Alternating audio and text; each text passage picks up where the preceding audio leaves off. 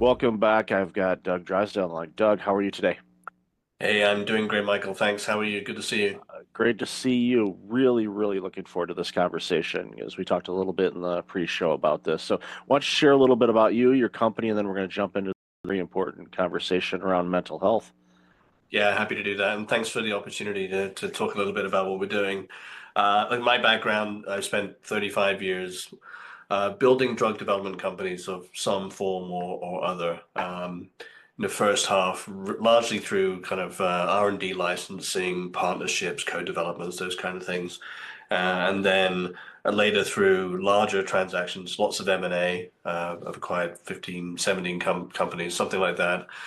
So building companies organically. But the most rewarding, I think, for the last sort of 16 years or so, I've been the CEO of four different pharma companies, different types of companies, from a generics company I co-founded, a spec pharma company, a CDMO, a contract manufacturer, Cybin, now a biotech company. Two of those were startups and two of those were turnarounds. Two of them were public and two of them were private. So it's a real kind of mix of things. But definitely, I can say that the most rewarding has been the opportunity to grow teams and pull those teams together to deliver things like we're doing at Cybin. And I think that in all of my career in drug development, um, for the most part, it's inevitable that drug development is incremental. We make incremental steps. Science is incremental. We learn a little bit more. Each new product is a little bit better than the one before. But I think for the first time in my career with Cybin, we have something that has the potential to be a real paradigm shift, a massive leap forward, moving away from daily treatment of the signs and symptoms of, say, depression to a more of an interventional treatment that has the potential to rapidly fix depression, remove depressive symptoms. And after just a couple of doses, most patients are seeing benefits lasting at least a year so far in our studies. So a real paradigm shift in the treatment landscape, which is obviously kind of a once in a career type opportunity. Oh, absolutely. And as I shared with you during the pre-show, and I've shared this on interviews before. I don't know if I've mentioned it on my show though. I'll have to mention it. But I've dealt with burnout in my life and also clinical depression, and was on depression medication for about a year, and was able to successfully wean myself off of that through help with my physician and with therapy and whatnot. But that was a year of my life, and on average, you only get so many runs around the circle, and for me to have to deal with something like this over a year, and I know many people that suffer with depression. It's been a lifelong battle to see the results that you're seeing is I get excited about just thinking about it because I know what depression did to me. I know what it does to people. It robs them of themselves, and of course that always passes through to where they work, their families, their friends, relationships, every aspect of it. In society suffers from that. When people lose great people because they're depressed and they're not themselves and they're not able to contribute the way that they want to or used to, society suffers from that. So, that's why, it's so important for us to get you on the show, because I want to talk about, this. And obviously, I don't want to ignore the fact of your career, and a question that came to mind as you were walking us through what you've done all these years is, I don't want to guess that you've seen it all, but you've seen enough. I think as you're navigating through the landscape of getting approvals and investors and all these other things, that you can kind of sense what the next question is going to be, the next step's going to be in order to get things approved or clinical trials or anything like that. So I'd love to hear your thoughts on that. Yeah, first of all, I'm glad you managed to work your way through that challenging time. In some ways, you're lucky that it lasted only a year. Many patients, as you know, find themselves having to turn to antidepressants because the depression needs some help. And then once they're on those antidepressants, struggle to get off of them. Not necessarily that they're addictive, but that they become dependent. It's like a crutch, if you like. And so, and people, as you said, rightly so, people end up spending many years on these treatments, and it was never they were never designed for that. So, and then the other aspect is not just patients, but when we talk to psychiatrists in our studies, uh, it's incredible to see these 20, 30-year psychiatrists who had kind of gotten to a point where they resigned to the fact they had nothing that they could help their patients. So suddenly they're seeing them motivated and energized because suddenly they have new tools that can actually change the course of disease and not just mask the signs and symptoms. Yeah, look, drug development drug development is challenging. Drug development is complex, more complex than most retail investors appreciate. Clinical trials are complex. Our first phase 3 study, 40 sites in a dozen countries, and that brings a huge amount of complexity, as you can imagine. And all of that goes on behind the scenes, and the public just sees the outcomes of it. So we're very fortunate to have a really strong team that has developed 60 plus INDs with FDA, many mental health treatments. The team's had something like 37 exits between them. So that means, I think that's a good sign. It shows that they're able to create value for themselves and for investors. But more than anything, this is a cause that really motivates people. So I think pretty much everyone on the team is here because of a personal motivation, a friend, a family, a loved one that has dealt with one of these challenges. So there's that personal motivation, but we're also quite competitive people. It's interesting to me, always interesting to me, that drug development seems like it's glacial and really slow, but actually it's kind of like swan management. Smooth on the surface and paddling like hell underneath. And we're frantically working around the clock to keep things on track. And it's a very competitive group, kind of like a competitive sports team, each contributing their all and also each supporting each other. So we're very fortunate to have the group, and I think the collective insight helps us anticipate what's coming next. As you rightly say, that's the critical in any kind of business, is anticipating what could happen next on the positive side and the negative, and then planning for the next milestones. How do you move the company forward with each of the next steps? Well, it's important. And as you were talking to, I started thinking about, all of the regulatory things. Of course, you've got the FDA. That's just talking about the U.S. This is a global product, so you've got all the different variances on that. And even in the states, you've got 50 different states, and there's licensing and testing and all these other things. It's a situation. It's like we're just trying to create a treatment, but you end up spending more time on the administrative side of things. To your point, that the modern investor doesn't necessarily understand that. It's like, you're making this new drug or medicine to solve a problem. Okay, they just have visions of labs and scientists. Like, no, well, the mountains and mountains of paperwork to submit that have to be reviewed, working with legal and navigating all of that and translation. And it's a big monster. But it's having said that, you're not letting that get in the way. You're like, okay, we know that's part of the game. We have to do that, but it's important for us to do that because even what you said a moment ago about psychiatrists who have been basically there's a crease in their chair that they've been sitting in because they haven't had to move much because there's only so much that they could do. Now all of a sudden they're like, we've got this new tool that could actually help people really fast. And what that does, just thinking about this from a billing standpoint for a moment, for a doctor or a psychiatrist, the more people you can see, the more revenue that generates. So if you can build up your practice because you're able to help people and get them in and get them out, you're going to have more opportunities to do that.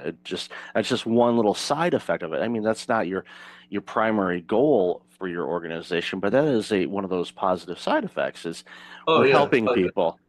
This treatment has the potential not just to help patients, but to help the entire mental health care system. Um, Depressed patients are quite a high touch, 6 or 9 visits a year to their physician, as you'd expect, they're trying to tweak the dose of the medication, or maybe they're switching to a different one because they can't tolerate the previous one, or they're dealing with side effects like insomnia and they want something for that. Um, or they're more likely to have increased blood pressure, more likely to have diabetes, for example. So there's lots of comorbidities and lots of system interaction. Um, the other aspect is that we have a pretty limited number of psychiatrists in the US and in pretty much everywhere, actually. And only about 18% of psychiatrists are available to see new patients because these patients take so much time. Um, and an average wait time for a new visit is something like 40 to 70 days, depending whether you want a virtual visit or an in-person one. So when you think about what we're trying to develop here is an opportunity to dose patients once or twice and then keep them out of the system for at least a year so far, we're seeing in the data. That means no going back for dose adjustments because patients aren't taking any daily meds. No going back for side effect tolerance because they're not taking daily meds. No going back for comorbidities because they're not taking daily meds. And so keeping them out of the system frees up all these other resources for new patients. I mean, even in the interventional psychiatry space, where we see treatments like ECT, TMS, esketamine, Spravato, in these interventional psychiatry centers, those are high frequency treatments. Esketamine dosed 26 times a year, so patients are coming in every 2 weeks. That's pretty tough on these centers that have very limited space. So if we can reduce 26 visits to two, these sites can see a lot more patients. We can deal with the problem a lot more efficiently. Agreed. And we know the stats of, people that are really struggling, just, case in point, I saw a stat the other day, it's, we're just at the time of this recording, we're just ending, the holiday season. So there's a lot of people that'll be getting their credit card bills in the next week or so. And there's financial stress, and the stress Mhm. causes depression because they feel bad about overspending, or they feel bad that they can't, make the payments on time. And of course, that can get you down a rabbit hole of depression and anxiety and self-doubt and all of these things. And a lot of this, I mean, a lot of people, especially when I was going through it, you realize that, a lot of that is just, your brain and chemical challenges and whatever that's, adding fuel to the fire type of situation. And to be able to, take that and not quote unquote mask it with the pills that I was taking for a year, but to actually have something that can adjust things and correct it where, like you said, a visit or two, and all of a sudden I'm good for a year so far. Because it changes things. And again, it opens up the door because, again, I see so many people just in my daily walk of life where I could tell people are having a tough go of it. And I don't know necessarily what the reasons are. I do know that they're having a tough go of it. And I don't, my hope is that they'll be able to get the help that they need. But as you said, there's a long wait list to talk with a mental health specialist, even with the advent of remote therapies and whatnot. There's still a wait period. And then, of course, there's cost involved and all of that, where, you know, the work that your team is doing and the innovative work that it's been doing is creating an opportunity for people to get this help a lot faster, a lot healthier. You don't have to worry about, okay, well, we're giving you this, but now, your A1C levels are going through the roof, or, oh, congratulations, you're going to bust the heart, rate, and your watch is going to be yelling at you because your blood pressure is going through the roof.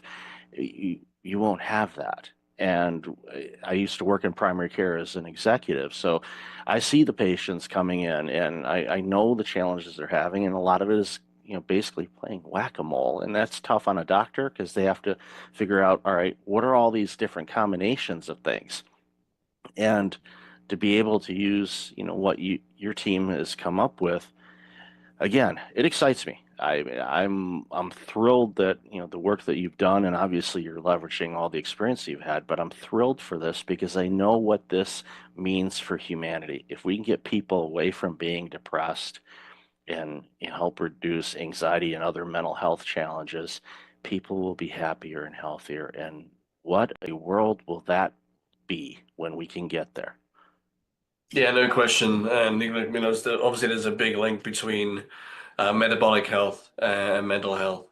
Um, we know that what people eat affects their mental state. The metabolic health or poor diet leads to reduced mitochondrial function. That leads to reduced mental function because we have 3 times as many mitochondria in our brain than we do in the rest of the cells in our body, and vice versa. When people are depressed, it affects their metabolic health as well for similar kind of connected reasons. So the two are kind of hand in hand. It's hard to fix your metabolic health and all those other things like diabetes, as you mentioned, if the mental health isn't on track, and vice versa. So the problems run deep, and I think, as you said earlier, mental health is kind of like an infectious disease. It doesn't just affect that individual, but the loved ones, the carers, their colleagues, their friends. It's very hard to know how to help someone that is suffering. There's really nothing much that we can do, and certainly the old kind of snap out of it attitude clearly it doesn't work. Um, we're very excited about the potential for this, and we're well into our phase 3 program now, focused on executing that.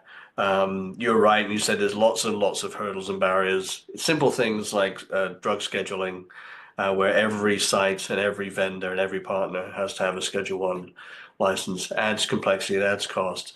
But we have a team of professionals, and we've been dealing with that for the last 4 or 5 years now, and we're just powering on through.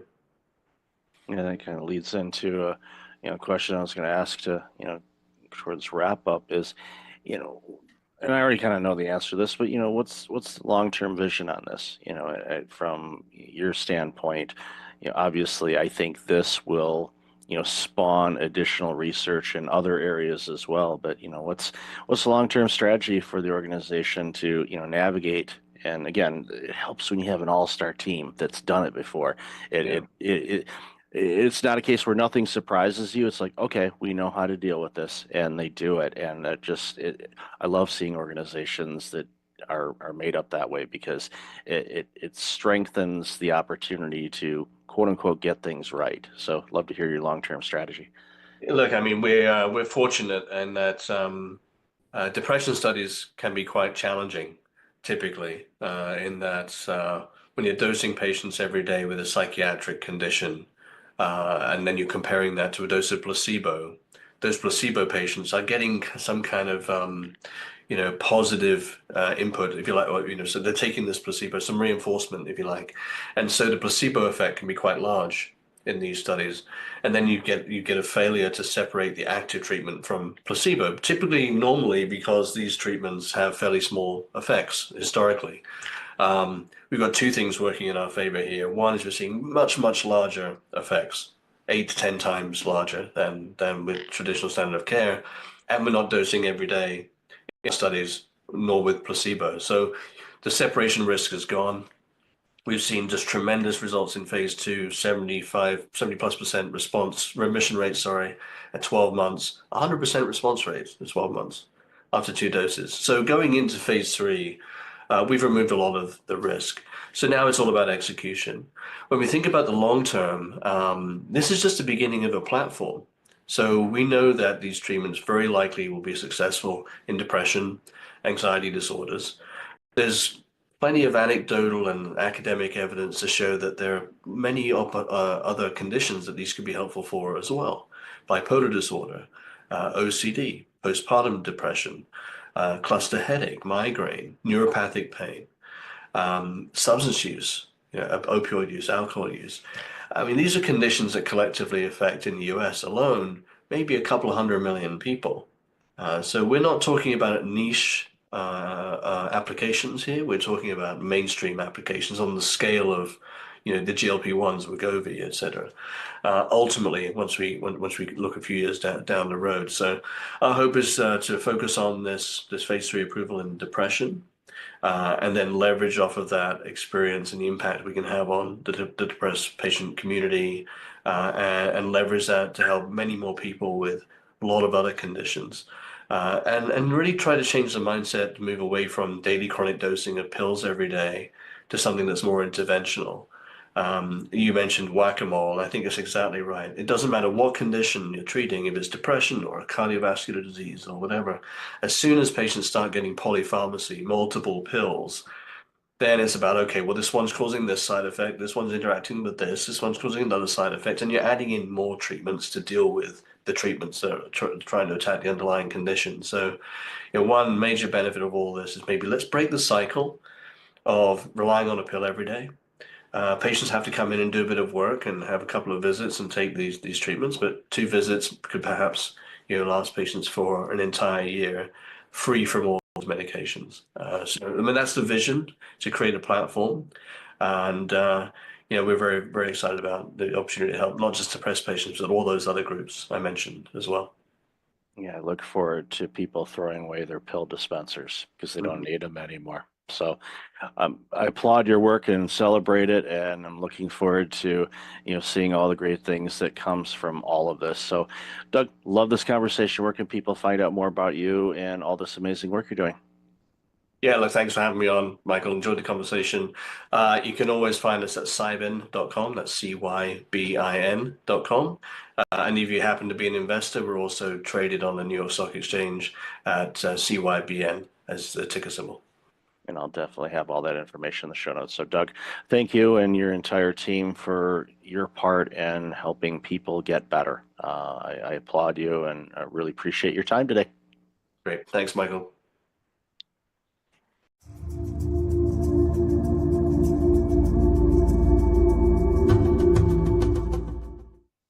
Welcome back. I've got Dr. Kimberly Harms on. Kimberly, how are you? I'm doing great, Michael. Thank you for having me. Really looking forward to this conversation. So, why don't you share a little bit about you, and then we're going to jump into this very important conversation. Well, I've been around the block a lot in life. I've been a commissioned officer in the United States Public Health Service. I'm a dentist, was a first woman president of the Minnesota Dental Association, and I was a national spokesperson for the American Dental Association. But I'm on the other side of that now. I had an injury in my hand, and so I'm not practicing anymore. So I turned to speaking. So I've been an international speaker. I've written a couple books. And now that I'm in the fourth quarter of my life and can look back, I've written a book called Are You Ready? How to Build a Legacy to Die For, because I want to focus on this part of my life and what's my purpose now.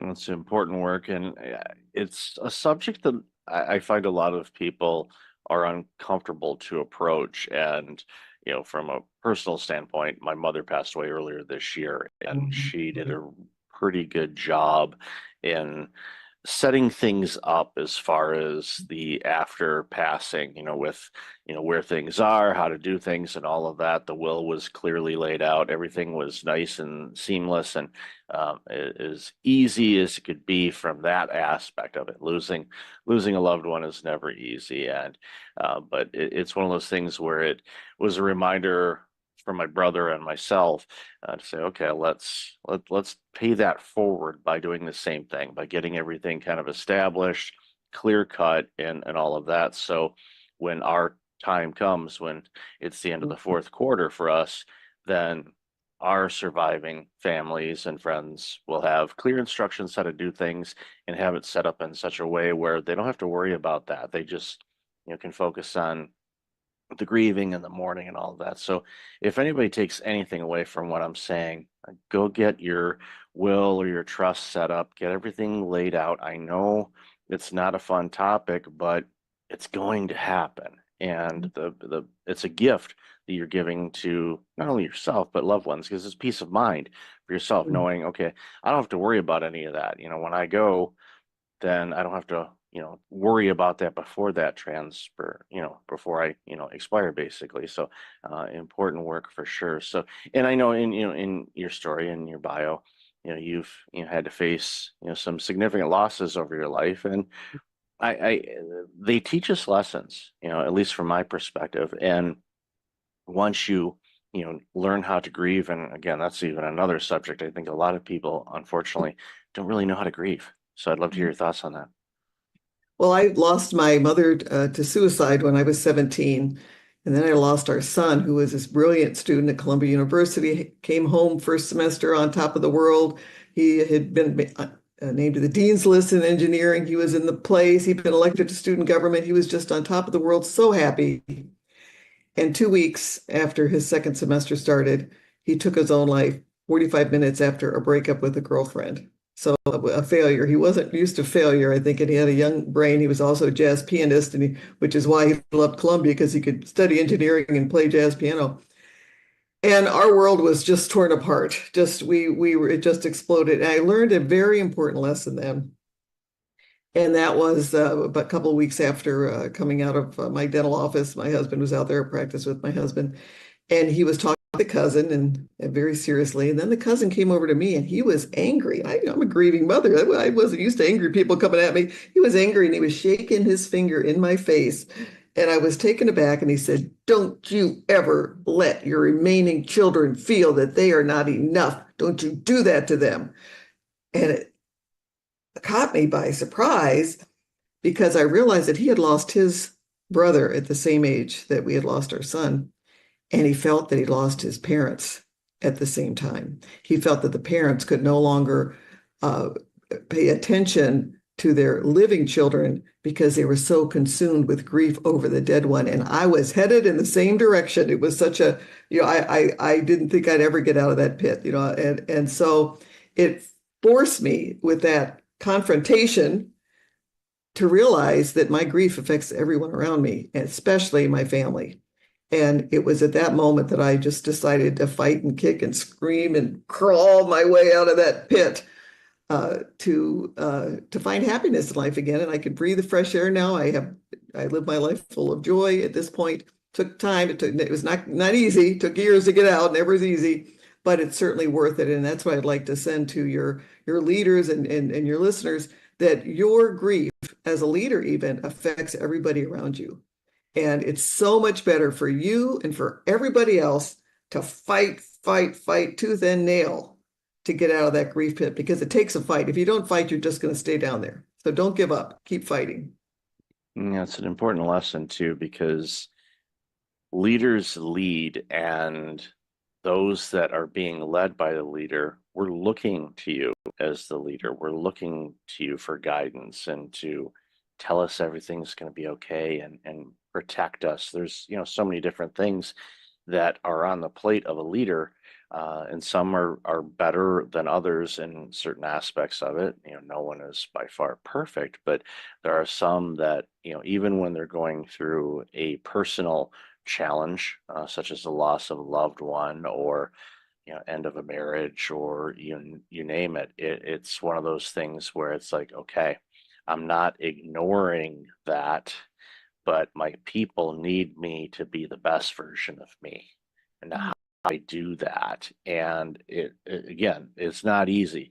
This isn't for the weak, but the listeners of this show, you're not weak. You know that you're strong, you're resilient, you're able to accomplish a lot, and you're going to accomplish even more.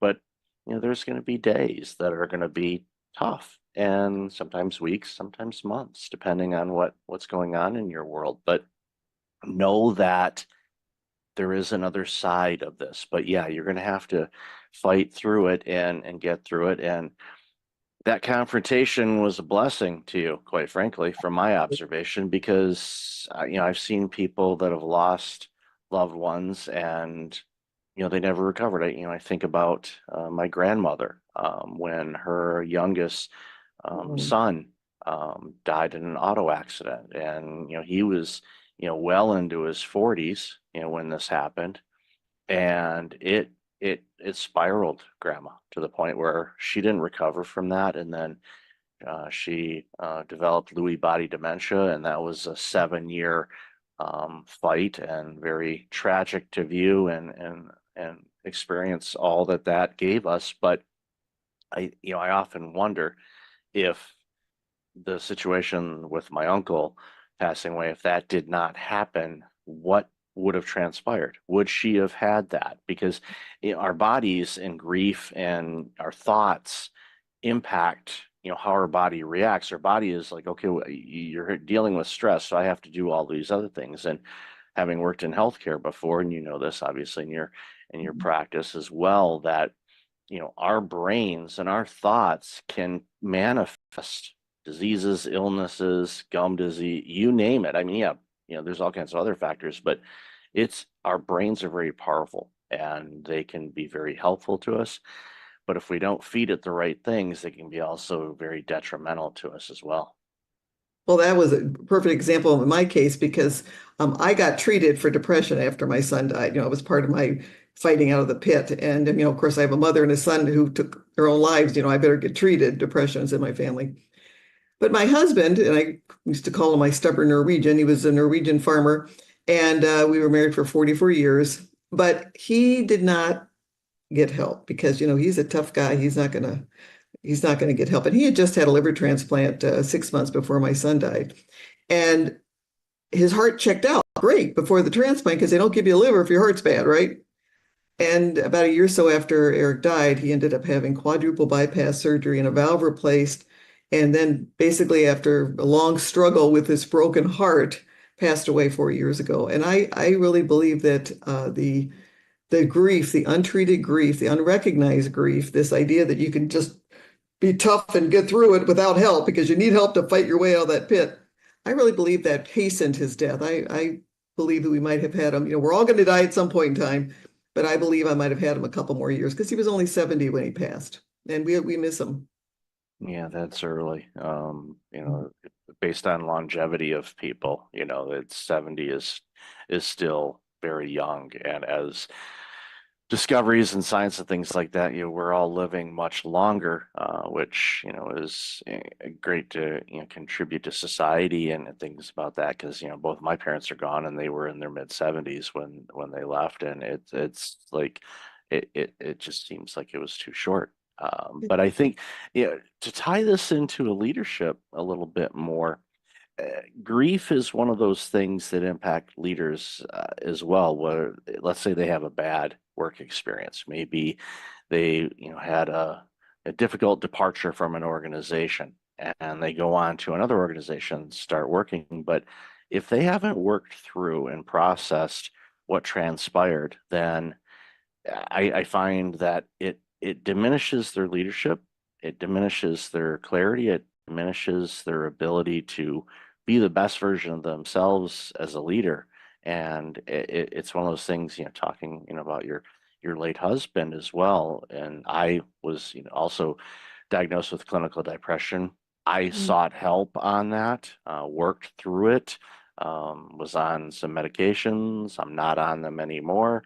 For me, it was important because I thankfully recognized that I wasn't me and I didn't like that. And I wanted to be me again. And so I needed to do the work, not just, taking medication and thinking, okay, magic pill, make the pain go away. No, it's like that's not how it works, people. I mean, short term, okay, but you have to work on some things. And again, it's not easy, but is it worth it? Oh my goodness, yes, it definitely is. So, your thoughts on leadership and dealing with unaddressed grief and the impact that has on themselves and organizations. Love to hear your thoughts on that. Well, I really think we need to lead through grief. And I think one of the best things you can do to develop a team that's tight and together. Today, everybody's struggling getting employees in, just because of the market. And one of the things that keeps a work team together is that common bond of respect. And when you're grieving, I would speak all over to dental organizations about this, but when you're grieving in the dental office, I recommended that we have a little huddle in the morning, usually where everyone just looks forward to the day and just admit, okay, Mary just lost her mother. She's a little on the edge right today. So let's watch out for her. Let's cover for her if something happens. We used to have signals if there was a problem. When my son died and we were trying to come back to work, we kind of had I call it a crying room upstairs where if I get triggered, because you're going back to work, you just lost your son, everybody knows who he was. They all loved him. They all would want to say something when they came in. So 30 times a day or so, I get, so sorry for your loss. And which is great. I mean, that's what you should be doing. But sometimes it was overwhelming.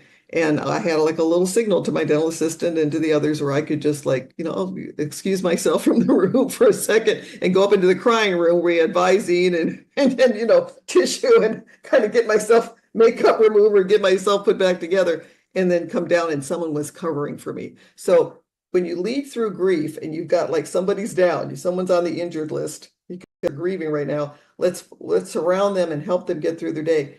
What the result is as a team that is bonding, a team, and the greatest predictor of happiness are strong personal relationships, right? So you've developed these strong relationships with your team and make your workplace a happier place. So I think one of the things you can do is when a grief situation occurs, lead through that, address it, bring your team together. And I think that the benefits are long lasting.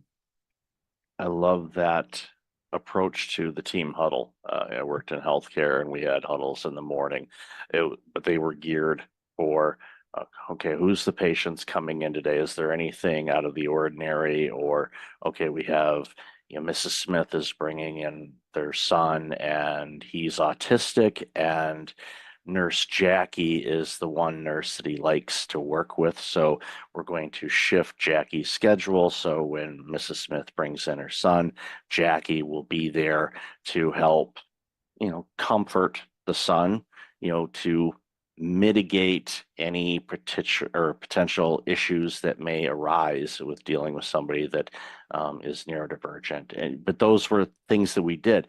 I love your approach on, okay, yeah, we prep everything up. Okay, Mrs. Jones is coming in. She's afraid of needles, and she doesn't like the drilling stuff. So maybe put some headphones on, whatever may help that patient navigate through the dental scaries.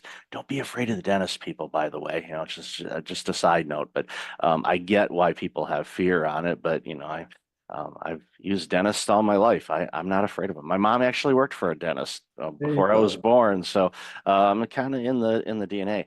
But I love your approach because, yeah, okay, this is who's coming in today, but it's also how is everybody doing? And if you have a tight group, and you can do this with large teams, and of course small teams, you really should do it. What that does is it allows for, okay, Janice just got back from a trip and she got a little bit of jet lag. We know that she's not going to be 100% today, but she's here. Okay, just help her out, check in, see, and need any help on this? No, I got it. Knowing that you have backup Yes. it actually helps you overcome some of those hurdles. Like, okay, I'm not feeling great, but you know what? My team, loves me and has my back and can step in if I need the help. It gives you that little extra 10% as a person to go, nope, I don't need it, but I am so thankful that you offered it. I appreciate that, because there may be a time where you do need it. You need that crying room or comfort or someone to pinch hit for you when, something comes up or your child's sick at school. Okay, I'll come in and help out with that. When you have that dynamic, you don't have to worry about retention of people. Your challenge is, turning down all the resumes because people want to work in that, because people long for belonging. People long to be in organizations like that. When you have that, it's something that it takes work to keep it that way, but it's such important work to do because it just improves every aspect of what that organization does. Doesn't matter if it's a dentist's office or a retail store or an accounting firm or whatnot. Right. And again, it's those relationships, building relationships, and you need to lead that. I mean, you give permission as a leader to develop that type of a system where everyone has their backs, and then just acknowledging that, there's an issue that's going to affect the team, because they do. And then that helps the person overcome their grief. It helps they feel they have people have their back, and that helps them. It gives them that courage to kind of move their way out of the pit eventually. So where do you, this is not the where do you see things in 5 years question, because 5 years ago we didn't know what was going to hit us. But I'm curious as to, what are some of the common challenges you're seeing right now in the workplace that leaders should really do their best to get ahead of and work through? And I know we've talked about a bunch, but is there any others that come to mind for you? Well, I think the most important one is to make your team feel valued to give them opportunities to work through grief, and building trust. Absolutely, you have to build trust. If you lose trust with your employees, you're going to lose your employees. And I think that working on the emotional issues, I'm as dentists, we typically are not we're very clinical people. We like we work in millimeters. We aren't typically as a group people that focus on emotions. And what for any organization, when you work and you handle the emotional issues and take care of any emotional emergencies, and when you see people in your office that maybe aren't getting along, kind of intervene there and help them get along. And when you do that, what you find is by developing an emotionally safe place where people feel valued, people feel protected, you increase loyalty of the customers because they feel it. They want to come. If people are afraid to go to the dentist, but they loved our office because they'd come in and people are laughing and joking and helping each other out. You build loyalty of your customers. You build retention for your team members. And ultimately, you build production, because if everyone's working together for the same goal and you're all on the same page and you care about each other and you're working together, you increase production. So it's a win-win-win-win-win situation to manage those emotional emergencies well, to take care of conflict, and to build trust. Yeah, trust is one of those things that can take years to build and seconds to lose. And and again, everyone, leaders to the front lines, everyone's a leader wherever they happen to be. But it's one of those things where when you present yourself at work, and I see this a lot, I think a lot of people struggle with, their own internal battles, their mindset, their egos, you name it. There's so many different things that get in the way of us living our best lives. But we have to remember that we are a collective. When we go into work, we're part of an organization that's doing great things, whatever you happen to be doing. And if you present it doesn't mean you have to show up 100% every day. It reminds me of an old joke that I saw a long time ago. It's like, I give 100% at work, 12% on Mondays, 10% on Tuesdays, and it's like, that's not what I mean, but I still, I should have I'm sure I could find that. I could print that out or create one myself, but that's not what it means. There's going to be days you're not going to be 100%. We know that we're just, that's how it's going to be, but give your best that you can at that moment and be there for people. And again, in the environment you mentioned, and with the huddles and all of that, when you're not feeling it, let your people know. And I think that, quite frankly, it shows a little bit of courage and bravery on the individual, but it also shows that the organization is providing a psychologically safe environment for people to say, you know what, I'm just out of it today, and I apologize in advance. And then you just say, okay, what can I do to help? And then those people know, okay, I'm having a bad day, but tomorrow's going to be better. And knowing that you don't have the Sunday scaries, as people call it, or you don't have the, oh, I don't want to go to work kind of thing. Okay, yeah, none of us do. Okay, and some days we just don't want to work.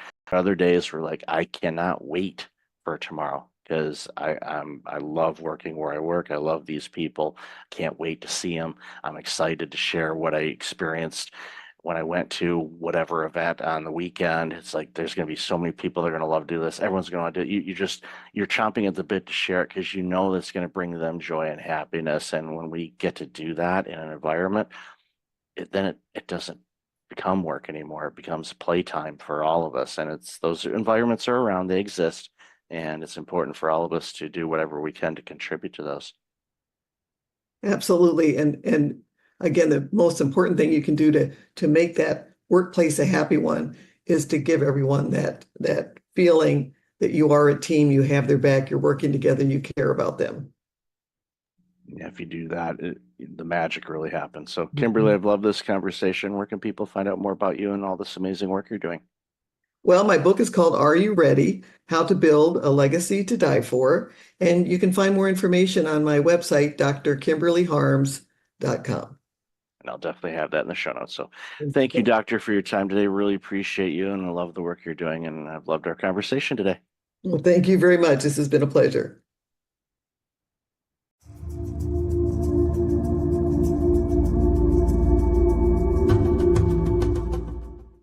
Welcome back. I got Neil Twa on the line. Neil, how are you today? I'm too blessed to be stressed. Thanks for having me on the show.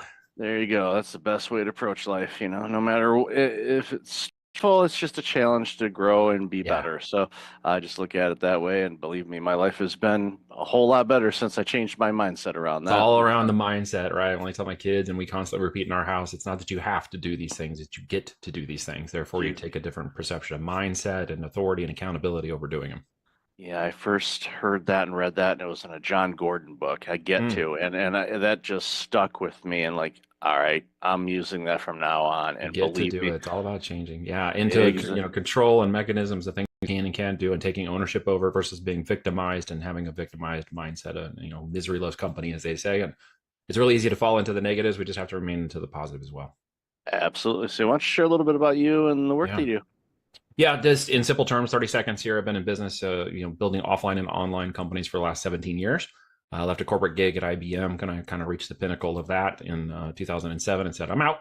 Burned the boats, not the bridges. So I had relationships and things that led to business later on, which is great. Built a management consulting company that led into a lead generation and online marketing company that led into the physical product world of building private label brands. That led me into Amazon, where we launched and made our first 7 figures in 2014 and one of our first brands. Gone on to launch 5, 7 other brands roughly. We've got another 8 that we're partnered on in control, and have about 200 clients that now work in the aspiring entrepreneurs. I want to get going. I want to spend a year working with you one-on-one, to those who are building companies that want to grow and scale profitability to X, exit out and multiples of X. And we are also in the acquisition space now. So we're acquiring companies with 1.5 to 3.5 million EBITDA and up to 15 million in revenues. Kind of a sweet spot before we get into the high end of the PE groups. And we're acquiring hopefully 15 this year. We got 3 on deck right now. First one closes in 2 weeks. And that's a long time in the process to get there. And that's kind of where we're moving now. That's awesome. It sounds like you spend a lot of time in the playground. That's A lot of time in the playground, always questioning what's possible, pushing the goals, pushing the urgency into things, always asking, can we do better, and testing farther and faster, and jumping off the cliff and building a parachute on the way down, as they say. There you go. And the beautiful thing is, when you had your success, it speaks volumes to you. And because a lot of people say, well, if I get this, then I'm going to exit out, and Yeah. then they sit. And what happens is they rot, they decline. I can't retire. I never will. Yeah, I'm not a complete. I can sit on the beach for a week and then I get anxious, and I'm like, okay, I got to do something now. That's about as far as I can go. Yeah, it's because you're a creative. You're an artist, and a lot of times people in business say, "No, no, I'm not an artist." No, you're creative. You're creating opportunities. You're looking for different things. Yeah.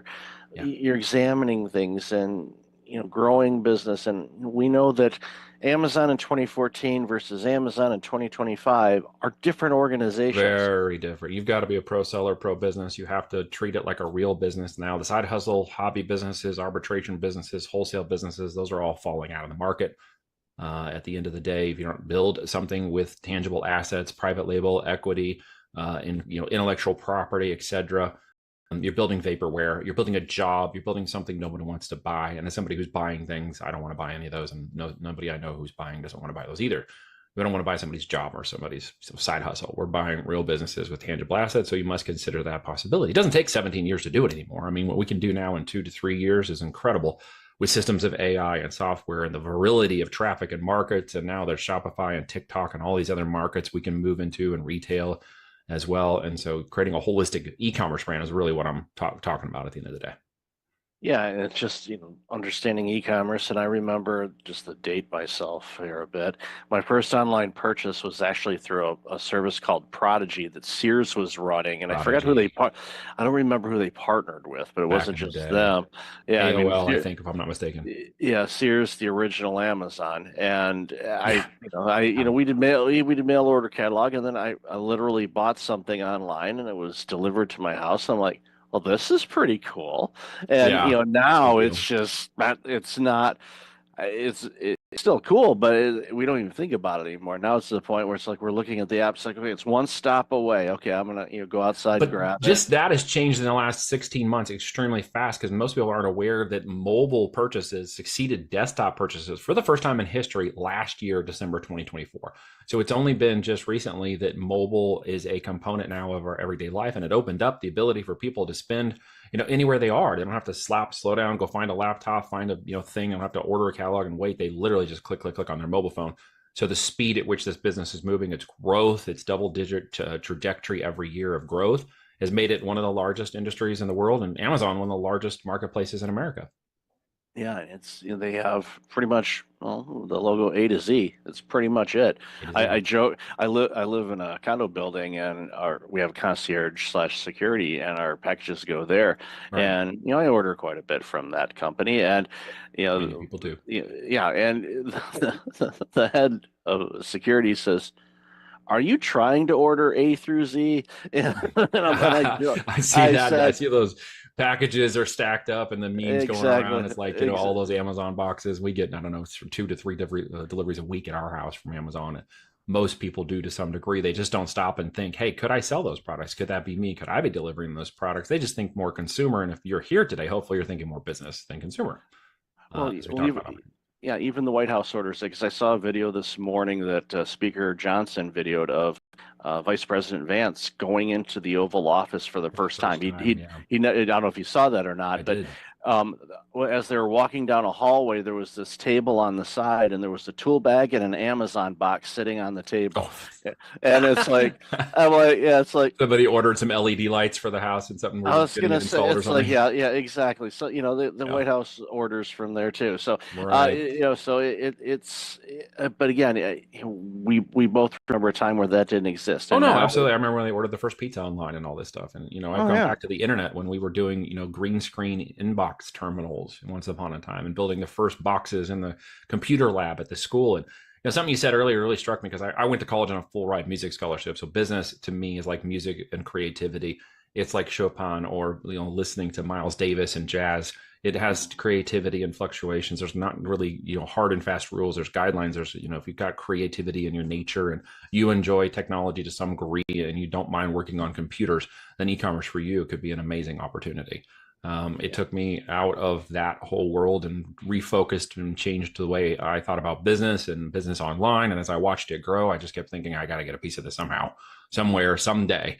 But it was so soon in my walk that nobody was teaching it. No academia, no credits, no nothing. You had to literally do it yourself or go to the corporations that were spending money. And so I ended up in the corporate world, into Sprint and doing programming first, teaching myself how to program.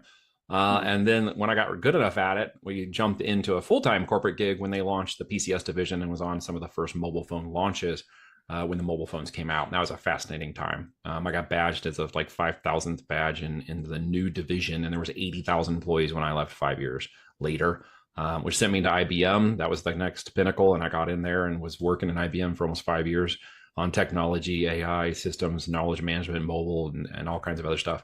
And, I kind of reached that pinnacle in 2007. I was like, now what?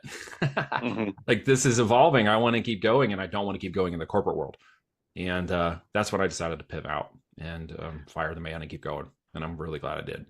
Oh, yeah. Yeah, because even in corporate, even if you have a forward-thinking organization, there are still these plateaus or ceilings or whatever you want to call them that are like, we're not quite ready for that. And they're not going to let the entrepreneurial creativity spirit that you might have in you, or that desire, is not going to be nurtured. It's going to be squashed. It was for me. It is for most people. Yeah. It is meant to create that, it's a business. I get it. They got metrics, they got profit and revenue. They've got to keep the operations going. And not everybody's cut out to be an entrepreneur at the end of the day. There are high risk, high reward opportunities for that. And a lot of people are concerned about that. Maybe we can unpack that for a minute here, but there's always high risk, high reward in the business. You could be fired. You could go, you could have a great career and never be fired. You could, run a really great W-2 career for 20, 30 years. It's fine.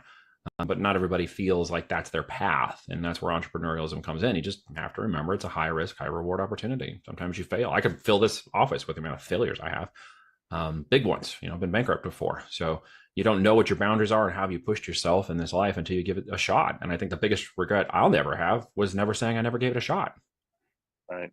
Yeah, it's so important. And what you said about, people, kind of go, oh, I don't want to run my own business. Like, that's scary. There's a lot of risk involved. But a stat that I share all the time is like from the year 2000, 52% of the Fortune 500 companies are either gone or were acquired. So over half of the Fortune 500, people kind of know who those guys are, gone.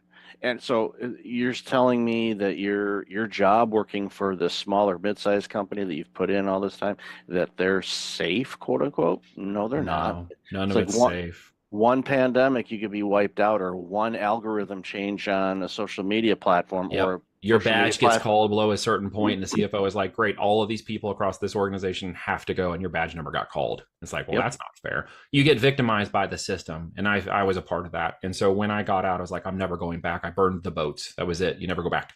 I'm Right. going forward no matter what. And Yeah. by the grace of God, I have a life partner, my wife, who's now 17 years of marriage, who we got married that year I left in March, and I left in June. And so we were, newlywed couple. And I'm like, hey, we're going to do this venture. You want to go on a, business adventure with me? And she's like, absolutely, I'm in for this, because we're young. And she was working as an RN. We, had a little income, and I had the severance from IBM, so we weren't hurting. And then we got pregnant in that first year, which we wanted to do, but didn't expect it to happen that fast. And then by December of that same year, she had to go on full bed rest. So she had to stop working. So we went from high income, two people getting married, all life goals and everything. We're going to start this business. We're going to have this time. And all of a sudden it was like, whoa, everything changed. We got to pivot. We got to pivot. That house we built, the thing we moved into, that's, the one we customized and thought we were going to spend the next 10, 20 years in, we got to sell that. Like everything became about pushing the dream out, is giving us as much time as we could, and compromising the things that we needed to compromise. People are like, well, I wouldn't want to sell my house to do that. Well, maybe you don't feel the opportunity is great enough for you. Well, I don't want to stop driving my car. Well, then maybe you don't want to risk that. Well, what if I have to put my payroll on a credit card? Well, I've been there and done that. The level of risk is going to be, down to the reward. It just is the same balance over and over again. I wanted the reward of what I've now called my 5 Fs. Okay. That is faith, family, friends, finances, and freedom. If I can't have those things in the life, I don't want it. And none of those things really resonated with that corporate career and that stat. And I knew that I had to go off and create it. And I wanted to be a part of my family. I wanted to drive purpose and value into my life and my family's life. Now I have 4 daughters. We homeschool them all. We live on 50 acres in the country. Our lifestyle by design has now been and created and done. It took us a long time to get here. And it could be done a little faster, with experience and the help of experience from other people. But I had to do a lot of it on my own, and I had to figure out a lot of it on my own, and had to, circumvent those sharks in the water from going from my hell island to heaven island. But, I'm in a place now where my lifestyle begets my business, and that becomes the business I have in my life, down to even I'm teaching an entrepreneurial group in our homeschool co-op starting this Friday for 15 weeks. And we're going to be doing an introduction to entrepreneurship and growth. Pick your product, pick your lane, pick your business opportunity, and let's start figuring this out. And there'll be kids 14 to 18-year-olds in range in there. And we're going to get them starting businesses in the next 15 weeks. Beautiful. I mean, all the things you just said in that 5 Fs are critical. And, you use that as a guidepost on anything. It's like, okay, how does the 5 Fs match up with this? If there's anything where it doesn't, and then out because it doesn't align. And yes, it may have taken you longer, but it's all about the journey. It is a journey. Yeah. Well, we're always in a rush, man. Everybody's such in a rush. It's like, well, can I do this in the next 12 months? Well, no. Well, what happens in the next 12? You're going to keep doing it. You're going to keep going. Yeah. Perseverance and tenacity are just part of the game, right? Yeah. 3 to 5 months, 3 to 5 minutes can happen in 3 to 5 minutes. There's a lot of hopium, a lot of fake scarcity, a lot of this, lottery mindset mentality. I refer to it as kicking over in our culture out of desperation. Yeah. And in many ways, I get it. I mean, when I, got over leveraged in a business and went too far down the line and ended up having to declare a business bankruptcy, I've got the screenshot that shows the $267 I had in my bank account. I still keep it there to humble myself and what we have and where we're going now and the kinds of things we're doing. And I don't take it lightly. I have a huge responsibility of stewardship and presentation over that. And I'm not going to compromise that just to gain a few dollars. I've been at the bottom and had to fight my way out of it. So I understand when people are like, well, I don't have all that money to get started. Okay, well, be resourceful, figure it out, do the work, maybe a little more sweat equity, got more time than money. Okay, get out there and figure out something you could do. Put some equity into it. Well, I don't know if it's going to work. Well, if there's a guarantee it's going to work, everybody be doing it. So first you got to get out there and start walking the freaking process. Well, what am I going to do when it's successful? There's always that fear of success that kicks in too. And a lot of times that one's unrecognized. Well, what happens if it's successful? What if I got to get more money? What if I have to hire employees? You'll cross those bridges when you come to them. The what if scenario for aspiring entrepreneurs who want to get going, they can build a list 15 miles long, and you have to kick that to the curb because guys like I I'm not going to take and have any patience with that thought process. You're going to have to go off on your own and do a little walkabout and get that figured out and come back to the table with a much stronger mindset. Absolutely. And the question I always ask people is like, okay, how bad do you want it? Because if Apparently you're not as coming up, bad as they want it. yeah, because if they're asking, well, what about, and it's all fear-based or 100%. All victim-based, fear and th- scarcity based, limiting mindset. yeah, Yep. Limiting it's belief like, systems. And yeah, I get it, dude. I grew up in a house where money, I jokingly say money in our house was a 4-letter word. Dad worked, man, 30, 40, 50 hours a week. He was a hard guy. He didn't graduate school, but went in and did a couple tours in Vietnam. He was a Navy veteran. He was, suck it up, buttercup. We got into the cars, we changed our oil, we did everything ourselves, as we had the time and the skill set and the energy. So we learned, but we couldn't complain. And we certainly couldn't talk about money, although we had the things we needed. And there was food and I got clothes. Anything I wanted, I had to go figure out. So by the time I was 12, I'm out hustling in the lawns to make extra money so that I could even borrow his truck to go do things to pay for the gas. That was just part of the requirement. And didn't get my own car, of course, because we couldn't afford that. And so I just really learned the value of hard work and perseverance and dedication and tenacity. What I didn't understand was the time that I was trading for that money could be worth a lot more when I changed my mindset and perceived differently. And I actually had an uncle, and it turns out this was kind of a rich dad, poor dad scenario. I didn't understand that till much later on when I read the book. But my uncle was an entrepreneur, was a go-getter, was a guy who thought very differently. He started a boat company in San Diego and got to go down there and see his operation and talk to him and just started picking his brain and, asked him if I could call him more if I had questions. And for the better part of a decade, he was my mentor. He died in an ultralight aircraft accident in 2005. And that was one of the catalysts for my move out of IBM in 2007. It took me 2 more years to kind of refocus my brain and understand that this had to happen. But he had always encouraged me to get my own thing going. One way or another, buy a franchise, do something. He's like, you got to do something. Introduced me to a lot of wonderful people and really expanded my mind into the abundance thinking that I had been locked out of because I simply didn't have access to it. yeah. And going back to what you said a few moments ago, which I really want to commend you on, is the workshop that you're going to be doing with 14 to 18-year-olds, teaching them how to be an entrepreneur. That is so lacking. We think about it because the small business is the heart of our country, It is. and people, I vaguely remember some things in school, in high school anyway. I went to business college, so I was taught business, so that you got it there. But teaching that age where they're still able to learn and retain things a lot easier sparks ideas, because they always ask what you want to do when you grow up, and you're like 14 and you're like, it's going to change, right? Yeah. It's going to pivot. It's okay. Oh, yeah. Like I'm not running a lawn business. Yeah. I ran for a while a game server company called Killer Game Servers, and I had to handle zero density. And before Twitch and YouTube and all this stuff was cool, I was out running the gaming forums and tournaments, raising up a business and getting people to subscribe to a $24.95 a month service where we could do a Zoom style call without the just audio only. So while they were playing the games, they could multi-channel conversation. And it was really cool. And I was setting up thousands of people playing these games, just leading the game board and telling everybody that I was from killergameservers.com. And they went and checked it out. And I raised up, 10,000 people into that service and had 20 game servers running out of Texas. So there's so many ways to make money that I think people acquiesce the idea that it could happen for them when the bar is so low now. I mean, we didn't have the technology. When I was running mobile campaigns in 2008, 9, and 10, we had barely any interfaces to run the campaigns. Just the systems were not there. They were coming online. Companies were putting on, the advertising campaign dashboards and stuff, and we were running them on spreadsheets. So we didn't even have the campaign dashboards yet. It wasn't until like 2010 that the dashboards were actually coming online and we could actually start seeing it digitally and track it digitally, which was a game changer, of course, as well. You have all that in front of you right now. And see, people just, because there's so many things, I don't think they know what to do. And so I would encourage anybody who's thinking about the long term, which in my world is 3 to 5 years, by the way, for a business to growth, trajectory, scale, and exit, okay, it can happen in 3 to 5 years, and it can happen at large scale, okay, because the internet, the virality, the traffic. I mean, Amazon does over 8,000 units a minute, okay? The first $1 million sales hour just happened last July, 2024 on TikTok. And that took like 30 years for QVC to have the first $1 million hour. So this is moving at lightning and breakneck speed. If you have a product, a narrative, and a service, and you can get in front of people, you can make a lot of money today selling physical products and branding products.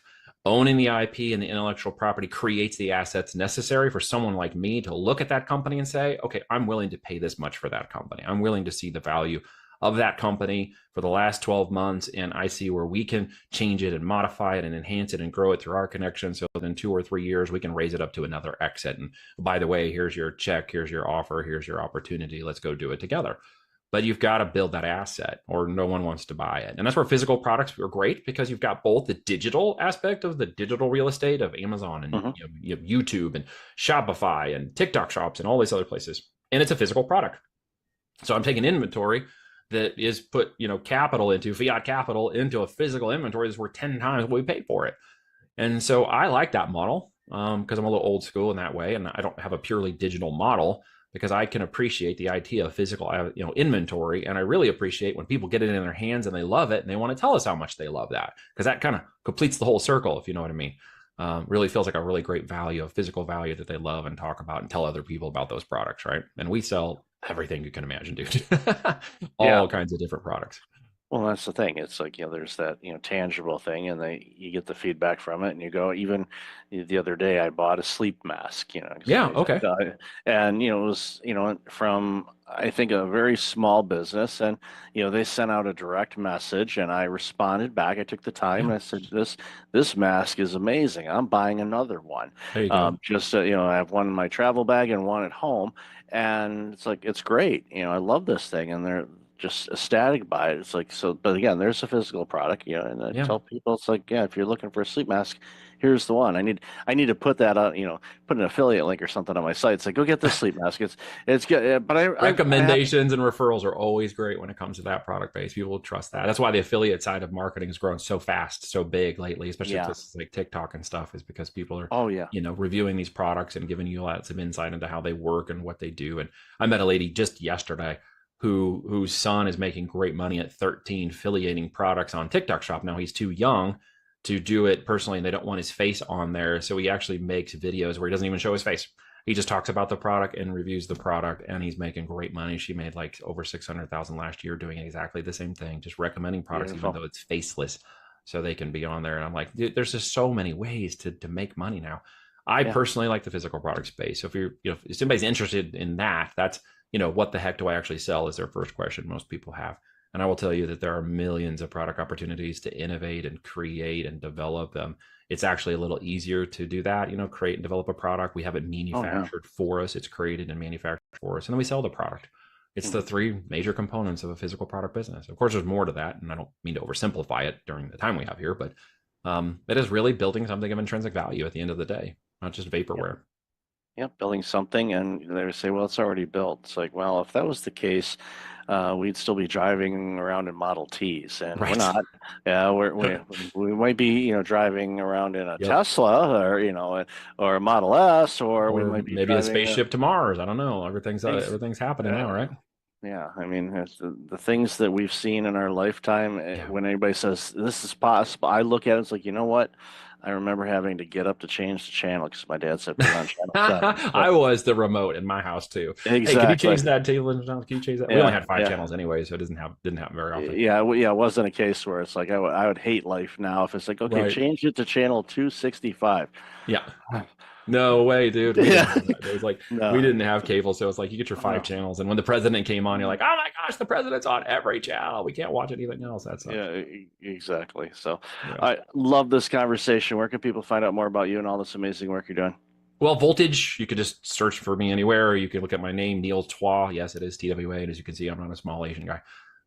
The voltagedm.com domain, voltagedm, that's digitalmarketing.com. You can check out a 45-minute presentation where I go with my partner, Kevin Harrington, over the As Seen on TV strategy. We've got our book there called Almost Automated Income with FBA, Creating a Lifestyle-Driven Business Model through the physical product world. And you can check that out. It's, I think it's only like $5 on my website, or you can get it on Amazon too, of course.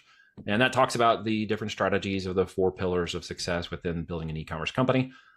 Plenty of free information, virtual summits, the books, and other resources for anybody who's, aspiring entrepreneur with the idea of building an e-commerce company, or somebody who's building an e-commerce company and might want to grow it to an exit and maybe have us take a look at it. Yeah, that's great. I'll definitely have all that in the show notes. So Neil, thanks for this conversation. Really love the work you're doing. Thanks for having me on, Michael. Even though I most appreciate you. Thank you.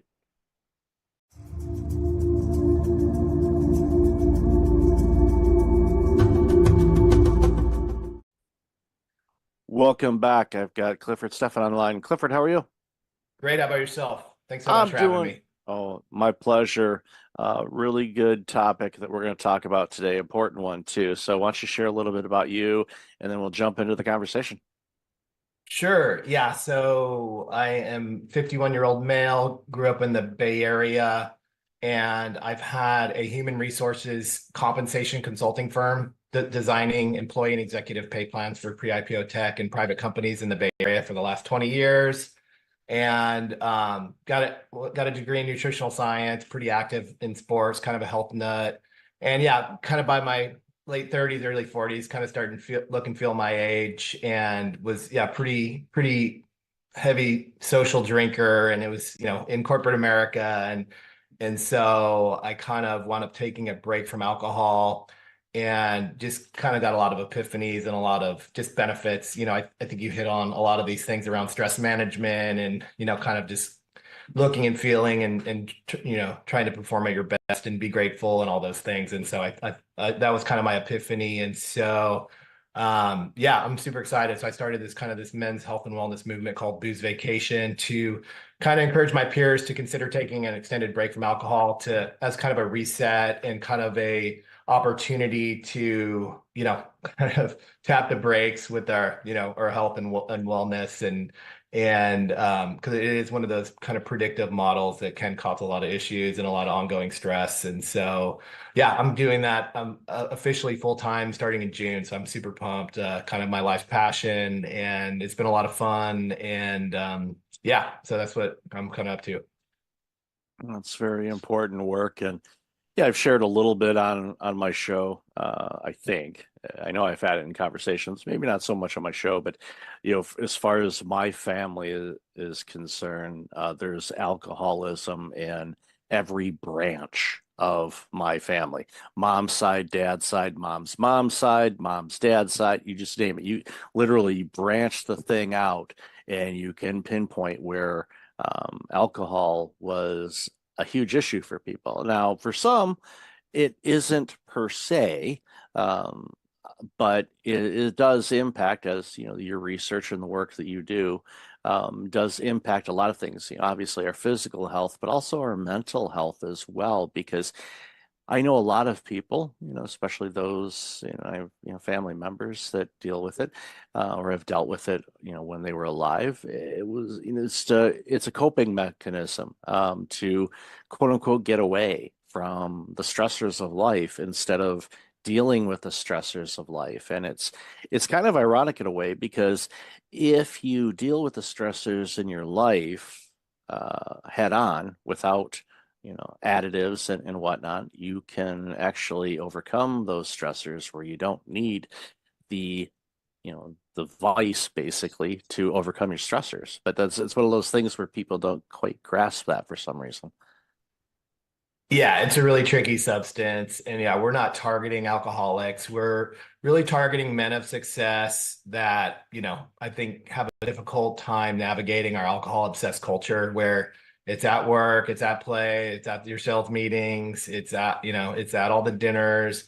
And yeah, just, with your physiology, your workload, and what you've accomplished. A lot of people, kind of lean into their careers, and there's a lot of wear and tear that goes with that. And you pick up some bad habits. And I think we have a tendency to try to be that same guy from high school or college. It's wild and crazy and work hard, play hard. But unfortunately, as you stack on the responsibilities and the wear and tear, it is a pretty predictive model. Like you mentioned, obviously stress, it's essentially even small amounts of alcohol, couple drinks regularly, every week will rewire your neural circuitry. So we're talking your baseline levels are higher stress, higher anxiety, lowered mood, lack of impulse control and discipline. So that's a pretty big deal in and of itself. And then you have sleep, you have brain fog, you have how it's affecting, again, through that impulse control, your diet, your blood sugar. It goes down a pretty far rabbit hole when it comes to just, looking, feeling, and performing at your best, being grateful, being present, and not just kind of moping around waiting for the weekend, when you have all your stuff to do during the work week.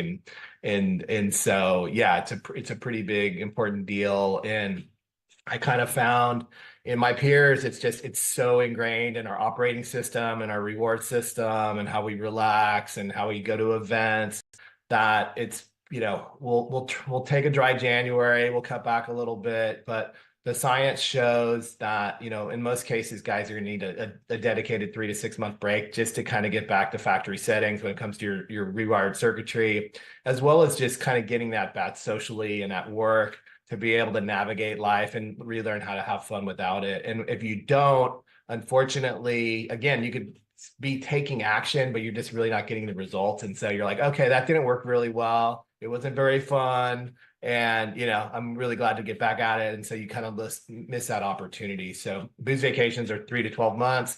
We're kind of more offense than defense. We're not making up with lame excuses. We have, a game plan. We know what to say. We have, good non-alcoholic drinks at the ready. And it's really a land grab around all the things that alcohol is diminishing, as well as the wear and tear that comes with success.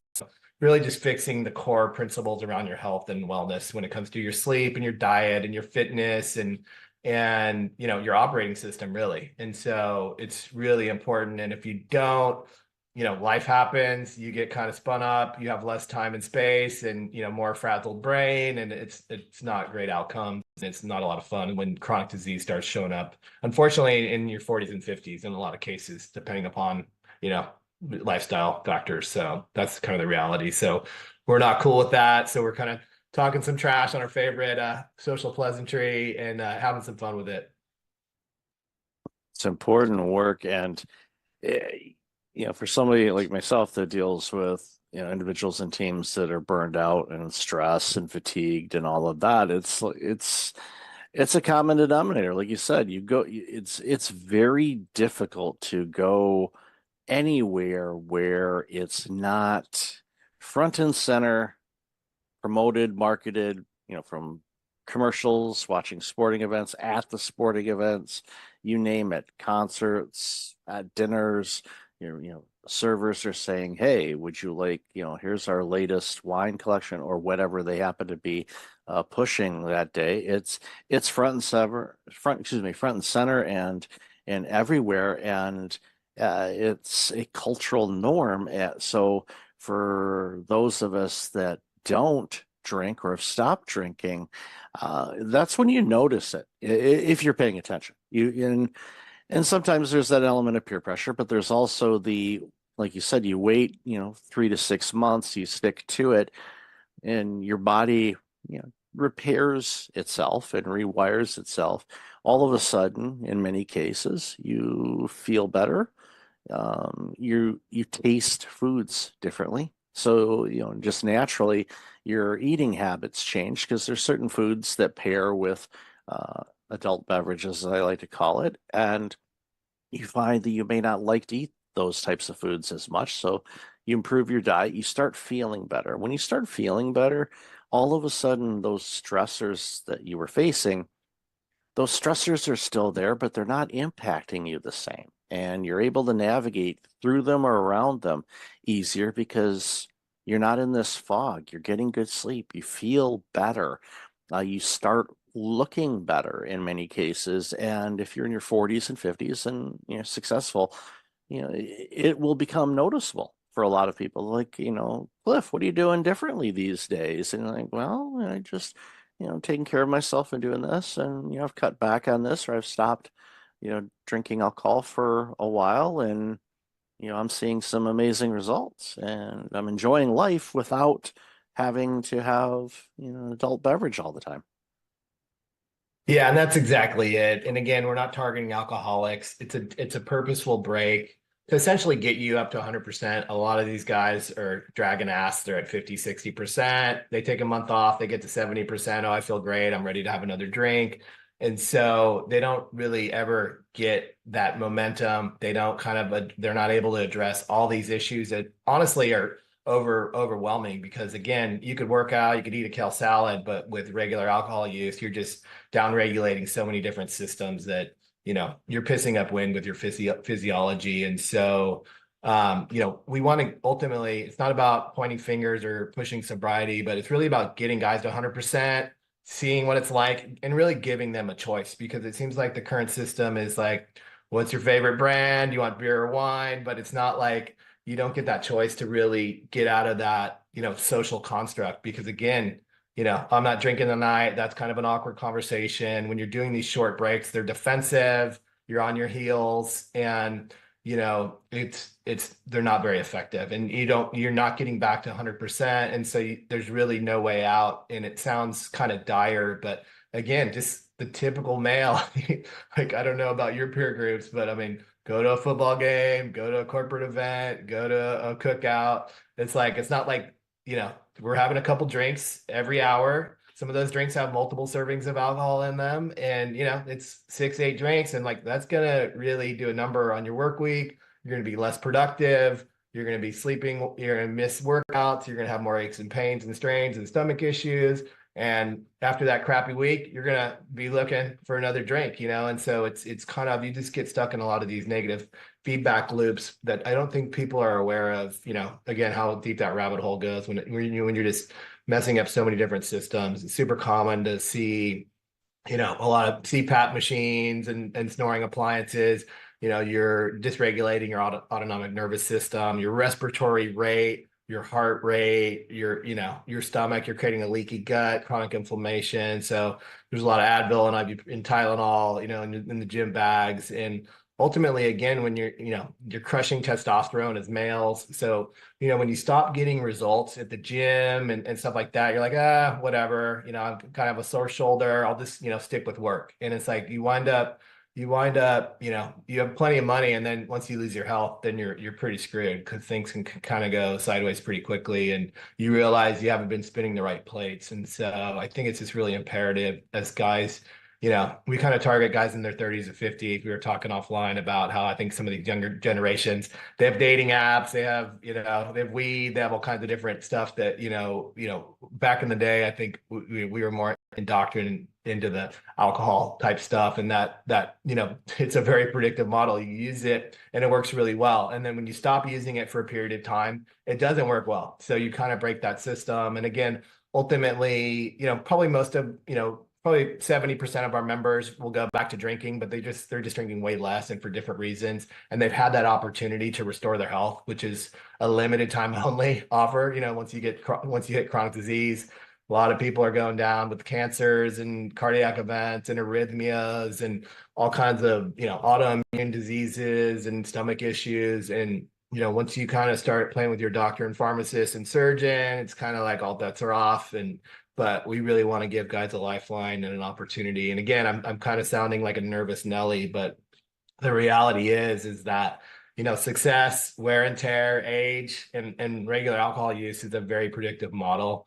And it's not just the alcohol, but yeah, it just really erodes your diet and lifestyle. And like you were saying, it's like, yeah, it's really kicking your metabolic health in the groin. And there's a lot of sugar spikes with IPAs or just you're just craving a lot of junk and a lot of processed food. You're eating after dinner. That's dysregulating your sleep. It's spiking blood. It's just kind of sitting in your gut. It's just a lot of negative things that you get stuck in, and it becomes normal, and it's not, it really tanks your quality of life that, now, because you're more stressed, you're not as grateful, you're not performing and looking as well. And then later on, when these chronic disease states start showing up, it's not a lot of fun. And this is for guys that don't really have a drinking problem, they're just kind of a normal guy. And so that's kind of the scary part. Yeah, having worked in healthcare for over a decade, I saw, as time was going on, younger and younger people dealing with chronic diseases. And it scares me, because assuming that they do live a longer life, if they hit the average lifespan of what we do today, that's a long life to be dealing with taking medications and all of the side effects and everything else that comes from it. And even a public disclosure, which I have not shared this with anyone. There's only a handful of people that know this. Next month, at the time of this recording, we're recording in the middle of April. Next month, I will have been dry for 1 year. I have not had any alcohol in almost a year. And the Awesome. things you've talked about, I noticed, right away. But then as time went on, I just noticed just improvements without necessarily making any other adjustments. But the adjustments kind of came naturally because I was feeling better all the time and not waking up kind of lethargic and groggy and things like that. So I was able to say, you know what, I'm gonna go for a longer walk, or I'm gonna do this, or I'm gonna, work on this, or clarity. It's like, I'm gonna tackle that today, or I'm gonna do this. I just found it easier to do it. And it was, a choice of saying, you know what, I'm gonna take a little of a pause on this. And it got to the point where, pardon the pun, I got addicted to feeling better. And I was like, okay, well, I'm gonna stay dry. And I've got family and friends that drink, and I shared with them. I said, look, I'm not going to be that reformed smoker to you and say you shouldn't. I mean, I'll point them to this interview and say, hey, watch and listen to this. But, for me, it's like you're going to do what you want to do, and that's you. I'm not going to tell you not to do this or not to do that. But for me, I know everything that you mentioned is absolutely true. What I've experienced over this last 11 plus months is just feeling better, more clarity, digestive system's better, blood sugars and all that kind of stuff. Blood work comes back clean. I just feel and perform better, which has allowed me to do different things and take on additional things that I probably wouldn't have had the necessarily capability or discipline or motivation to want to try. So it's just, I'm a real life example of what you're talking about. And I'm not a client. I'm just full disclosure here. I'm not a client. I'm just, have you on the show. But what you said is truth, because I have experienced it myself. And that's, I was so glad to hear, because it was like, oh yep, yep, yep, yeah, I was nodding in my head. Yep, yep, yep, you're right. Yep, yep. So again, it's just, we I want people to feel better. Especially when people are stressed and they have a difficult job, and your clients, they're high performing executives, senior leaders, the prime of their work life. Well, if that window is short, we think it's long, but it's not. It's really short. So it's a great opportunity for people to crush it and do really well to set themselves up for the rest of their lives.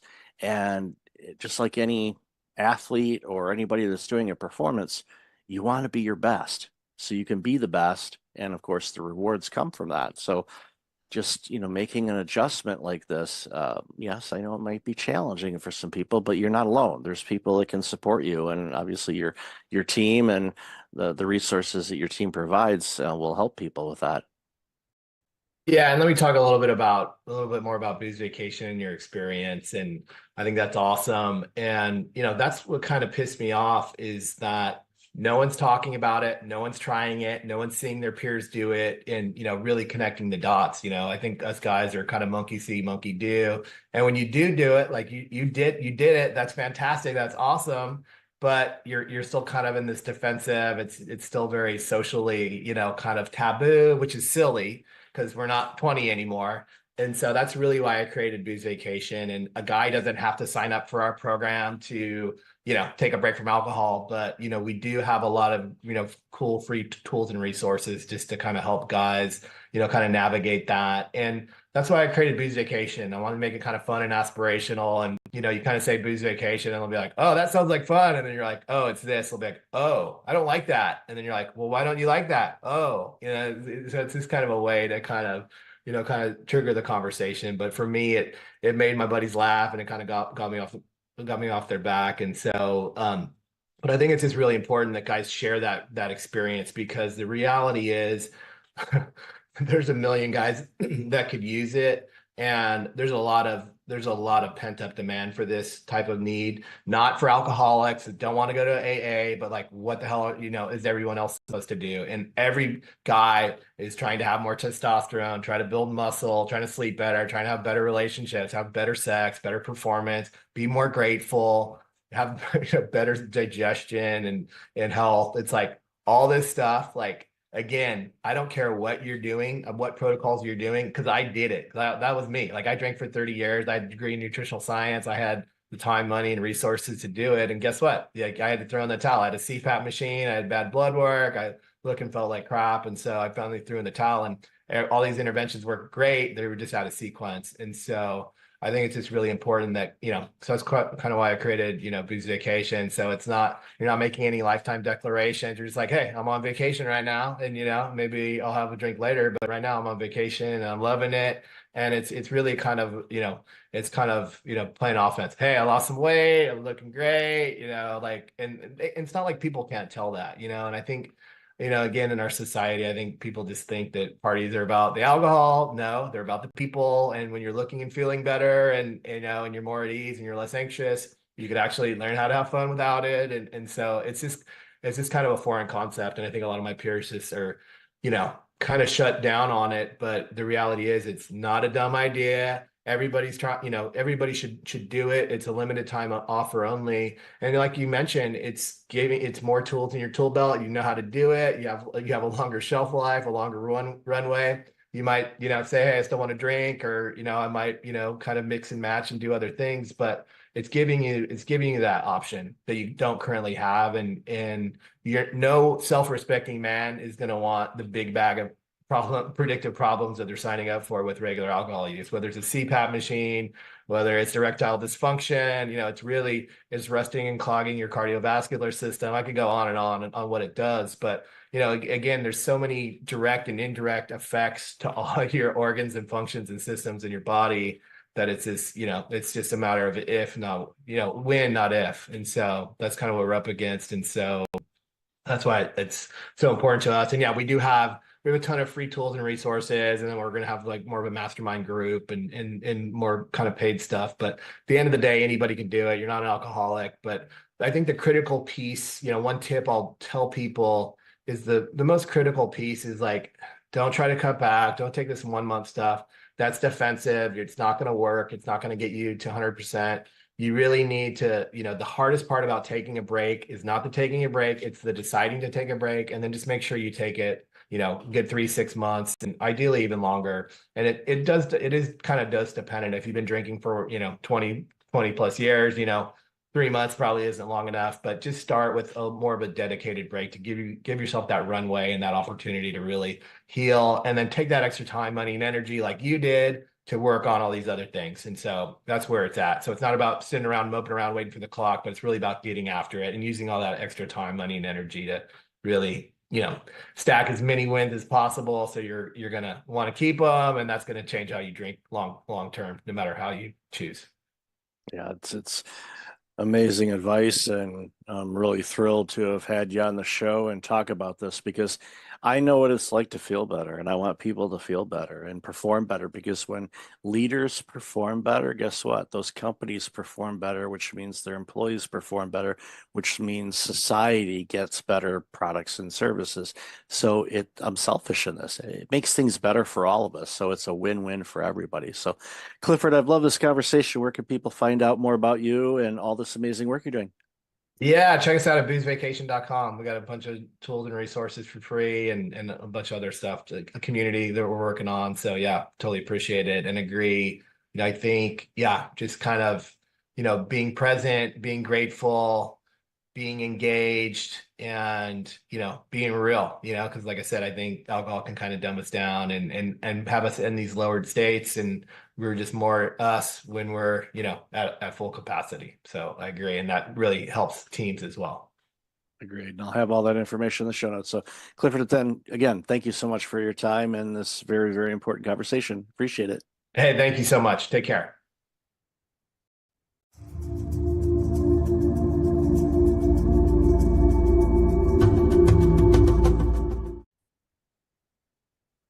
Welcome back. I've got Erica Ziegelman on the line. Erica, how have you been? Hi, I've been all right. I'm so glad to be here. Thanks for having me, Mike. Been looking forward to this conversation for quite a bit. So, we interacted on I forget what platform it was, but Club. Oh, that's right, Lunch Club. That's right, and realized, both have San Diego ties and all of that, but we're not originally from that area. So, why don't you share a little bit about you, and then we'll dive into the conversation. Yeah. So my name is Erica Ziegelman. I'm an integrative leadership coach and a former media executive, worked in advertising for agencies, startups, tech companies for about 15 years before having my own journey with burnout there and back a couple of times, and then decided to educate myself and acquired a new toolkit of skills. And now I support leaders who are in corporate so that they can tend to themselves and be more conscious leaders and avoid burnout. So we clearly had a lot to geek out on together. Oh, absolutely. And one of the things that always comes to mind too, when I think about people that are working in the corporate space that are dealing with burnout and all of that, there's many of us that have left corporate, quote unquote, and went on our own or doing something else, maybe a nonprofit or who knows. But the key thing to remember is we can't have everybody leave corporate because of burnout, because then there won't be any corporate. Exactly. So we have to approach this from a different vantage point, with the goal, of course, is to make those important people in every layer of the corporate entities healthy and productive, and actually reaping the benefits of their work and enjoying what they do again. And there's a lot of people that do, and it's not we don't want to paint this picture where 100% of people are burned out. We're not there yet, and I certainly hope we never do get there. But depending on the industry and depending on the role, the numbers are higher than other areas, and it's alarming because you know what burnout tastes like. I know what it tastes like. It's not fun. I don't like seeing people go through it. I don't want them to go through it. I know you don't either. So it's that's why it's so important for the work that we're doing, is to show people there's a way out of this, and you can still stay in the type of role that you're in right now. Maybe not at that company, maybe you will stay at that company, hard to say, but at least you got to have the tools and figure out why you're burning out, what you're doing, what are the external factors that are contributing to it, and sort through it that way, and ultimately hopefully end up being wiser and healthier and just a better employee and a better person after doing all the work. Yeah, couldn't agree more. And I think with my personal experience and my journey, I had to go through my own personal healing and like really acknowledging what was happening. It took someone else to tell me like these feelings that you're having and this pure fatigue and exhaustion, all these things are symptoms of burnout. And I didn't even realize. So it was like my own aha moment and then my own journey. And then at this time, I was still in corporate, managing client services function at a very large tech company. And I realized I had an opportunity from within to shift how I was showing up and to give permission and model for my team, how to work and take care of myself in a different way that was more sustainable. And I started to notice the ripple effect of that. And ultimately, I decided to remove myself from the corporate environment, but I reach back in now from, with an outside perspective to help educate and uplift and transform those leaders so that they can have a ripple effect. And that's really where I see the impact. When we start with the leaders, they are modeling it for the generations, the rising leaders that will follow them. And we can have that be a toxic model, or we can have it be a healthy, sustainable model. We just need to teach them and guide them how. And that's the key thing, is just teaching them, because the way that they learned was probably a combination of the leaders or executives that they've worked with in the past, and they kind of borrowed some habits, some good, some maybe not so good, and that's just how they do it, and they can't approach things in a different way. And having somebody like yourself that has obviously the corporate background, they'll listen to you because you've been in the trenches. You know what it's like, and you can say, yeah, there's this and this, and here's a different way to approach it. And if you do this, then you will get better performance out of yourself, and you'll get better performance out of your team because they're mimicking you. And that's the thing that a lot of executives don't really notice, is that their team is behaving the way that their executive is. So if they're working 18-hour days, sending emails, 11 p.m. on a Saturday night and doing all this work, your employees are thinking, well, that's what's expected of me. And many executives would say, if you ask them, do you expect your employees to work at Saturday night at 11 o'clock on a non-urgent matter? And they'd say no. So, well, you're sending them emails, and Right. they think that you need to respond that. Now, they're out, they might be at the club or out to dinner or a concert or something like that. And all of a sudden they get this Slack message of need to update this presentation. And all of a sudden that's the only thing that's on that employee's mind right now. To be completely removed from wherever they're at. And it's like, I always tell people, it's as hard as it is, like, just put your phone on do not disturb. I know it does have an off button. I found that on my iBinky not too long ago. I'm like, this thing turns off? Wow, I didn't know that. I knew it'd die if it ran out of battery, but you could actually choose to shut this thing off. Wow. That must have been a new feature. I don't remember that before, but I'm kidding. But most people won't. Exactly. And the percentage of time, depends on the industry and the field that you're in. If you're in healthcare, this might be very different than you work in media, but it's very rarely a true emergency, right? A true business emergency that needs to be attended to in that minute. But like you said, it hijacks your attention.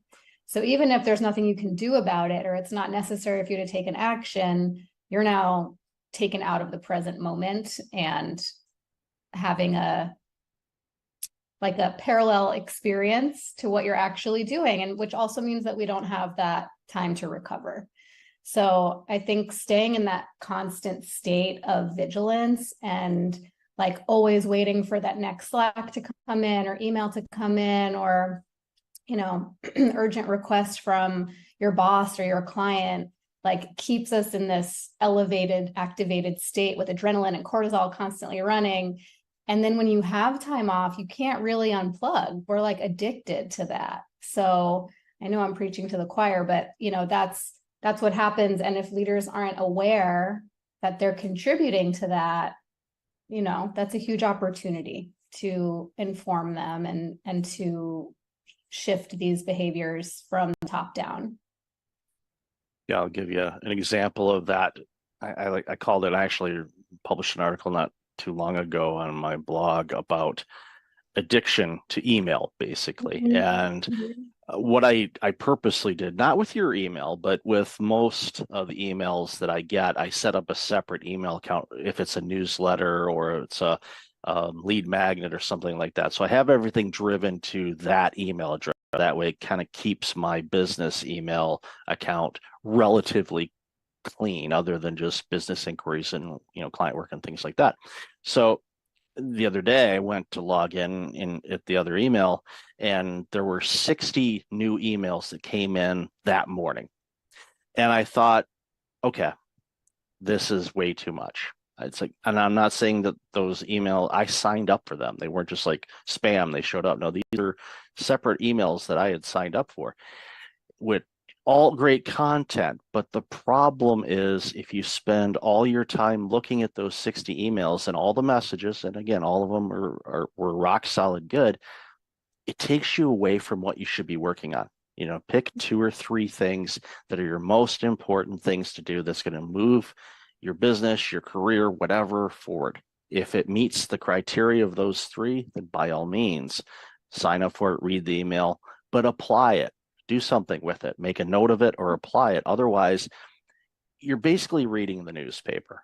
And it's, again, not knocking anybody that has, sent out emails to, but what I ended up doing is like, you know what, this is too distracting to me. So I had a choice, either delete the email account or just unsubscribe. And I went through and just unsubscribed pretty much all of them.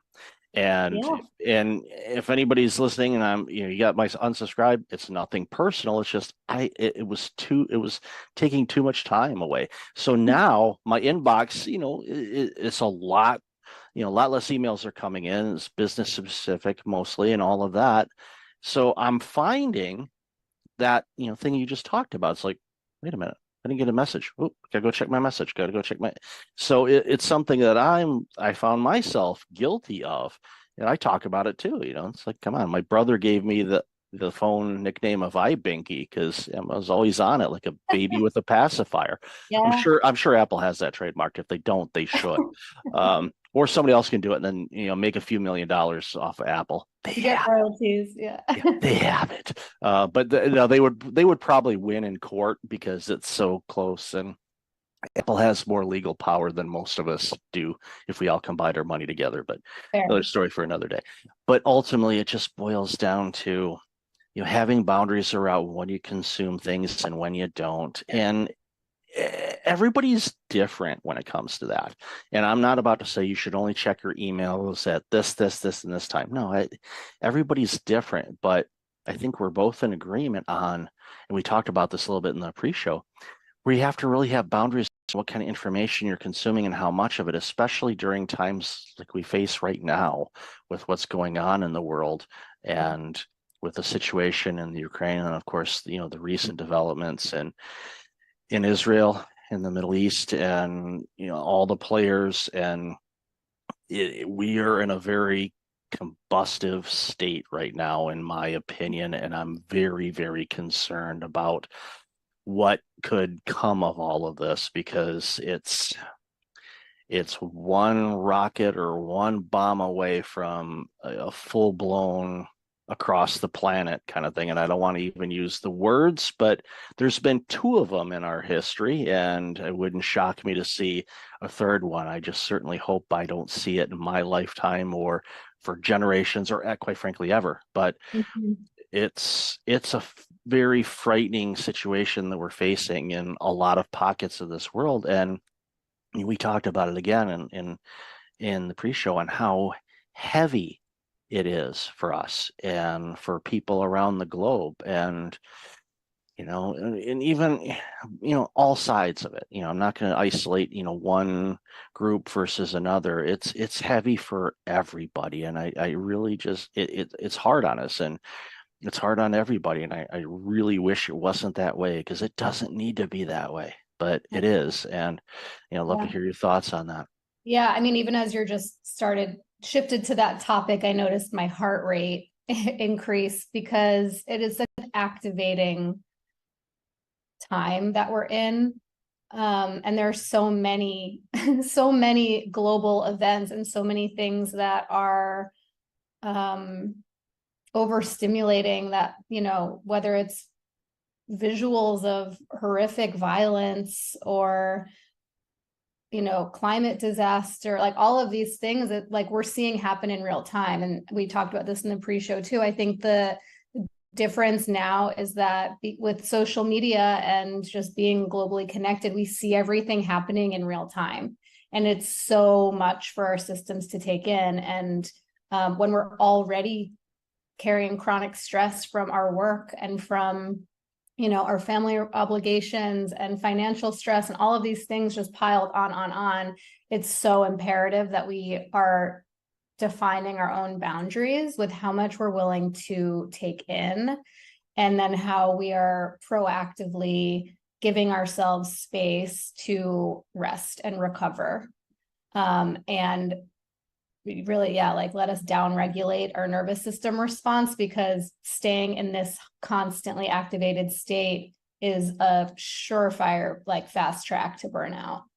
And so I'm, noticing for myself what those boundaries need to be. And I was talking about just taking social media off my phone, because the thing with social media is I might go because I want to soothe myself with a kitten video, but you don't get to choose what you're served. So you might see something that you do not want to see, and you're kind of bombarded by that image. And before you even have a chance to scroll past it, it's too late. You've already seen it and you can't unsee it. So yeah, I think this is a really important time for us to be turning inward and regulating, for ourselves, but also co-regulating with the people around us.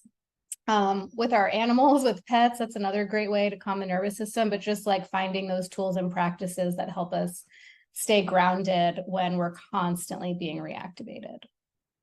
Yeah, and you make a great point, compared to, previous times of war and strife where, the information would come to us through news channels, cable news or broadcast news and whatnot. And you, of course, working in the media, you're well aware of this.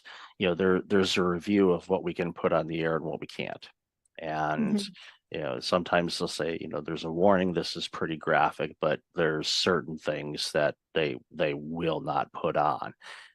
The thing with TikTok or Instagram or any other service where you can actually go live and show exactly what's going on in the world, not just from your balcony in Tel Aviv and seeing things, bombs and all of that, but even the people that are taking hostages and some of the things that we've been, I thankfully have somehow avoided seeing most of that because I just, but you hit it right on the head. You launch Instagram, you want to see some cat videos or the memes of the cat driving, leaving work. One of my favorites was, can't find a parking spot at work. I'm going home. They have enough people. I just found that so hysterically funny, and just this white cat driving a car. It's comical, and we need that type of silly humor in these really heavy times. But unfortunately, you launch it, it's kind of like a social media roulette. You're like, what am I going to get here? And it could be something, again, depending on who you follow, and it gets to the point where it's like, okay, do I unfollow everything? But you have to understand, the algorithms on these things, they will feed you content that you may have liked or looked at before.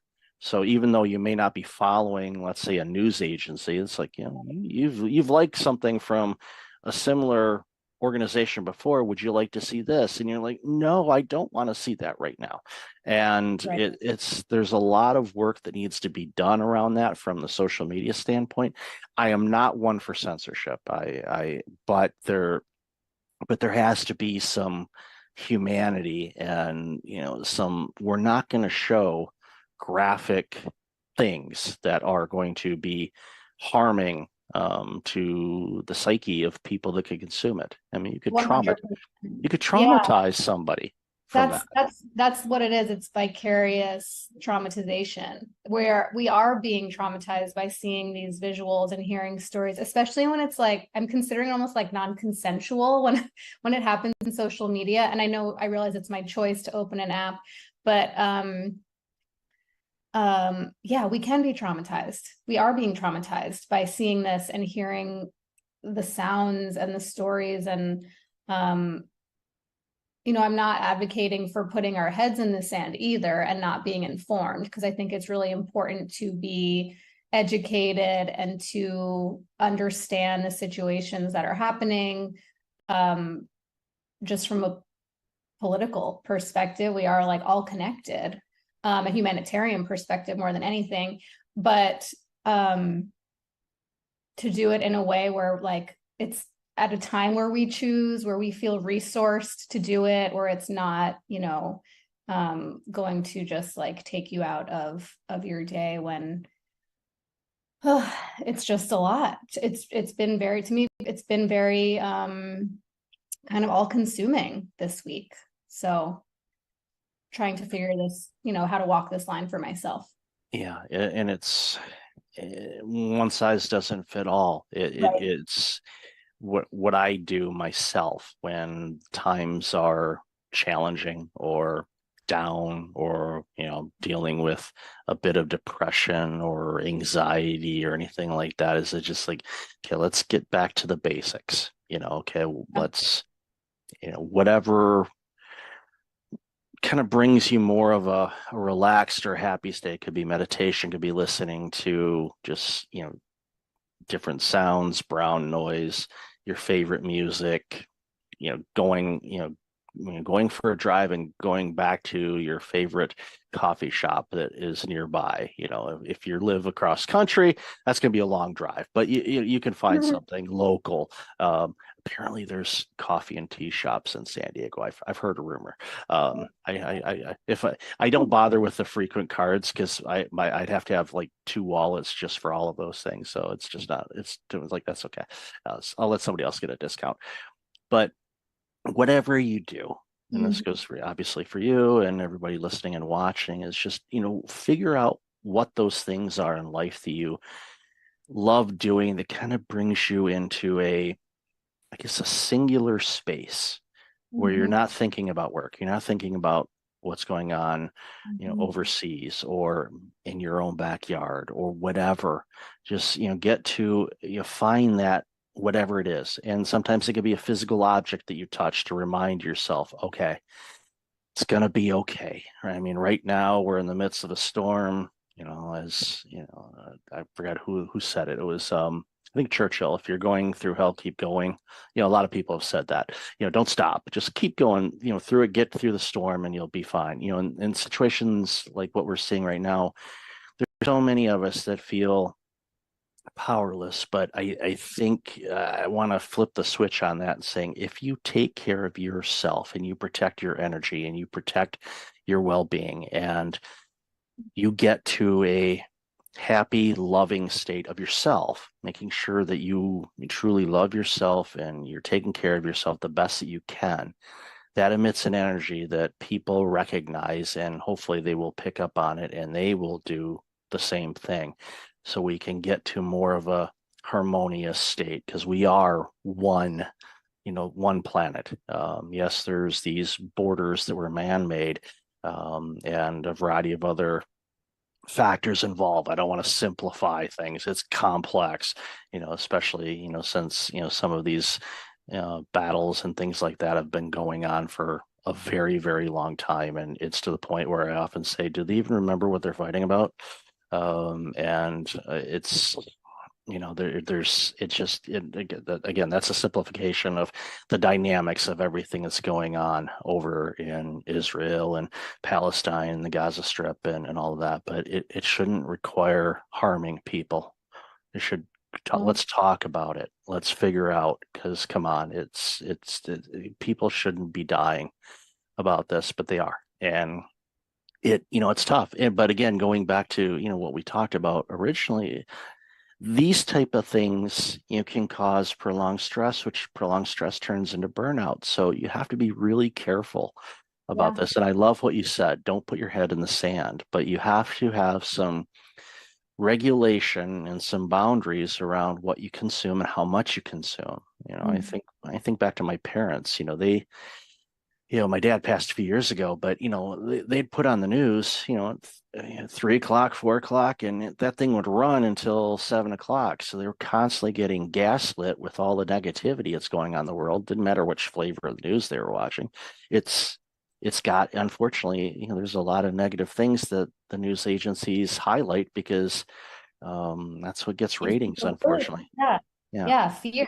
Yeah, it's a lot of fear.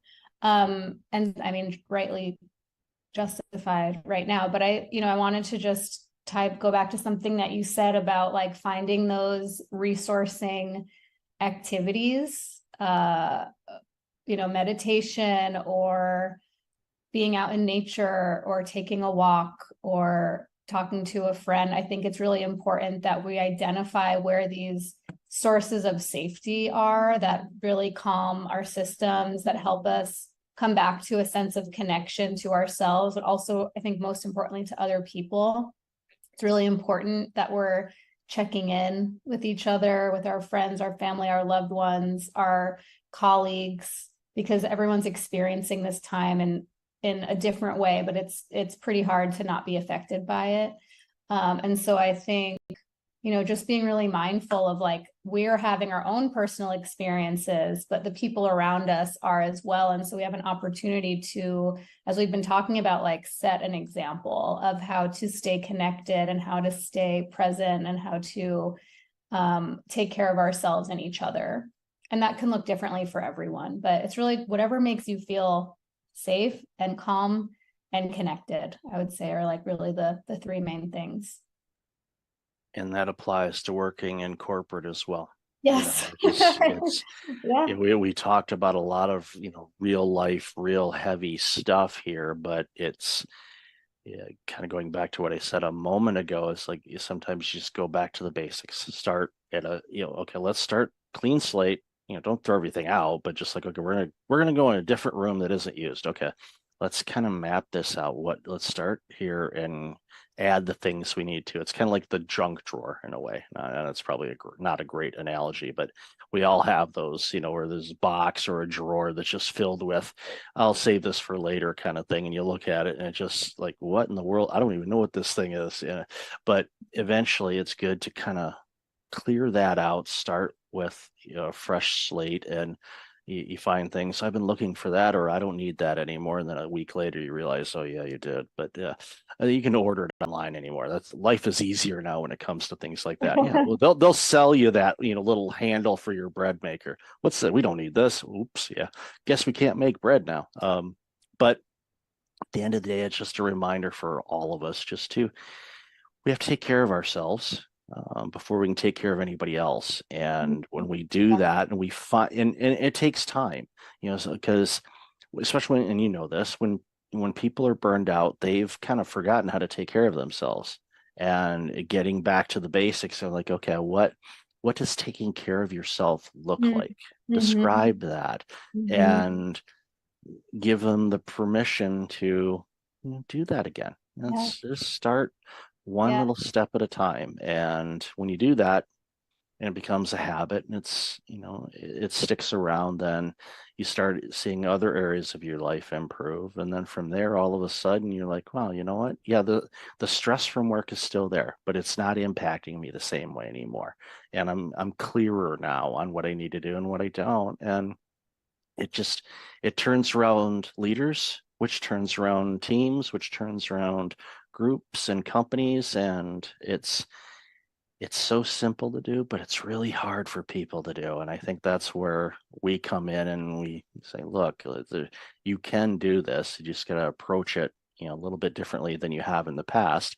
And you'll see big returns just by getting real crystal clear on what you want to do and what you don't.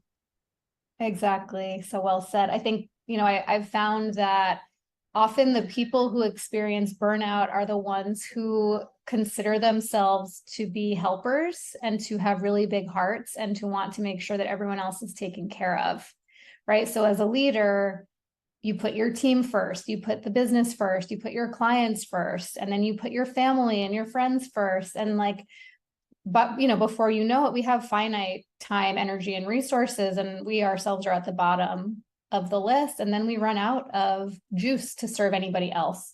So yeah, this isn't about like us doing anything wrong, but it's about turning some of that love and care and tending towards ourselves first, so that we can then continue to serve, right? To do it in a sustainable way, and continue to take care of our people. You identify as a reformed people pleaser. Yeah, same. There's a book, you're probably familiar with it. If not, definitely pick it up. It's called Disease to Please. It was by Harriet Breaker. It came out in 2000, I believe. And every couple years, it's my holiday present to myself to read that book again.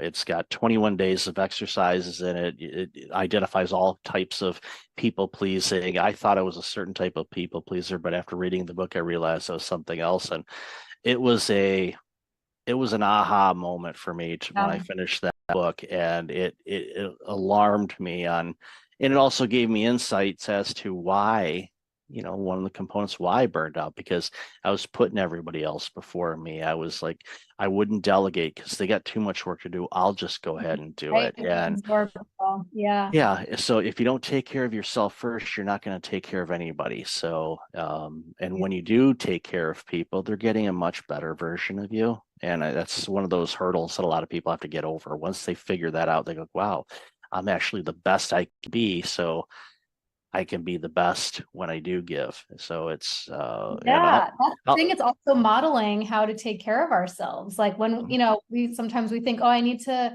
I need to demonstrate to my team how to work hard and how to deliver results. And of course, that's important, but there's one of the most impactful things that I saw an old manager of mine do, and this was probably 12 years into my career and was the first time I saw a manager take all of her paid time off during the year. Didn't roll over days. She used all of her time. She went to every one of her kids' recitals and school conferences, and she showed up for her personal life in a way I had never seen modeled before. And then it gave me permission to use my paid time off, and to recharge. That's why we have it. But I hadn't seen it before because I had only had the example of managers who are like, oh, I work through my vacations and I only take 2 weekends off a year. And like, there was some badge of honor in that. And I had to see it modeled in my own leader to realize like, oh, wow, that empowers me to do the same. And when I do it, it empowers my team to do the same. And this is how we prevent burnout. So, yeah. Yeah, I had that badge of honor. Then it was turned into a badge of stents in my left anterior descending artery. So I don't want to do that again. Oh. That was not fun. Oh. But at the end of the day, it's important for us to take care of ourselves, because when we do that, we're actually taking care of others as well. So, Erica, I've loved this conversation. We could talk for hours, you know that. But where can people find out more about you and all this amazing work you're doing? Yeah. Well, you can follow me on LinkedIn or Instagram once I go back on there. I am on LinkedIn regularly at Erica Ziegelman, or my website, ericaziegelman.com. I would love to connect with any listeners or viewers of the show. I offer one-on-one coaching and group coaching and work with corporate teams on conscious leadership, burnout prevention, all the topics we talked about. And yeah, it's been such a pleasure, and love, being able to share our experience and empower others with this knowledge. No, thank you. And I'll definitely have all that information in the show notes. So, Erica, always good to talk with you. Thank you so much for your time today. Really appreciate it. Likewise. Thank you so much.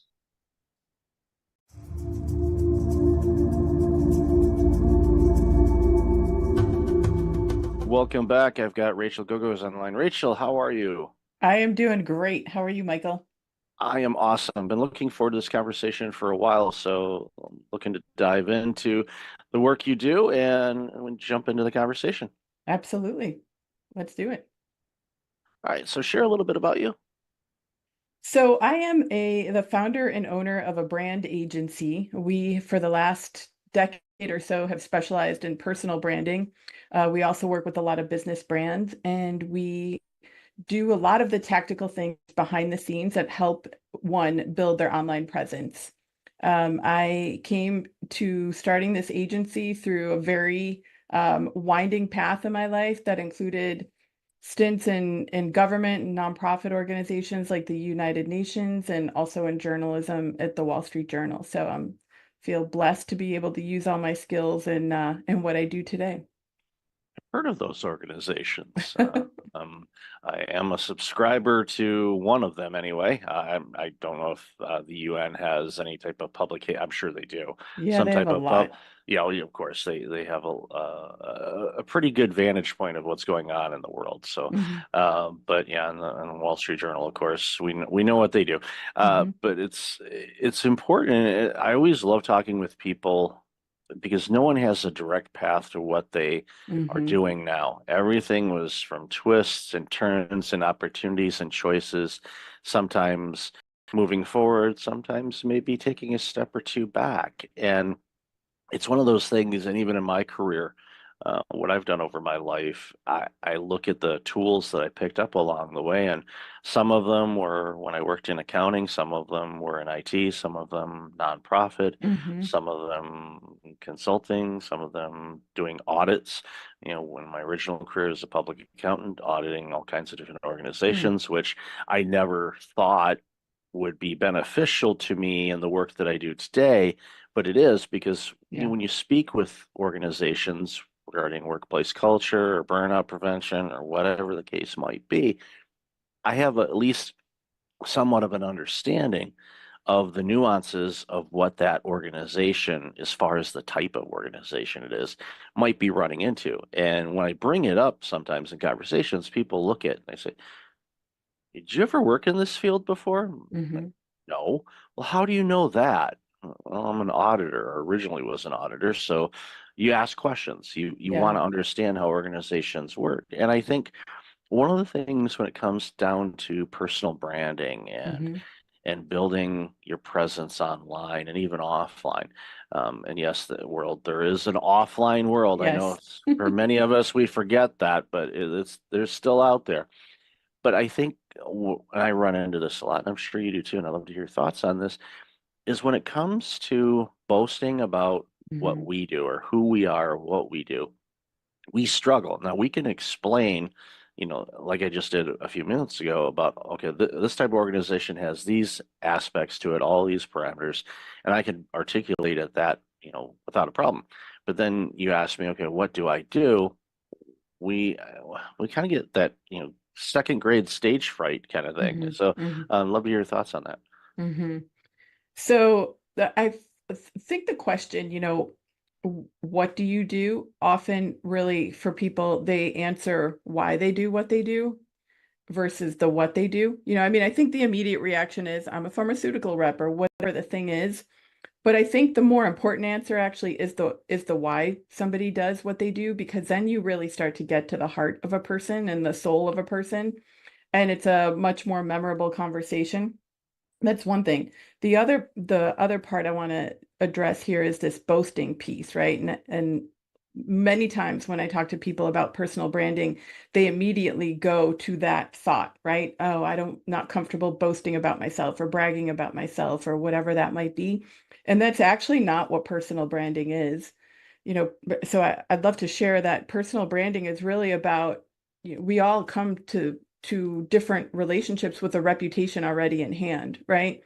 So part of a personal brand is our existing reputation, which if someone doesn't know someone, right, they can easily Google them and get a sense of somebody's reputation very quickly nowadays. And the other part of personal branding is the personality, like the real essence of the person. What makes them tick? What are their values? What is their mission in life? What is their drive in life? What are the things they're really convicted about, really passionate about? Those are all elements of a personal brand. So if you think about it, if you start to share some of those things, it's not really boasting. It's just kind of dropping the kimono a little bit, and letting people in and just letting people know who you are. I think it can be a little bit awkward doing that online because sometimes you feel like you're talking into a black hole, but there's certain ways one can write content so it doesn't sound like that, right? And try to also increase engagement and conversation and posts as you're informing people a little bit more about yourself or educating them on the work that you do in a way that can be helpful to people too. Like articles that I write or keynotes or posts, anything like Mhm. that.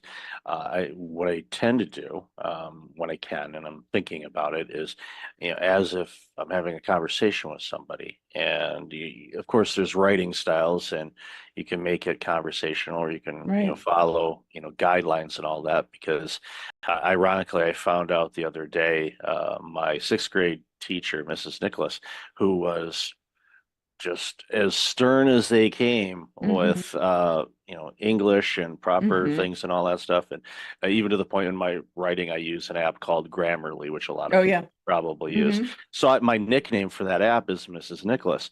And I one day I thought, what, I wonder, you know when she may have passed away or anything. So that was sixth grade, that was not yesterday. Right. So I thought, okay, when did she pass away? She hasn't. Oh, And amazing. I'm like, one, that's awesome. Two, it's like yeah, she would be.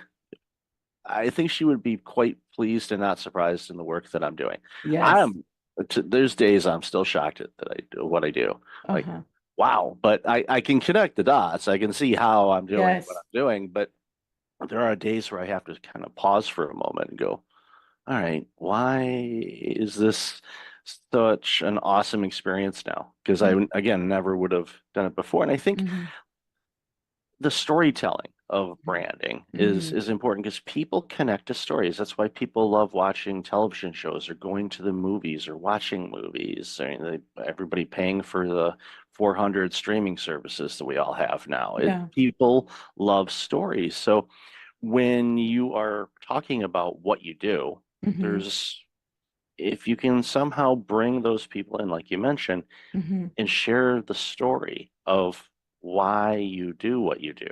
And Mhm. yes, okay, compensation, money, we all get that, but Sure. there's a reason for why you do it. There's something that resonates within you that you chose this path instead of doing something completely different. And I think the more people that do that, the more connected people start feeling, and the whole know, like, and trust factor comes Yes. into play because you can look at, a website or you can read a bio and you Mhm. can go, wow, it's as if I know this person. And if Mhm. you have that, then you're like, okay, let's proceed further Yeah. and work with them on something if that's what you're looking for. Yeah. No, you hit the nail on the head when you said connecting the dots, right? That's so important to put, particularly on an about page or, on your LinkedIn profile as well. Because if we just put a list of every place we've worked, kind of like a resume, we're not actually connecting the dots of how it's relevant to what we're doing today. So the more we can do that, and again, weave in part of the story, which is what people remember, and weave in those interesting points that are differentiators for you, whether personal or professional. Again, like those little things are memorable, but there also could be great connection points to someone who is looking for an accountant, let's say. But you also mentioned that you love to bake bread, right? Someone else might have that passion. It's certainly going to stand out because you don't really think about that when you're looking for a numbers guy, right, to help you with your business. So it's as you unravel the story, unveil the story, and connect the dots, just make sure, that you're also keeping a little bit of those personal elements in that also communicate your reputation and communicate your passions, right? In a way that make people say, I want to know a little bit more about this person. They sound intriguing to me, and clearly there's more to them. So, the more you can convey that online, I think the better. And I think video too, just to kind of take a little tangent into that, besides podcasting and putting audio content out there, even short video snippets, again, because it's like a fully dimensional connection, right? Versus somebody just reading static words. And it's always amazing to me what people resonate with and something that they read about another person online or see about another, right, within a video or something to that. So the more you can just, show up naturally and who you are, and the more you can, again, like help people connect the dots, because you also have about 3 seconds online to grab somebody's attention. The more you can do that right off the bat and make it easy for them to consume your content, the much more likely I think they are to, to reach out to further the connection. Yeah, they get to know you as, like you said, a person, Yes. and it's one of those things that the organization that published a few of my books, one of the things that they were hammering home was, confusion repels and clarity attracts. So Mhm. and their theme was basically on, okay, when you're posting things online, if you're Mhm. a business and you're promoting your business, you want it to be, business, so you're not confusing people. But I have to challenge that now because I think people feel more connected. That's why you see, the famous people, quote unquote famous Mhm. people, musicians and athletes and actors and, dignitaries and all of that. When they're on social media and they have such a huge following, is because there's a desire for Mhm. people that want to know more. Like, we can pick on Taylor Swift for a minute. Mhm. Yes, video snippets of her performing or things like that, but it could be something where she's, at a football game or she's doing something in the community or anything like Mhm. that. It gives a bigger insight because people want to connect with people. That's our natural instinct, is Yes. to Mhm. connect. And, during the pandemic, that, really hit a lot of people because Mhm. we were forced not to necessarily physically or get close to people. And it was, I know a lot of people are still dealing with that and the Mhm. aftermath of that. And it's going to be an interesting dynamic to watch over the next few decades to see what comes of that. Of Yeah. course, thankfully, with therapies and a variety of other things, there are ways to navigate around or through things. And my hope Mhm. is if people are still struggling with those types of things, that they seek some guidance and help on it because it's available, Yeah. thankfully. But at the end of the day, I think we have this connection. We want to connect with others. We don't want to Right. feel alone as an entrepreneur or a small business owner or a Mhm. dentist. We joked about this in the pre-show. Okay, everybody pause for a minute and go brush your teeth. Okay, there. Mhm. I put it in. Um, uh, Shout out to my dentist family here. But what we got to do, I think, when it comes to our branding and our website and our business is, yes, we have a product or service that we're marketing. Right. We get it. But the more human you can be, I think the more connected you will be, and the customers you get are going to be better customers for you because Absolutely. they're longing for that type of engagement. They don't want just a transaction. They No. want an experience. That's why when I go to a restaurant, I prefer local ran and owned restaurants than chains. Nothing against the chains, but Right. knowing the people, and if you go there frequently enough, they get to know you. And then for some reason, like, there's this one restaurant that my wife and I go to occasionally, and one of the waitresses there, she is on my backside every time we come in. She's like, Mhm. "You're not getting a menu today," and I'm like, "What? What are you doing?" And she picks on me like no tomorrow. But of course, my spouse loves that Mhm. amazingly. I roll with it. It's kind of fun, but you wouldn't necessarily get that if you just went into a chain restaurant. Even if you go there a lot, it's different. Yeah. So it's one of those things where, again, that connection piece is so important. I think a lot of people miss that when they're working on Yeah. their talks or their speeches or their branding or their marketing. Yeah. Yeah, and that's why it's so important to put things like the causes you care about, right? Or your convictions or your values out there because those are opportunities to connect more deeply with someone. And I read a stat, actually the study came out a couple years ago, but it's that 3/4 of Americans are actually more likely to trust someone with an established personal brand. And that same percentage is more likely to buy a service or a product from a personal brand that they know. And that applies to big companies too, right? When you have a sense of what that company or the founder of that company stands for, just like you were saying about supporting certain restaurants, right? Because they're local versus the chain. But we also do that when we're thinking about like major purchases. If we know that a company is supporting, I don't know, say a local shelter or whatever else it might be, right? We're more likely to support them. So, um, again, the more we can help people connect with us and just really truly show up as ourselves, I think the more likely we also are to grow our businesses, and convert people, as I like to say, from browsers to buyers. You bring up a good point, and I think again, it's something that just came to me right now. When we start thinking about what we value and what we find important, like the restaurant analogy, or you gave a Yes. great example of, supporting a local small charity Hmm. versus a large national or Hmm. international one. Again, nothing wrong with any of them, Yes. but it you connect to that and you go, okay, why is that important to me? Okay, now what would be important to my potential customers, clients, friends? What would be important to them? What can I do to Hmm. help create that type of environment where people recognize that and feel that, where they Hmm. feel, again, going back to what I said earlier, it's more of a connection instead of just a transaction. And Yeah. those are the things I think that really helps people stand out. So thank you for sharing that component, because that really that struck a chord with me. I mean, our entire conversation has, but for some reason that one clicked for me big time, because now is something that I am going to go back and think about. Again, the work that I'm doing. It's like, how is this benefiting people? You know, Right. it's Yeah. what is there something here?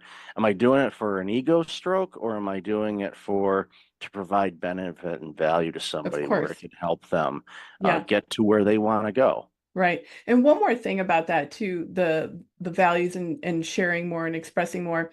I think it needs to really come from the core, from a real true place. It's great to think about what's important to your customers, especially if you're a local business, right? You really want local to survive and thrive in every industry. And that I think a lot of companies have been suffering since 2020. But back to the piece of thinking about aligning with others around those values, I think it's okay to be polarizing. Meaning, I'll give you a specific example. We're working with a client who is very convicted about certain things going on in the world, you know, around COVID, around rights, around medical rights, around schools, school districts, what's going on in those places. But she also has a part of her personal brand where she's a holistic business person, right? Talks a lot about gut health and you know, certain other things in that arena. And we were talking about how much of those two pieces, right, do we make visible, right? You've got these real strong beliefs here that can be very polarizing for some, but you're also this incredible business person with great experience in building up these health and lifestyle brands. So, you know, what we deducted is like, it's okay. And this is what I would have advised her, but I was so glad she was comfortable doing this, you have to put it out there because they're both parts of you and they're such an integral part of that person that you want to attract those business clients that are okay with these strong polarizing beliefs here. And the fact is, her audience is going to be a lot easier to market to and way more niche because of her strong feelings and values around certain topics, right, that are polarizing today. It's not going to make her lose clients. It's actually, she's going to lose the right clients, right? She's only going to be working with the right people that she can totally help and fully show up as herself with and help them grow in other ways too. So I just wanted to share that because I think it's very important. You know, I think a lot of times in today's world, especially the last years as things have evolved, is like we're self-censoring a lot because we don't want to make waves. And I'm not ever saying make waves for waves' sake. I'm just saying find ways to really put your values out there and your the causes that you're passionate about in a way that is true to who you are and really helps attract your ideal clients. I love that you said that because it can be polarizing, and yeah, there's definitely a fear where they say, okay, if I, am on one side of a political fence versus another, or, based on causes or beliefs or rights or anything like that, that I, could lose clients. Yeah, And you put it quite well, where you'll lose the wrong clients or you'll lose the the right wrong, clients. or you'll Yeah, lose the right I almost clients, said excuse that me. too, though. Yeah, Yeah, but it's like they're wrong for you, but they're right to lose because they're exactly. not in alignment. Because it's like if you're hiding something back, and let's say you are, an ultra conservative or an ultra liberal, it could be either Yeah, sense, and you're working with a client that is, maybe the opposite of your right. beliefs. Doesn't mean you can't work with them, but a lot of times you think that or maybe you're acting on eggshells and you're afraid to say something or mention something because it can easily come up in conversations, even if you try to say, we keep this, politics Hmm. free. We don't, come on.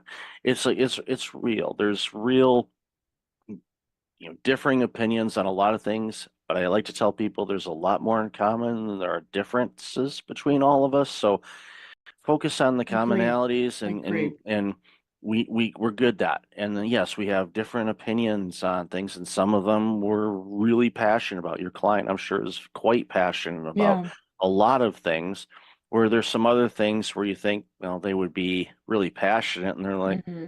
meh, I'm Right. good. I'm good with either.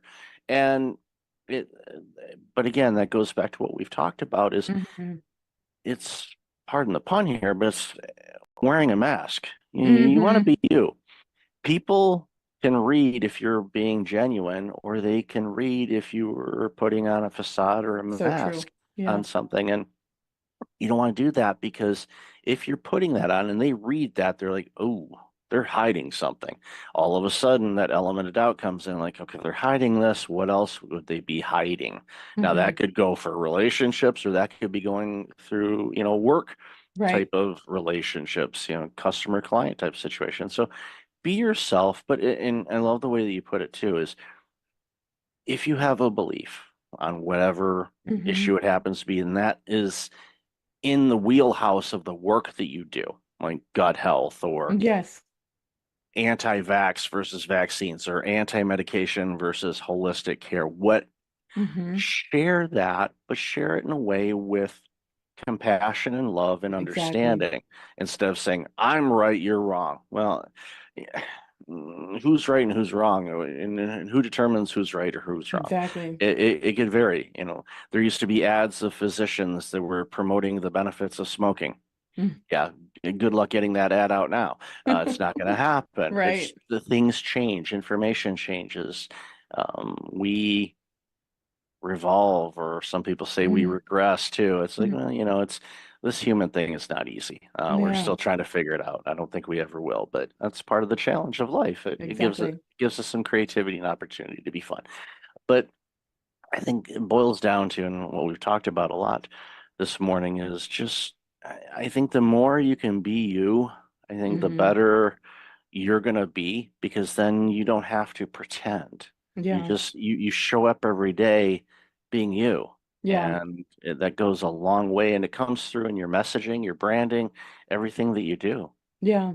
Yeah. And I think what happens, Michael, to people over time is they kind of lose who they really are, right? It's like we're in different work environments or different relationships. And bef after many years or months, you're kind of going along with whatever the thing is. And you kind of lose track of what really makes you tick and what is really driving you. And I love to just share with people, take some time every now and then, like have a coffee date with yourself and really just kind of set your own GPS and figure out, where do you want to be in 5 years and how are you going to get there? And that's not just like numbers driven goals, but it's really like take a look at the people you're surrounding yourself with, take a look at the environments that you're in. Where do you want to make changes? And I think the more proactive and thoughtful and intentional we could be about the life that we're living, the easier it is for us to build our personal brand because we're just taking a little time every now and again, reconnect with who we truly are. It's an exercise that I do at least a couple of times a year. Oh, that's great. And it's That's rare, by the way.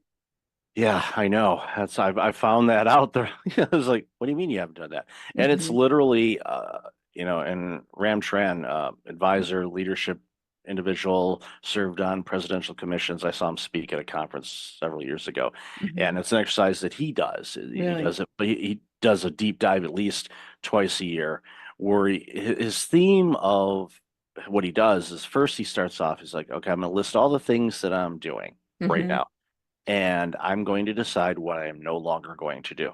And he just like chops it off. It might be something successful. So Right. we'll be wild here, and we'll say, okay, in December I decide I'm shutting the podcast down. No, I'm Right. not. Mhm. But that would be the extreme of it. But there's some things like, okay, I'm not going to do that anymore. I'm going to focus on this.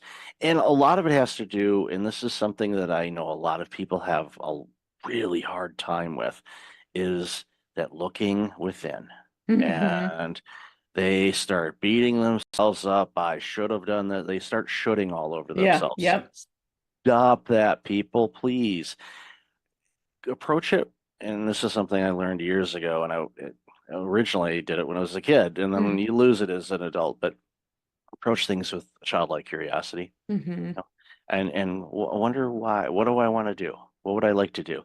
There's Mhm. something that I've been wanting to do that I've been putting off for a long time. Why don't we let's schedule that? Let's start focusing on that. Is there something I want to do differently? What am I feeling when and this is something, once you get better in tune with yourself, you write down, okay, I'm going to work on this in Q1 of Mhm. 2025. sit with it for a minute. It's like, okay, how am I feeling with Mhm. thinking about that? Do I feel excited? Do I feel, "Ooh," do I feel, what do you know, Right. What's what do you coming up? feel? Yeah, Hmm. because if you feel, oof, there's a good chance you're going to postpone that or procrastinate or just simply not do it. And then Right. that's when you need to dig in and go, why don't I want to do this? And Hmm. just might not be in alignment. It might be something that, well, I saw this on a social media post or somebody Right. said that I need to do this and Gary V's doing this. Nothing Hmm. against Gary. He's a great dude. He's been very successful. It's like what works for Gary may not work for you. Right. So figure out what works for you. And when you do that and you get more in tune with what works for you and what Hmm. lightens you up and gives you the excitement to come in to work, whether you go somewhere or you walk into a different room in your condo, whatever. Find those things, but check in with yourself and list all the Exactly. things you're going to do. How do they make you feel? And if there's something that's like, dig in deeper and figure out, Hmm. okay, why am I, dealing with that? It could be a past trauma. It could be a variety of different Hmm. things. I don't Hmm. know, but sit with it and figure it out, and then you'll realize, okay, this is a hurdle. And I tell you what, and from personal experience, when you get over those hurdles that Hmm. were a big block for you for a long time, and you get over it, and now you thrive in that arena, I tell you what, it's an amazing feeling, and I Yeah. really encourage people to do that. Yeah, absolutely. I couldn't agree more. And I love that you take the time to do exercises like that. Yeah, it's important. I highly encourage, and people can send me a note and ask for, it's not really a framework, but it is kind of a framework. I'm more than happy to share, how I go about it and what I do. And Hmm. I probably should just write an article about that and put a info Totally. sheet on there and say, Yeah. here, you go get it free, give me your email address. I promise I won't spam you. Right. It's like, and there's a link there. It says unsubscribe. If you don't like it, just click that. I do it. I do it all the time. Don't tell people. But anyway, Rachel, I've loved this conversation. I could talk to you for hours on this. So where can people find you and all this amazing work you're doing? Well, the best place is either on our website, which is thebrandid.com. We've got a form on there on the contact page that comes right to me and a couple of my teammates. And I'm also pretty active on Facebook and LinkedIn, just under my first and last name, Rachel Gogos. And we also, back to the soul searching piece, actually, we've got a personal brand guide that outlines our framework for your audience if they want to take a little time with themselves, have a coffee besides your amazing methodology, which I'm sure will be great when you share it. They're welcome to also use this tool. It can also help them professionally in how to position themselves too. Definitely. I'll have a link to that in the show notes. So, Rachel, Perfect. thank you for being you. Thank you for your Thank time you. today. Really appreciate all the stuff you're doing and enjoy the rest of your day. Thank you so much.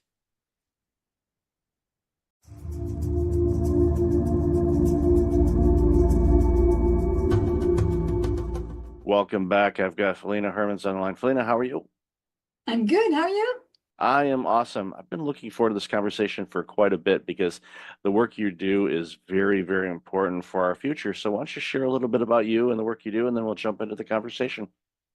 Yeah, so my name is Feline Hermans. I have two jobs. Half of my job is being a university professor, where I research how to teach programming to kids. That's like my main area of expertise. And the other half of my job is that I'm actually a school teacher myself. So I teach grade 7, which is 12 and 13-year-olds. And I try to teach them a little bit of programming every week. So I have practical experience, and also my academic work concerns that age group. And those two worlds ebb and flow quite a bit, Yes. where you're like, okay, you probably have to remember, okay, where am I? Okay, now I got to do this. But it's so important, as we talked a bit in the pre-show. It's so important to help our future, which is our students and our children, learn skills that are going to be not only in demand but in need for the coming decades. And the work that you're doing, especially with teaching our younger human beings, coding and programming and all of that is so critically important. So, what got you interested in this line? Yeah, so that's a funny story, actually. My original research in academia was not about kids at all. I was actually working on professional programmers, specifically end user programmers, so people using spreadsheets and stuff like that. But then I thought, is this the most interesting thing I can do? I'm not sure if I want to do this anymore. I really did it for quite a long time. And I wasn't sure in general if academia was the place where I wanted to be. So I started this part-time gig as a school teacher, teaching the same age group, just because I thought this is something I can do with my programming skills as well, which is going to be helpful for society. And then I figured out there were so many interesting questions. I thought, well, but how do we teach 12-year-olds, right? Because they're a bit too old for the really kid stuff. Like there's this really, really wonderful programming language, Scratch, that people might have heard of, that comes out of MIT. And that's really cool. You have this like Lego blocks that you can use to program. But then 12-year-olds, 13-year-olds is like, well, that looks like a toy. That's for kids. We don't want that, teachers. We want to have a real programming language that I can make some money out of, because money making is very much also a driver for some kids. Like, well, Scratch doesn't look like this is going to get me a job, right? I want to do Python or JavaScript, what all the professionals are doing. So then we switched from doing Scratch to doing Python. And then the kids were excited about that, but then they were also struggling because there's so much syntax and everything is in English. And you probably hear that English is not my first language. So the kids I'm teaching, I don't teach them in English, I teach them in Dutch, but error messages in Python are in English and the code is in English. So I thought, okay, there's a lot of motivation for them to do the grown-up stuff, but it's just a little bit too hard. And then one Christmas break about 5 years ago, I thought, okay, what if I make a very tiny, simple Python in Dutch, and I can use that in my teaching? And that tiny project that I just really envisioned as a prototype turned into a really big open source project that is now used worldwide. We support 56 different languages. And it also turned into a very interesting research area, because designing a programming language that works in a lot of different languages and designing a programming language that's just easier and gradually grows with kids, technically, no one has ever built that type of thing for this age group before. So there were technical challenges, academic challenges, and it also just got a massive user base that I wasn't anticipating.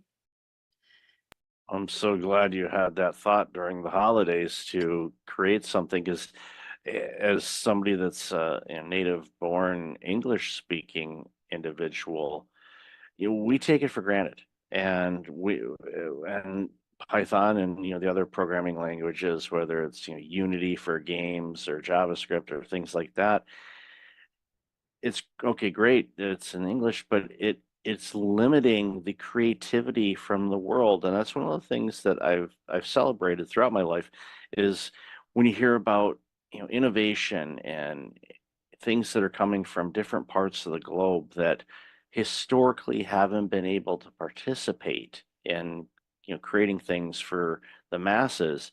I celebrate that because it gives us so much more robust products, services, skills, programs, you name it. And the fact that you took this idea and it's hitting so many languages, that just opens up the world for so many people that it creates, again, I'm thrilled by this. And part-time I help out an organization that does Python coding, and they have kids from age 5 to 17 that do coding and programming. Awesome. So familiar with Scratch, familiar with the Lego robotics, the Spike builds and We Do and all of those things. And it's great to see. But when we have the 12, 13, 14-year-olds, they're looking at Scratch and going, no, I'm not doing that. I want something else. And they get into it and then they realize, okay, wow, this is a bigger thing to chew off than I thought. But as with everything and the way that the courses are designed, and I know it's the same thing that you do with Eddie, is you build it in such a way where they're learning the skills that build onto the skills. So as they're getting deeper into learning the languages, the coding and programming languages, those skills that they picked up, maybe a couple months ago carry forward. They know how to do it now. And it's just a natural progression for them to get better and better. And even to the point when they're problem solving. And in case of point, I'll give a real life example. There's a college aged individual that is actually doing, one of the coaches that helps out, but he's also in college to learn programming and things like that. And he brought in some programming. His code was broken, and for the life of him, he could not find it. So I can't find this. And I asked him, and this goes back to my spreadsheet days when I was originally an accountant. It's like sometimes you just got to step away from it and look at different things. Read a book or go outside and stare at the clouds. Don't stare at the sun, kids. Just a reminder. Even if you have the solar glasses, don't stare at the sun. But you get step away from it and you get back to it. And usually, more times than not, it's as if someone took a yellow highlighter and highlighted the broken code. Oh, there it is. It's just you step away from it. But it was funny to see a coach that's coaching on it was really frustrated by his own code because he couldn't figure out where the error was. And again, that goes back to the teachings that you do. And and I want to obviously hear your thoughts on this, but I don't want to diminish your school teacher component of things because that helps with all the work that you're doing. Because again, those worlds kind of mesh together, and I think those skills as a school teacher really help you out in this organization that you had launched and the open source things and all that. So definitely want to give the platform back to you to share some of your thoughts on this. Yeah, absolutely. Because even after all those years, I'm still teaching 7th grade using my own product, right? And there's no better way to improve the thing you're working on is to work with it. So I was just, we have this meeting with other open source contributors every week. And I was just telling them the other day, like, you need to work on this part because I will use it as a teacher. And next week, I have my different cap on and I will say, this is not clear and this is not clear. You have to improve this because as a teacher, these and these and these things are really annoying for me. So it's really very nice to combine using the product with building and designing the product. And it's also, as you were saying, the things that kids are learning are not just about programming. It's also about being like more resilient to stress or frustration or unclarity. They also create these big programs like, teacher, it is broken. How? Why? It's like, I don't know, right? And sometimes I'm lying, sometimes I see it straight away, but sometimes I also don't see it. I'm like, I don't know this 100-line program that you created last week, what it's supposed to do. I don't know, but here's a debugger, right? So we can step through the program and then it will tell you at least what it's thinking it should be doing. Or here's some techniques, you comment out this code, you look at the values of variables. So we give them these techniques, and these aren't heady techniques. They are programming techniques. And maybe there are even techniques that go a little bit beyond programming. We're like, okay, what is this supposed to do? Why isn't doing that? Just taking a step back and doing some analysis work. And it's really very, very fun and valuable to have kids then come back 10 minutes later say, teacher, I know what's wrong. Like, awesome, right? I didn't do any work. I just told you to use these techniques and then you figured it out. That's very, very cool. It's giving them life skills. And I love that you mentioned that. It's giving them some resilience, some perseverance, the problem solving. It's not, here it is handed to you on an iPad, all works, everything's functioning properly. No, and as in life, there's challenges that we face, there's problems we encounter and difficult situations, and figuring it out and using the skills and the knowledge and the tools that are available, using a debug tool. It's one of those things where, and I don't know if you do this or not, but I'm guessing you probably do. It's like, okay, before you run the debug tool, just take a glance and see. But using the tool there is definitely helpful. And my hope, and I'm guessing most of the students do this, is once they discover the error in the code that they made, then it's a learning opportunity to go, okay, now I know not to do that for that. And usually they don't repeat that error. I mean, there's always the one, and we always run into this. I remember working in a software company years and years ago, and there was a software developer, and no matter what, every time they had a code that they used that broke something, and they continued to do it. It was you could set your clock to it because it was always going to happen, and they knew it was wrong, but just out of habit they just continue to do it, and we laugh at it and we know it's going to be there, and they fix it and all of that. And but ultimately, it's, again, coding is a life skill, and not just okay, on how to make money, which is obviously kind of how the system works, but it also helps you navigate through other non-coding situations in your life, problem solving, communication, analyzing things, taking a step back and reflecting on it. And when you do that, it's so foundational. And I think it's for students that are interested in doing this, I highly encourage them to do it. Years ago, it's okay, go into finance, go into this, go into legal if you want. But now it's like, no, I'm telling people, it's like, no, go, learn code, learn how to code, learn how to program.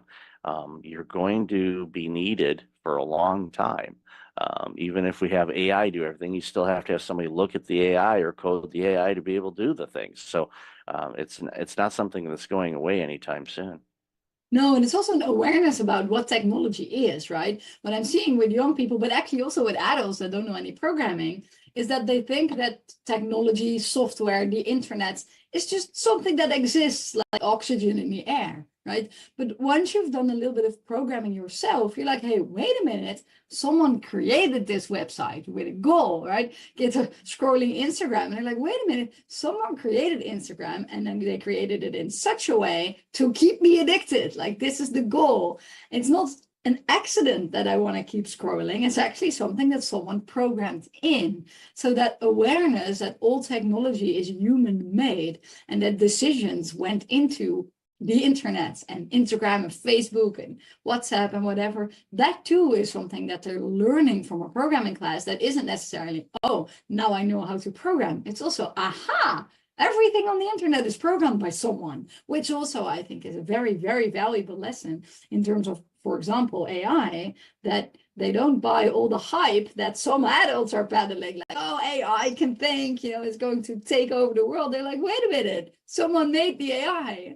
It isn't something that just exists out of the air. It's important to remember that. And some people say, are you afraid of AI taking over the world? It's like, well, if it can do my work without me having to do the work and I can relax, I'm okay with that, I guess. But as long as I continue to get to create, that's what's important. But Yeah. it's as with everything. And we remember when the internet first was launched to the public and all that. Oh, this is going to take care of this and eliminate these jobs. And no, it ended up creating a lot more jobs. And I think AI is going to do the same thing because it's going to open up some creativity for opportunities to do different things and free up people to create other things that they can't because especially in the administrative side of things, where it's like, okay, research or building up websites or things like that, but again, it boils down to this. It's like, yeah, if you give it a simple instruction, it's going to give you a simple output. If you want it to do additional things, it's just like anything, you have to give it the right amount of instructions to do what you want it to do. And sometimes even that, it doesn't do that. We see it with image generation, for example. It's like, okay, create an image of two people sitting at a cafe. Well, it'll probably get that right, but you never know. It might come up with something like, okay, that doesn't look like a cafe. It's and again, there's coding behind that. It's just not this mystical thing in the sky that goes, okay, we're just going to create an image. There was actually coding behind that. Exactly, yeah.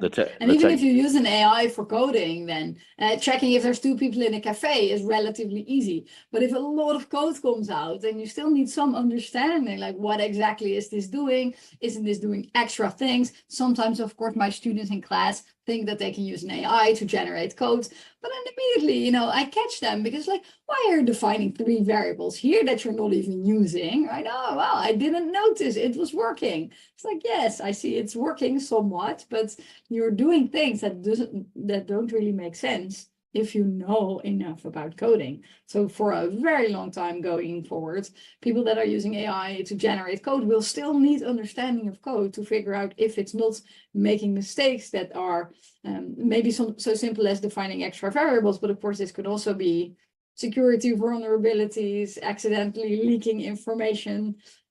So you will still need this knowledge, even if you're using an AI for coding, to evaluate the code. I'll use this simple analogy. You have a fancy coffee machine at home where you put in a pod and you push a button and it makes you a cup of coffee. Okay, great. That's easy. But if that machine breaks and you have to make coffee, you're like, okay, how do I make coffee without a machine? Yeah. A lot of people like, I don't know how to do that. And it's like, well, I do because I've done it. And as long as you have coffee grounds and a way to filtrate it and Mhm. an H2O, you're good. Will it be as fancy as that pod? No, but it's still going to be coffee. And it's a simple analogy, but it's Yeah. important for you to understand if you have AI do something, you should be able to do it without AI. And that's what's really Yeah. important for people. I don't want people to forget how to do things, because if things happen, internet goes down or things like that, it floors people, and they're like, "What do I do?" Well, we're both of the age that we remember a time in life where we didn't have a smartphone to look something up, or Yes. Or the maps internet in or general. yeah, we how do you know how to do this? Like, we learned how to do it before technology made it simpler to do, but I still want to know how to do it in case the internet's out or anything else that happens. Ultimately, that's important. And it goes back to the coding. Yeah, you want to understand it. Yeah, oh, it does this, but why does it do that? Get to really understand the commands and the instructions you give, because then it's a life lesson as well, because things we say or things we write have an impact. It's going to have an output, and people or a system is going to respond to what you put in, whether it's relationships or code. It's so critically important. So again, yeah, I'm hammering this, and I know I'm preaching Mhm. to the choir here, but coding is so critically important for people to learn, because it's going to teach you life skills, not just coding skills. It's going to teach you life skills as well.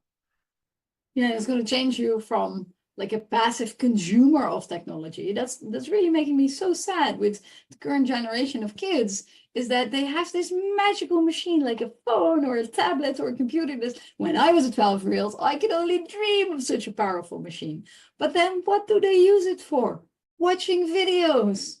Like, but you could be making videos, right? You could be making your own apps. Oh, there's not an app I like that does this. Hey, but wait a minute, you could do this. And then it's really sad that then this isn't a technology problem, or maybe a capitalism problem, or a Silicon Valley problem, that all the apps, or such big chunks of the apps that kids use, and adults too, are consuming apps. Whereas in the early days of the internet, that probably you also witnessed, and some other people as well, there was like this balance between creation and consuming. All those people had like little websites, GeoCity, or running their own website where they were creating, programming, writing about whatever weird hobbies they were having. There was a balance between consuming and creating. And now it's just almost all of it is consuming. And this is sad, I think, because I'm a creator. I like drawing, I like making clothes, and I just want kids also to be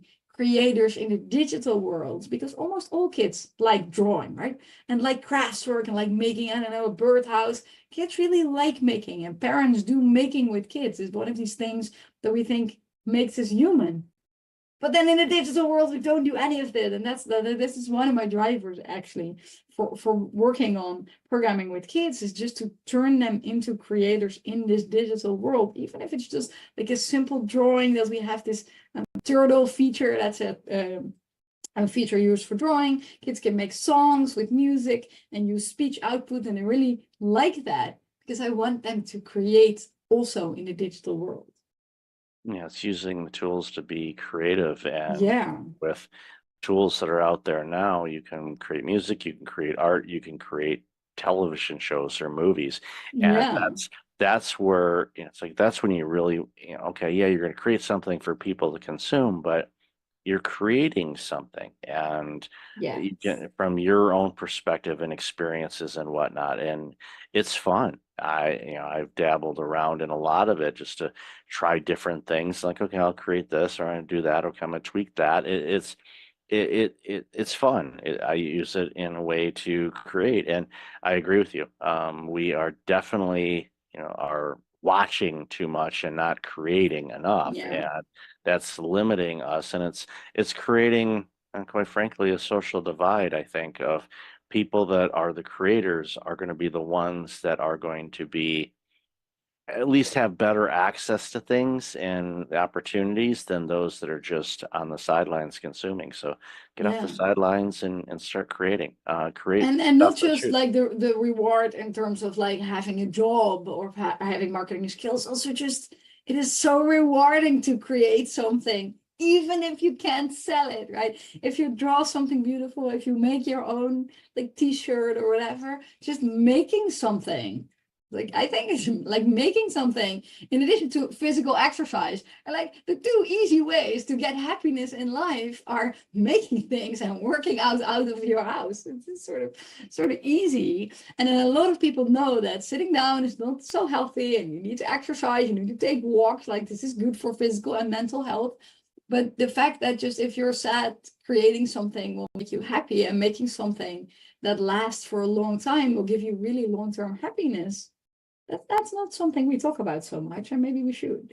Yeah, we should do it a lot more. And I'm using a standing desk right now because I don't Oh, like that's sitting. very good. I don't like sitting down. As much as I used to. Well, my original career was accounting, and we sat down all the time. So Yeah. that's like, no, stand up. Teacher, you're an educator. You're standing a lot. So Yes, I am. Yes. you picked the right career for that. So, Feline, I love this conversation. Where can people find out more about you, your organization, and all this amazing work you're doing? Yeah, if people want to check out Hedy, the easiest URL is www.hedy.org. If you're thinking of joining Hedy, either as a translator, a teacher, or a programmer, the easiest URL is hedy.org/join, where we have introductory material for those three groups, target audiences. And if people want to know more about me, my website is feline.com, FELIENNE.com, where you can follow my blog and stuff that I'm doing as well, my research. I'll definitely have that in the show notes. So, Felina, thank you so much for your time today. Really appreciate you, and congratulations on this very important work you're doing. Awesome. Thanks for having me.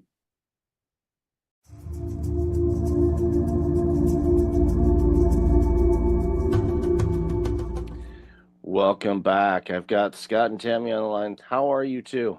Oh, doing great. Nice to be here, Michael. Yeah, pretty fantastic. Thank you. Awesome. Great to have you. Really looking forward to this conversation. So why don't you share a little bit about yourselves and the organization, and then we'll jump into this really important conversation. Scott, do you want to go first? You go first. All right. I'm Tammy Rogers. Age before beauty. Oh, thanks so much. I am the co-founder and co-CEO of a company called Become More Group. And what we really do is we help individuals, teams, and organizations start here and say, where do you want to go? How do you want to get there? And we work with them to kind of step in, become more in any way that really makes sense to them. It's important. Yeah, and I'm Scott Bergmeyer. I'm the other and most important CEO of Become More Group. Smart Alec. That's why it's awesome to go second. Yeah, it's always good to kind of lead into it. Actually, reminds me of something I saw a video the other day, and I forget the comedian's name, and I feel bad that I'm forgetting it, but he was talking about the late Norm Macdonald, and they were together on a show, and Norm was this guy's idol and all that stuff. They got to work together and all of that, and they were both going to be on Larry King Live, and before they went out, the other comedian was going to start first, and then Norm was going to finish up. So Norm's like, it'd be good. It's like, we go, and then you just go out there and you tell me how horrible of a person I am, and I'm the worst comedian ever, and I'm not funny, and just go on. So that's what that comedian did. He went on there and talked to Larry King and talked about, how horrible Norm was and all that stuff. So then Norm comes up secondly, and just him and Larry Larry says, well, tell me about this guy. And Norm goes, he's the greatest comedian, one of the greatest comedians and greatest people I've ever worked with. Because Norm told him he was going to be mean back to him, but he completely did the 180 on him, and he did that intentionally. So he's like, okay, I just railed Norm Macdonald, and he just said I'm the greatest ever. And it's like, oh, yeah. So it pays to go second for sure. Your company, Become More, and appropriately named, because one of the things that I want for people is I want them to be the best version of them, whether it's an individual or a company. There's always room for growth and improvement because life always throws us opportunities to become more and be better. And I from a society standpoint, we deserve better companies and better individuals We do. because and we see too often, companies just they don't do that. They kind of limp along or they coast or whatever or whatever type of descriptor you want to use. And it saddens me because we lose out on great stuff because companies are doing that, and there's a myriad of reasons why. So, love to hear your approach on that and how how you reach out to clients and how they find you. And I'm sure it's a combination thereof.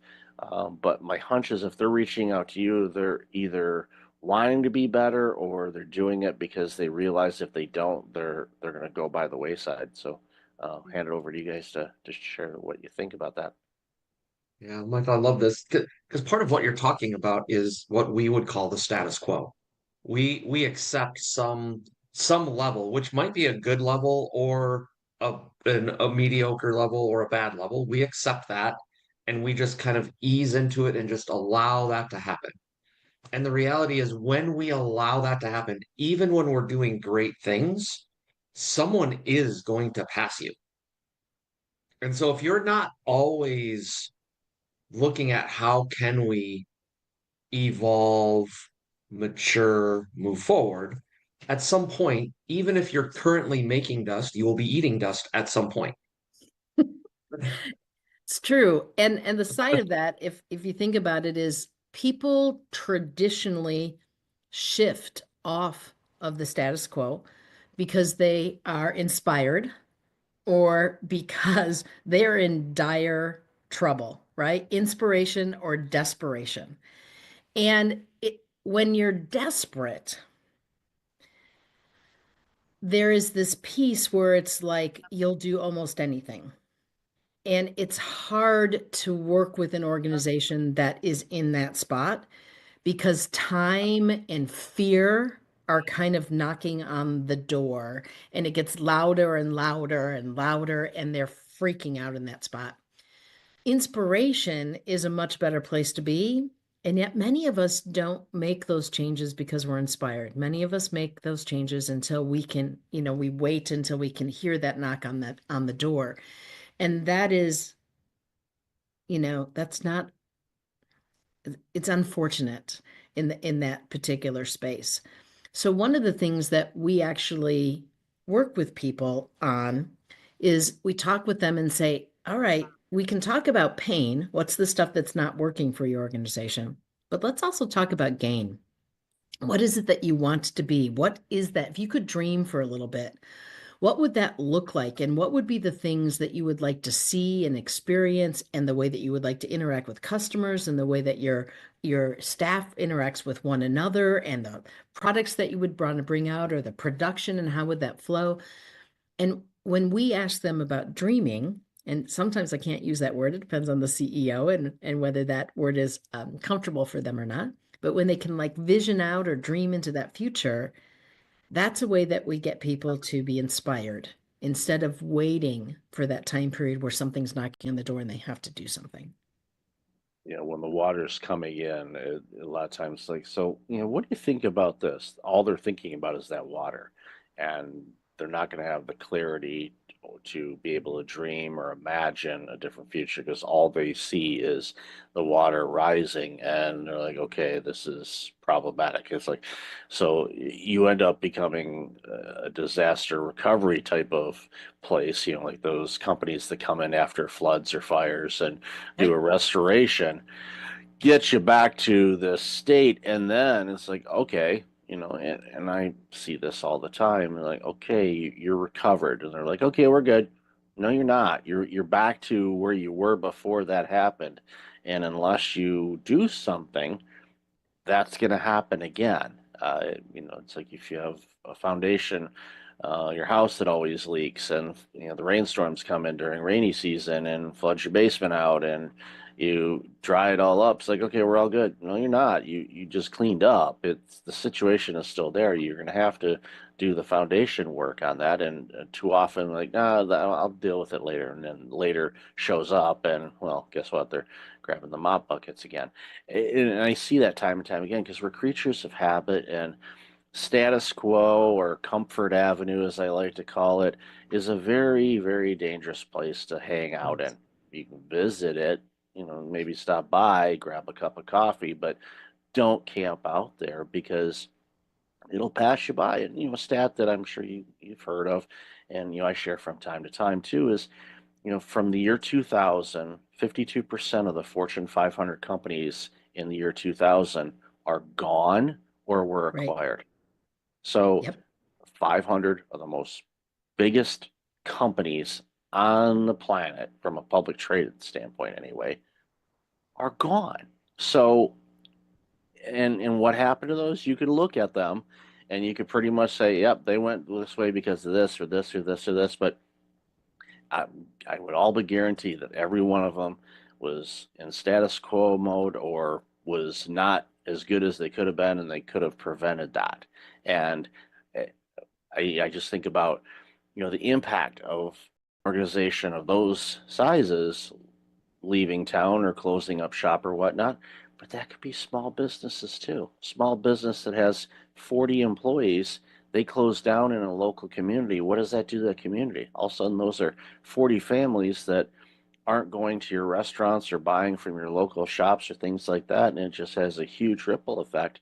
And again, a lot of it could be prevented if, they work with individuals like yourselves that can say, okay, what can we do to get better, grow, be a better version of ourselves? Because what works today, in all likelihood, is not going to work tomorrow as well as it could. So, and it's one of those things where, again, you see it all the time. I do too. It's like these companies are like, no, we're good. No, you're not.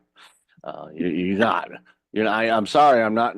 One of my favorite quotes is from the late Chuck Daly, former coach of the Detroit Pistons, Team USA, that won the gold medal way back when.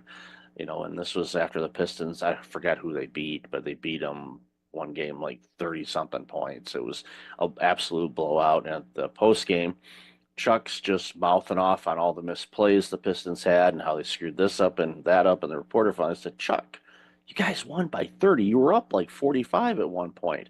Why are you so pessimistic? And he said, a pessimist is an optimist with experience. And he knew that the players that were screwing up and missing plays, that could come back and bite them down the road. He didn't want to see it. And you guys see it all the time, in companies. It's like you're doing some things that's going to bite you down the road. We have something we incorporate in our organization, but it's something we bring to every other organization that we talk to as well. And it's called the growth questions. Yeah. So it's really looking at it and say, what worked? What didn't work? What are we going to go do differently?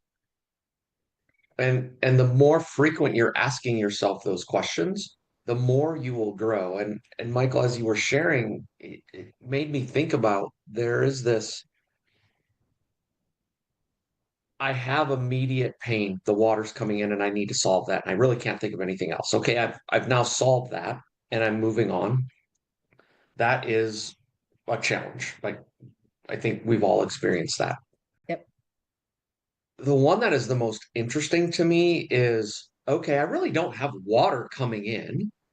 And yeah, we're not perfect. We want to be better. However, man, it's a lot of work.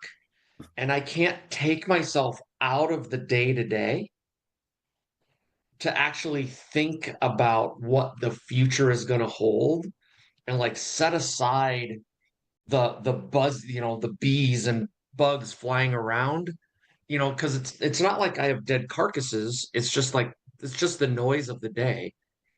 And watching leaders not take the time to slow down, think, start to look at the future, what could be. And it's this piece of, they get in this status quo or a rut. And My dad said one to me one time, the only difference between a rut and a grave is dimensions.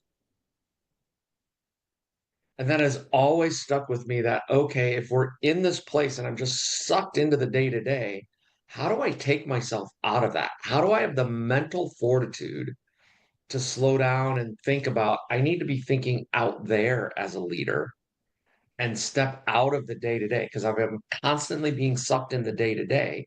How do we become more? How do we grow our team? How do we satisfy our customers or achieve our mission or whatever it is that we're trying to accomplish? And a mistake that we sometimes make when we dream is that we try to find the one big right answer. I'm going to go out there and I'm going to try to hit this big home run. And actually, breaking the status quo is more incremental than it is making one big bet. And so it is this thing that says you don't have to say, I'm going to go and put all my apples in one basket. I am going to say in this spot, hey, I'm looking, I want to be more. I think we can grow. I think there's an opportunity. Let's go do these little tests. Let's try some stuff.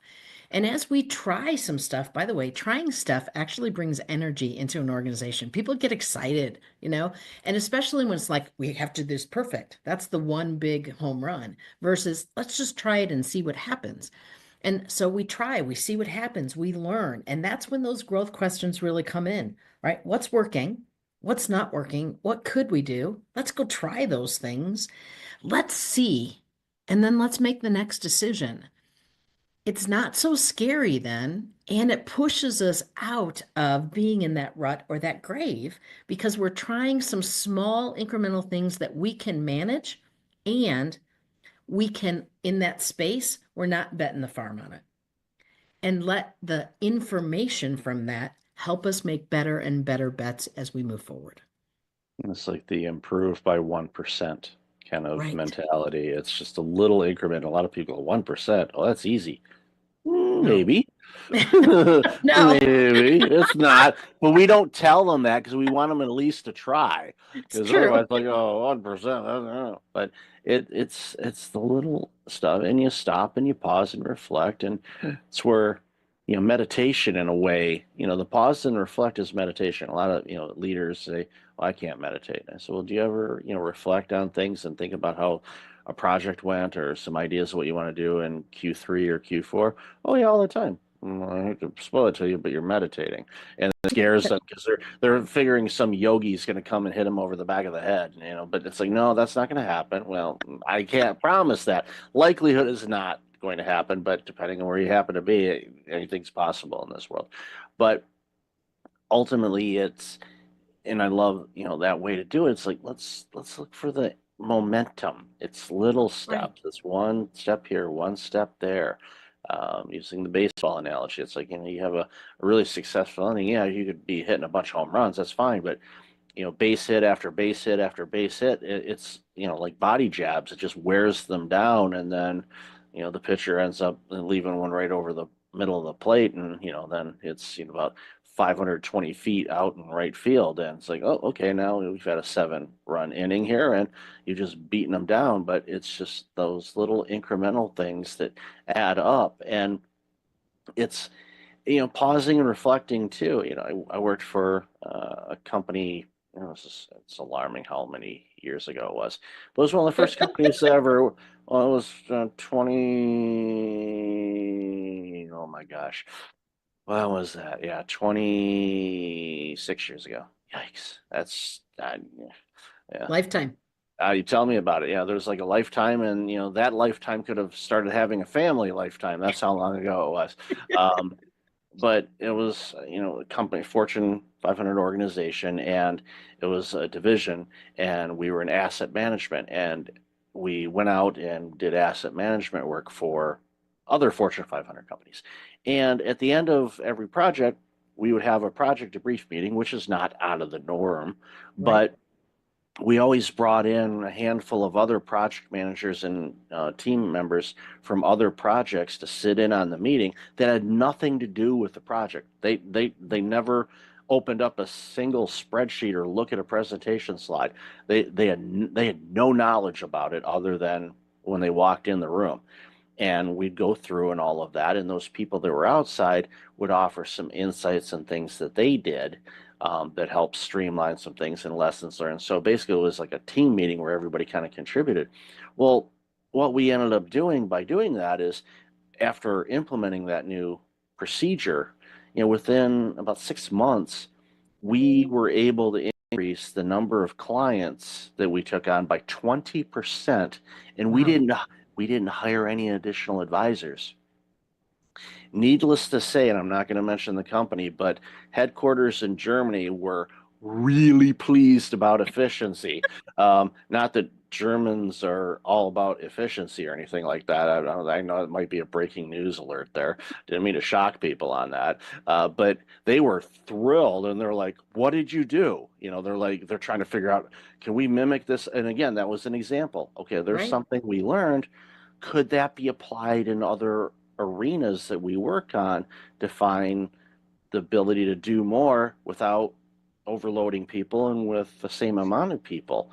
And it was one of those things where I was obviously much younger then, didn't pay much attention to it, but upon reflecting, looking back, thinking about ideas, it's like, that was great. So anywhere that I was a leader, didn't matter what role I was in, I did that. I would bring in some Right. outsiders and say, okay, well, what's your thoughts on this? What do you see? And it just improved things. And it was a simple thing to implement. A lot of people thought I was crazy at first. Like, well, they weren't on the project. Why are they here? Like, you'll see. Just work with me on this. And then they realized, and then all of a sudden they wanted to be part of other meetings, probably because they didn't want to work and they just want to sit in the meeting. But Oh yeah, because people love meetings, Michael. yeah. My brother, and this was years ago too, worked for an auto sector company, and you'll get this. They actually had a meeting to determine why they had so many meetings, Of course. and Makes the, and complete the, sense. they didn't come up with a solution. So Because it was an ineffective meeting. There you go. yeah. Is there an agenda? Could this be an email? Do I need to be there? Yeah. Yeah. I Yeah. do like that methodology that you're talking about, outside eyes. I mean, it's great, especially if you have enough internal staff to be able to have an outside perspective. That's phenomenal. If you don't, that's what you kind of need consultants about, right? Because an outside perspective says, I don't have any skin in the game. Here's just something to think about and consider. It's not like you did this wrong and you did this wrong. It's not like an audit.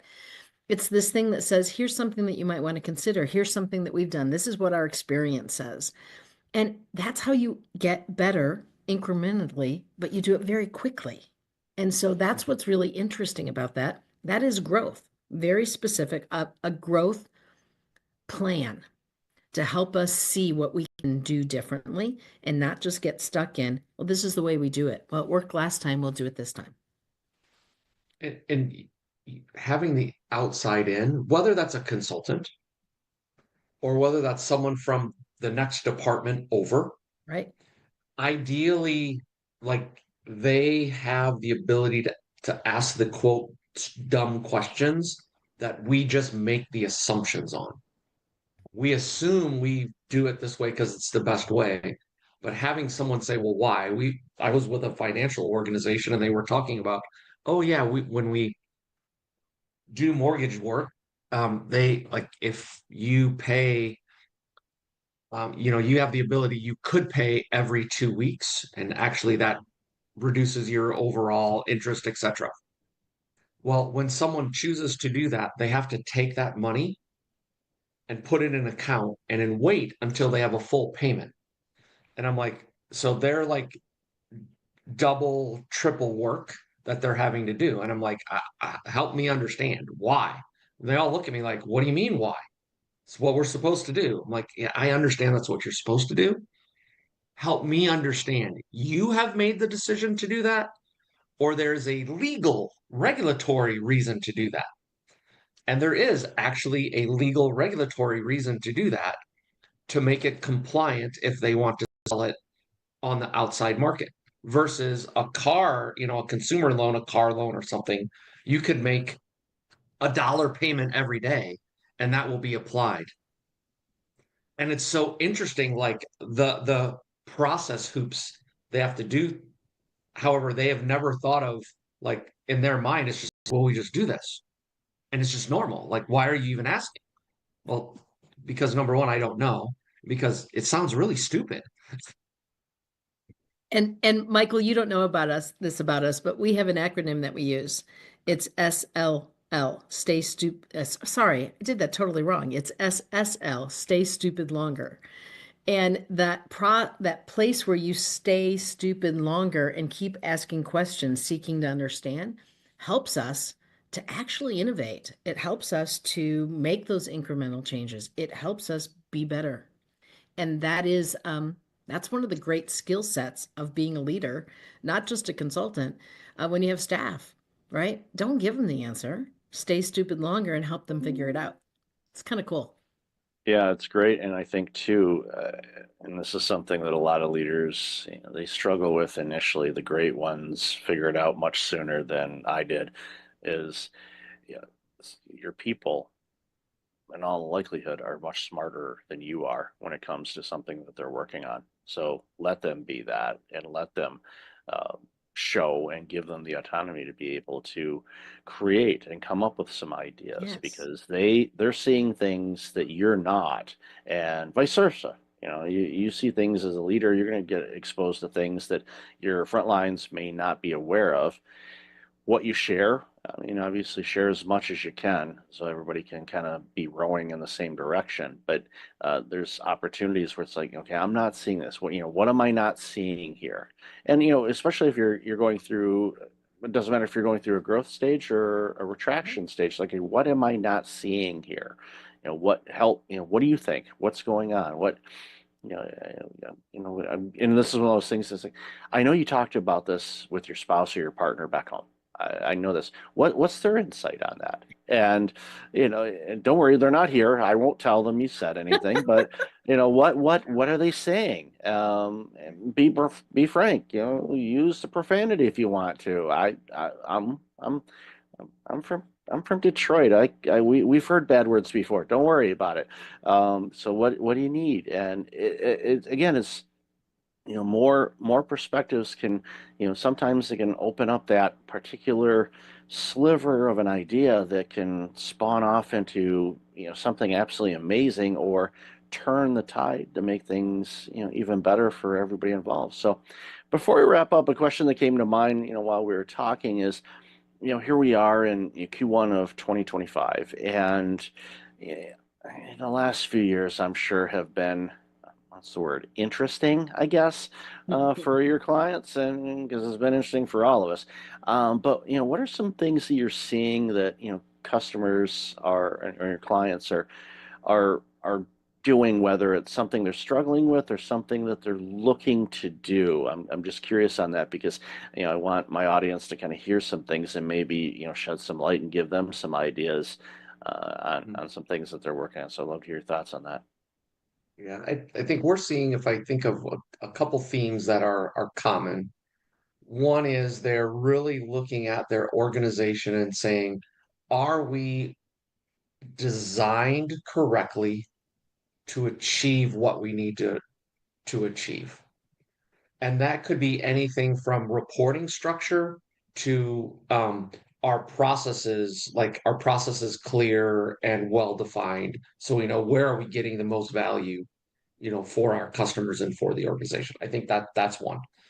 I'm still seeing many leaders say, how do I grow the next set of leaders, the next set of folks that we need to lead? And I think then the third thing is, how am I building a relationship with my team so that they understand me, I understand them, like because it allows me to grow and coach and get those better outcomes. So to me, those are the three kind of buckets of things that I'm seeing organization kind of double down on right now. I think there's also this piece in the relationship side of this, where it is really understanding that if we don't build a culture where people have the ability to contribute. We are not getting the best and the brightest to work for us. Once we have someone working for us, they're not giving what they are capable of giving. And when they actually, quietly quit is the kind of the term that people have been talking about for years. We're paying them, but they don't even feel satisfied, right? And in that spot, if they're not satisfied and bringing their best and like being excited about how they can contribute, then that organization doesn't grow. So this thing about relationship and culture and getting out of the way of our folks so that they can be brilliant instead of me taking all of that on and being egotistical as that leader, that piece, we're having a lot of those conversations as well. And that really does fit with that leadership piece, and it does fit with that growing piece. I think we kind of felt like we had to stick with the status quo with the last few years and the things that have happened. And what we're finding is that that's not satisfying and it's not healthy. And so those are the areas that we're seeing people really talk about to get themselves out of it.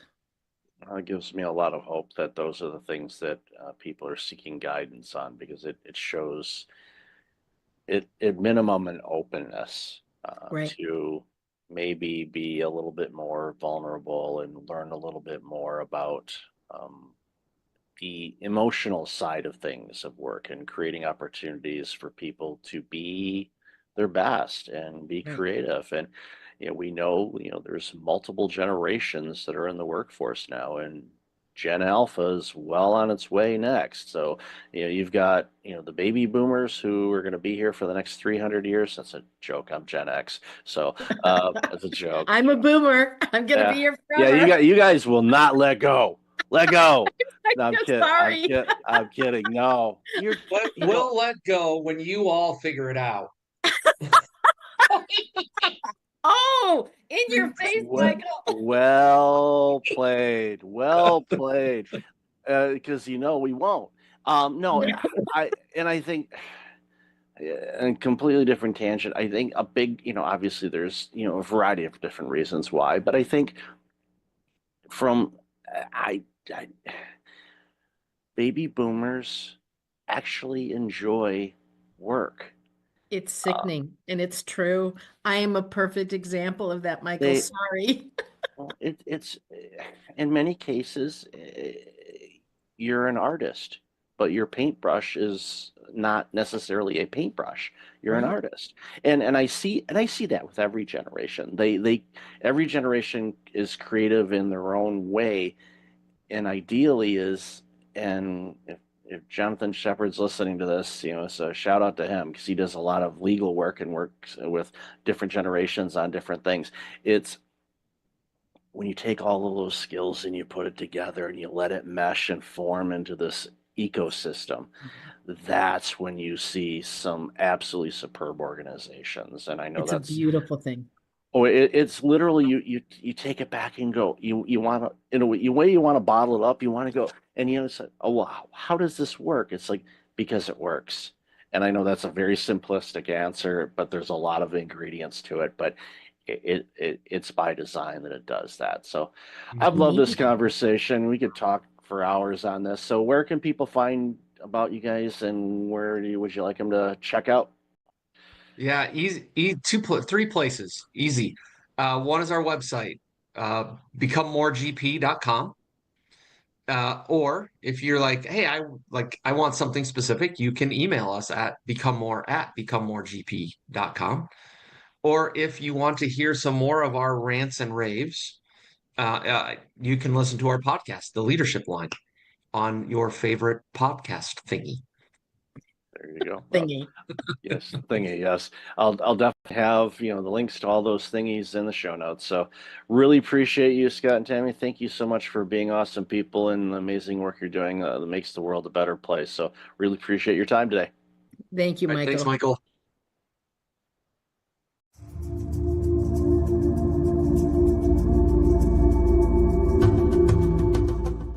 Welcome back. I've got Jonathan Shepard on the line. John, how are you? How are you? How's it going, Michael? I am awesome. Really looking forward to this conversation because, as we talked about a bit in the pre-show and our conversation we had earlier, this is some important work that you're doing, and it's bringing awareness to an issue that I think every organization is facing. So, why don't you share a little bit about you, and then we'll jump into this important conversation. Sure. I live in the recruiting space. I'm the president and CEO of J. Shepherd Associates, a full service attorney search firm in New York City.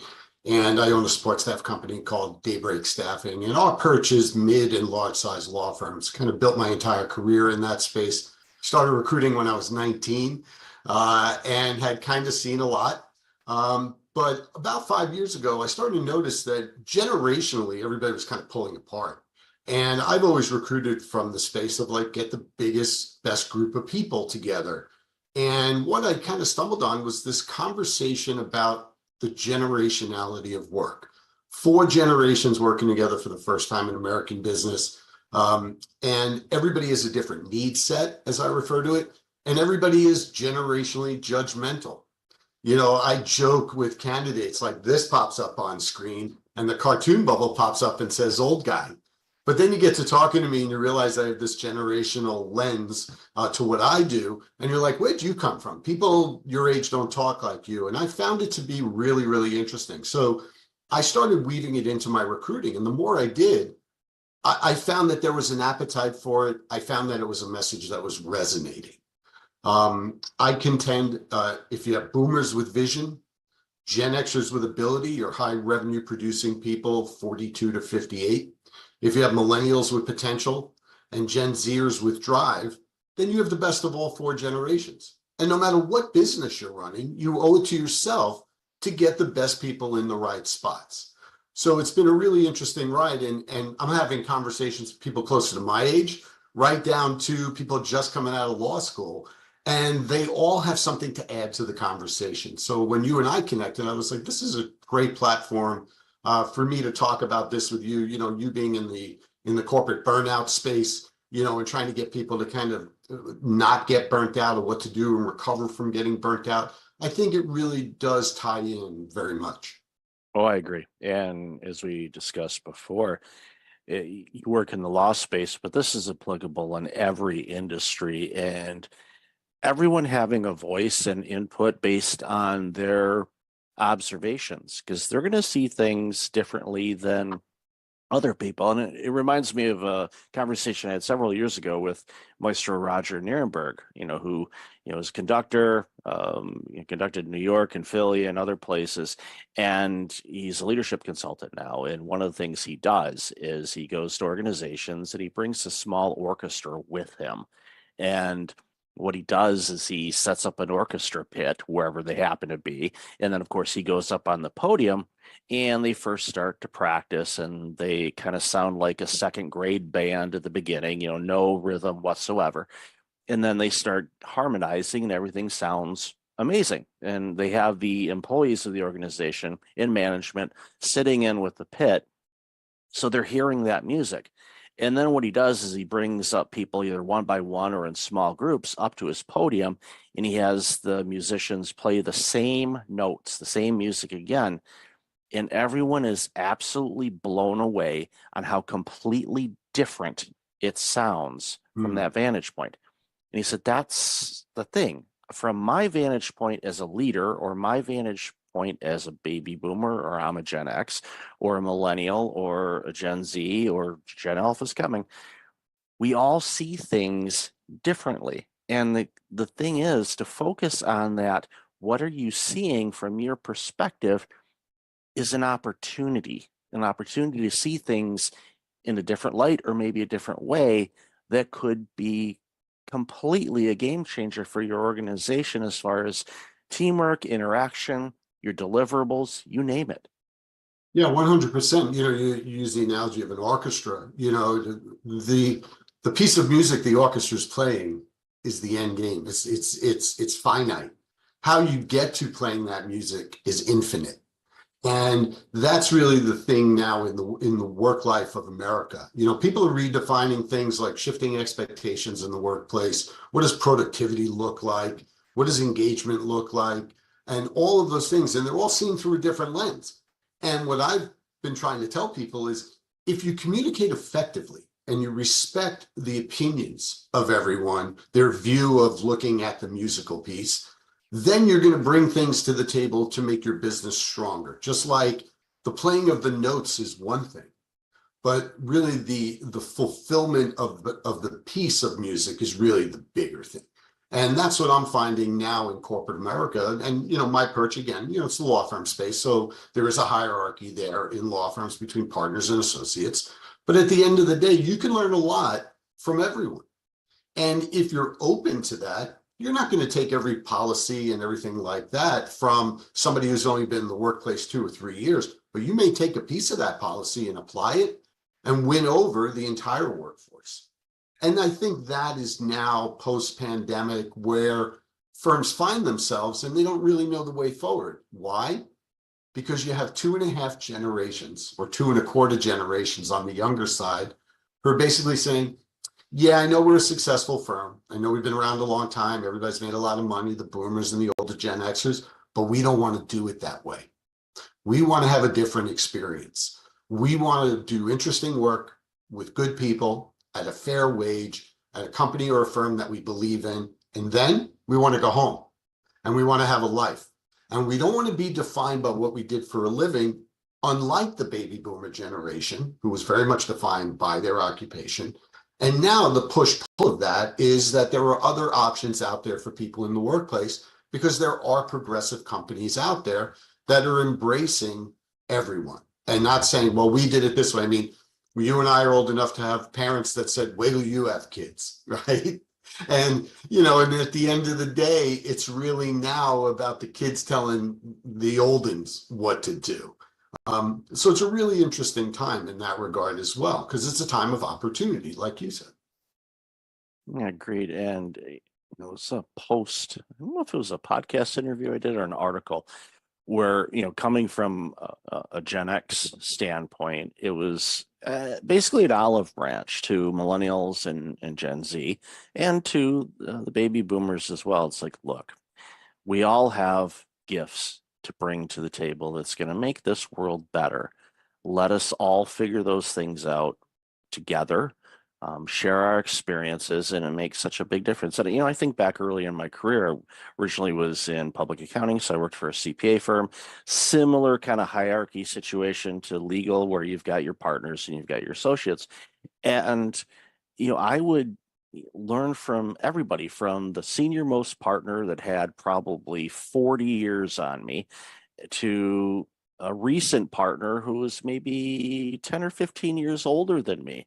So that was, I'd pick their brains on different things and get their perspectives, learn about their personalities, what made them motivated, why they looked at things a certain way, and just, borrowed some, work styles from everybody and tried it out. And I think the more open-minded all of us can be when it comes to learning how to do things and shifting away from this, I'm going to put in the 80-hour weeks every week, and then, this is who I am. Hi, I am Mike Levitt, and I am this. Well, I don't identify myself as necessarily a burnout consultant or a coach or a podcaster. And it really depends on my conversation. This is some of the things that I do, but that's not me. Other generations, as you said, they, identified themselves with who they were in a workplace, which I think is, one of the, I don't want to call it sad, but it is kind of sad in a way, is when the baby boomers have started to retire, it's an identity crisis for some. And I've had conversations with them. They're like, I don't know who I am. I'm like, you're Bob. That's who you are. And it's very limiting, right? Why would you want to be one-dimensional, right? Why would you, you're a father, you're an uncle, you're a brother, you're a, softball player on the weekends, you're, any of those things. But what I find is that people are so in their comfort zone and so unaware and maybe even a little afraid to just try to come out of that zone a little bit to extend themselves. The firms that I do business with in the mid and large size space, the ones that are trying to find the way forward are the firms that lateral partners and associates want to go to. They may be stumbling with a policy or an initiative, but they're out there trying. And it's the firms that are out there trying because they're going to listen to people a little bit more of all generations. And it's not really a commercial for, oh, you have to get with the times and, you know, the younger generations are coming up and everything like that. It's not about that. It's about you're running a business. And if you needed a better computer system, for example, you can go out and buy it.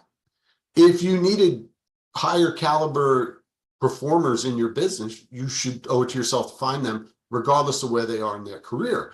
I did a roundtable of managing partners last summer, a breakfast question Q&A, and one of the managing partners stood up and he said, John, let's cut through all the BS about recruiting and people and all this. What are the top 2 things you look for when you look for people for law firms? And I said, that's easy. Number 1, subject matter expertise. They got to know what they're doing, no matter where they are in their career. And that's true in the law firm space and outside the law firm space. Number 2, good human being. Because if they're good human beings with subject matter expertise, you're a smart guy, you're running a law firm, you should be able to use those people most effectively. And he said to me, you know, those are kind of words to live by, but hard to put into practice. And I thought that was interesting. Yeah, and I can see where you're from, and I think about, you know, my experiences in hiring when I worked in healthcare and hiring, you know, people that may, excluding clinicians, again, they have to be a subject matter expert. They have to have their licenses. They're going to be working with needles and medicine and things like that. You want them licensed, please.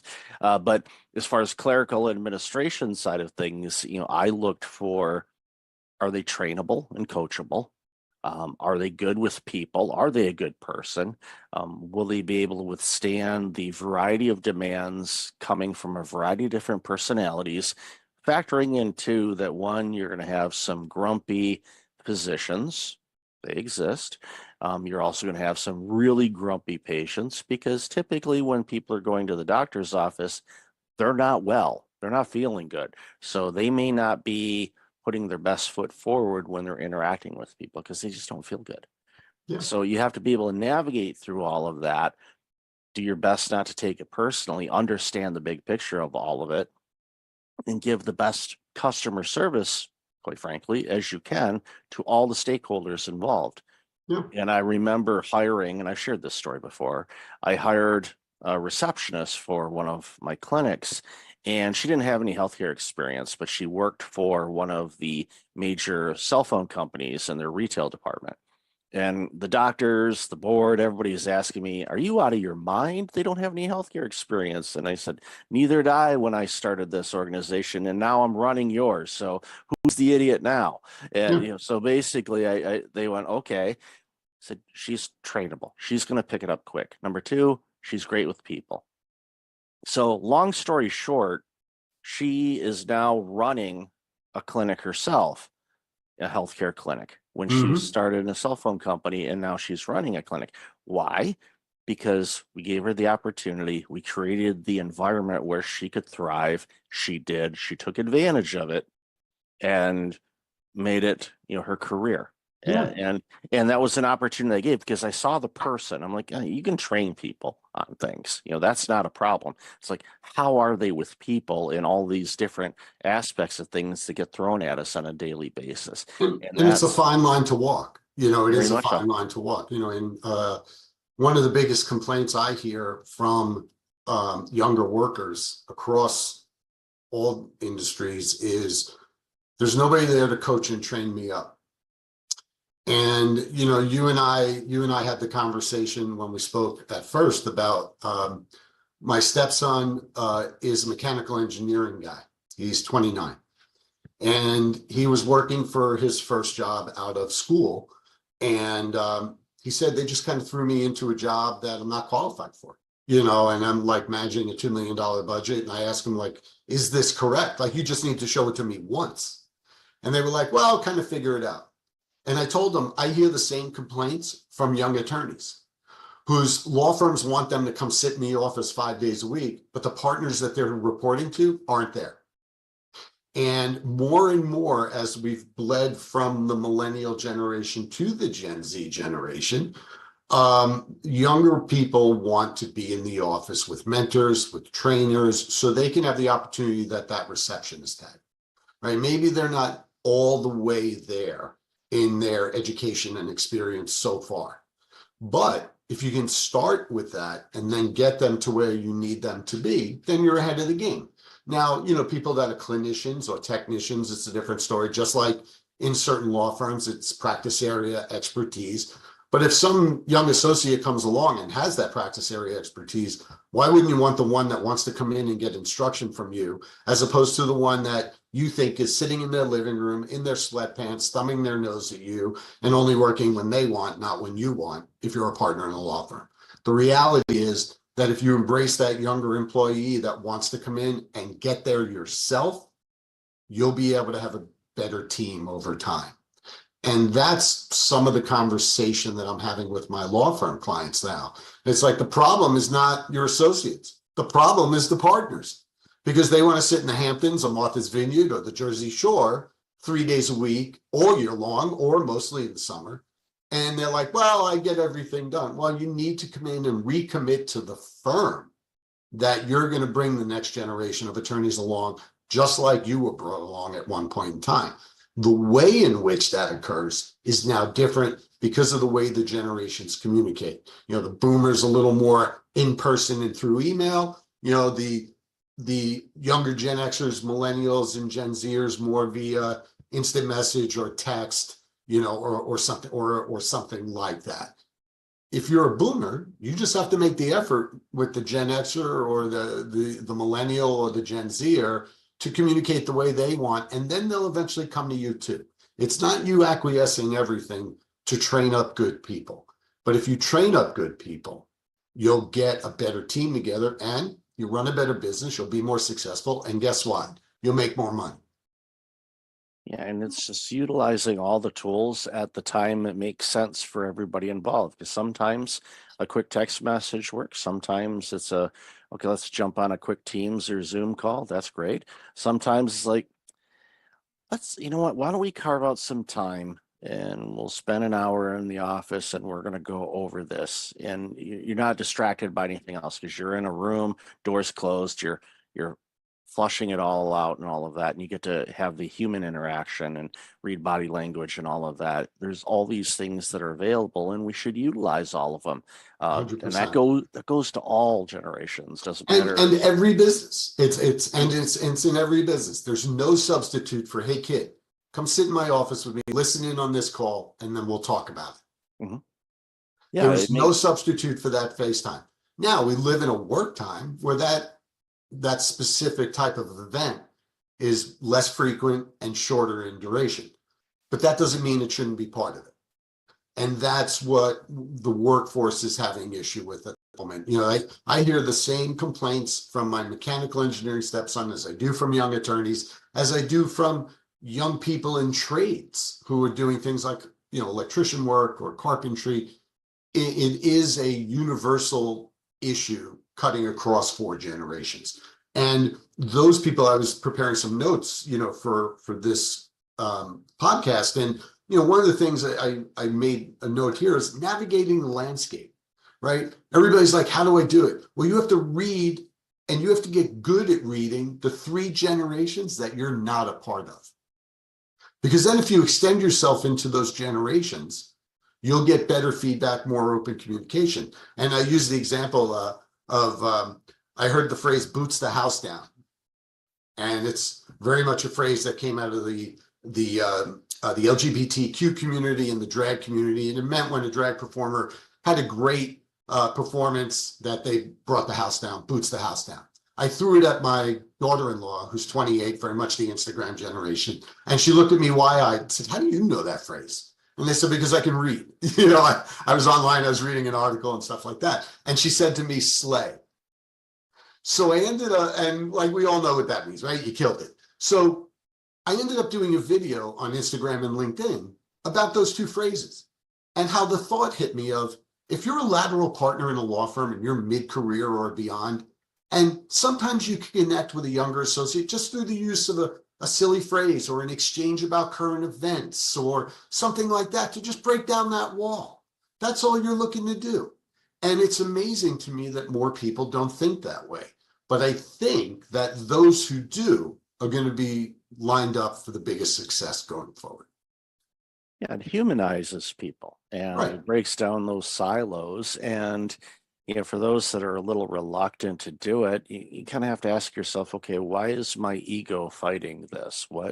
What's bringing this about? Because if I want to make a comment about Taylor Swift's new album, okay, you read up a little bit. It's not like the information isn't available, but again, it's in the context of the work you're doing. It adds that human element to it, and they go, oh, wait a minute, old man Bob isn't as non-hip as we thought. He's like, wow, he's slaying it today, and it just on a call or something like that, and you're just like, oh, okay.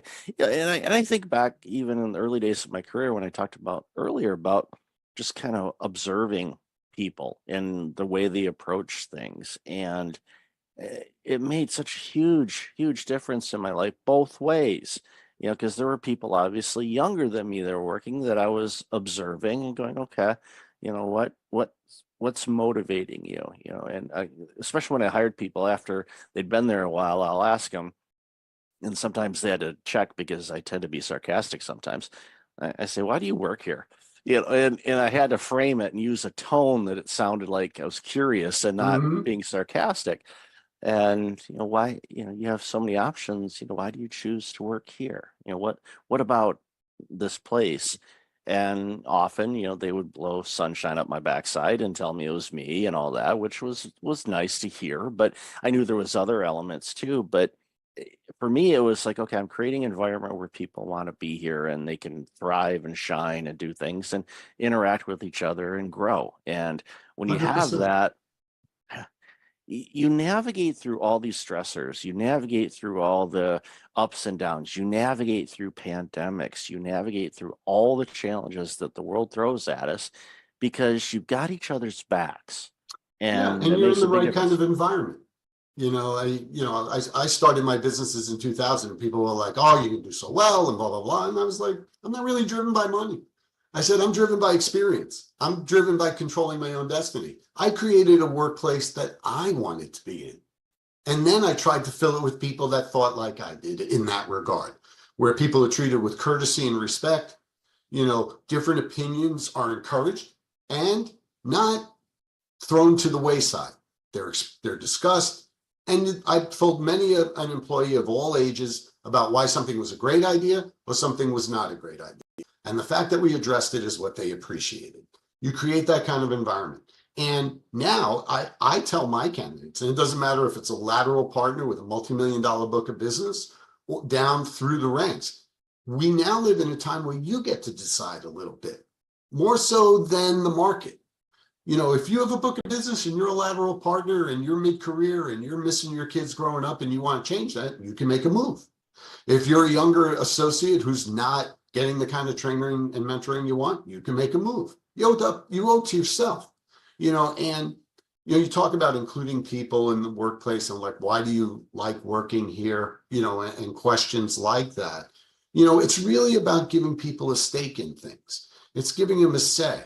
I was sharing a success story of a law firm that I work with who created a spot on the management committee to give associates and what they call income partners a voice on the management committee. And it's not really done all that much. And the people appreciated it. And it's made the people at the firm grow closer. It's about the culture. I saw an interview with something called the Real Race Project, and part of the exercise was, define yourself in 6 words. You should always be able to define yourself in 6 words instead of 6 degrees of separation. And, mine is interested in people different than me. And you can't be ashamed of admitting who you are, to people whether they're the same as you or different than you. And I'm like, I lived in New York City my entire adult life. And when I would get in the back of a cab, I would ask the cab driver how to pronounce their first name. because it showed that I was interested in them. And they were generally somebody who was a different ethnic group than me. And all of a sudden, the pasty middle-aged white guy that got into the back of their cab made them feel good. And that's the type of stuff that in the workplace doesn't cost you any money if you're running a business. All it requires you to do is change your mind. And if you are bringing in people at all levels, if you're a senior partner that I'm working with and you're only interested in a money jump, it's probably not going to be a successful engagement. If you're a senior partner I'm working with that wants the right firm, doing the right work and making money, then I definitely can help you.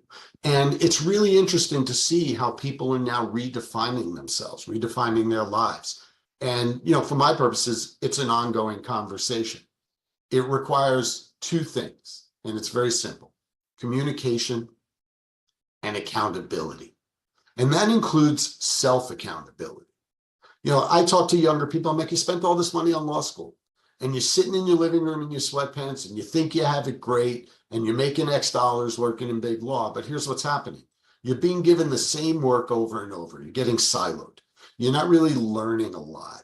The person that's in the office that is at the elevator that the partner grabs is the person that's now ahead of you to go to clients. When those clients start talking with that individual, you become less and less valuable.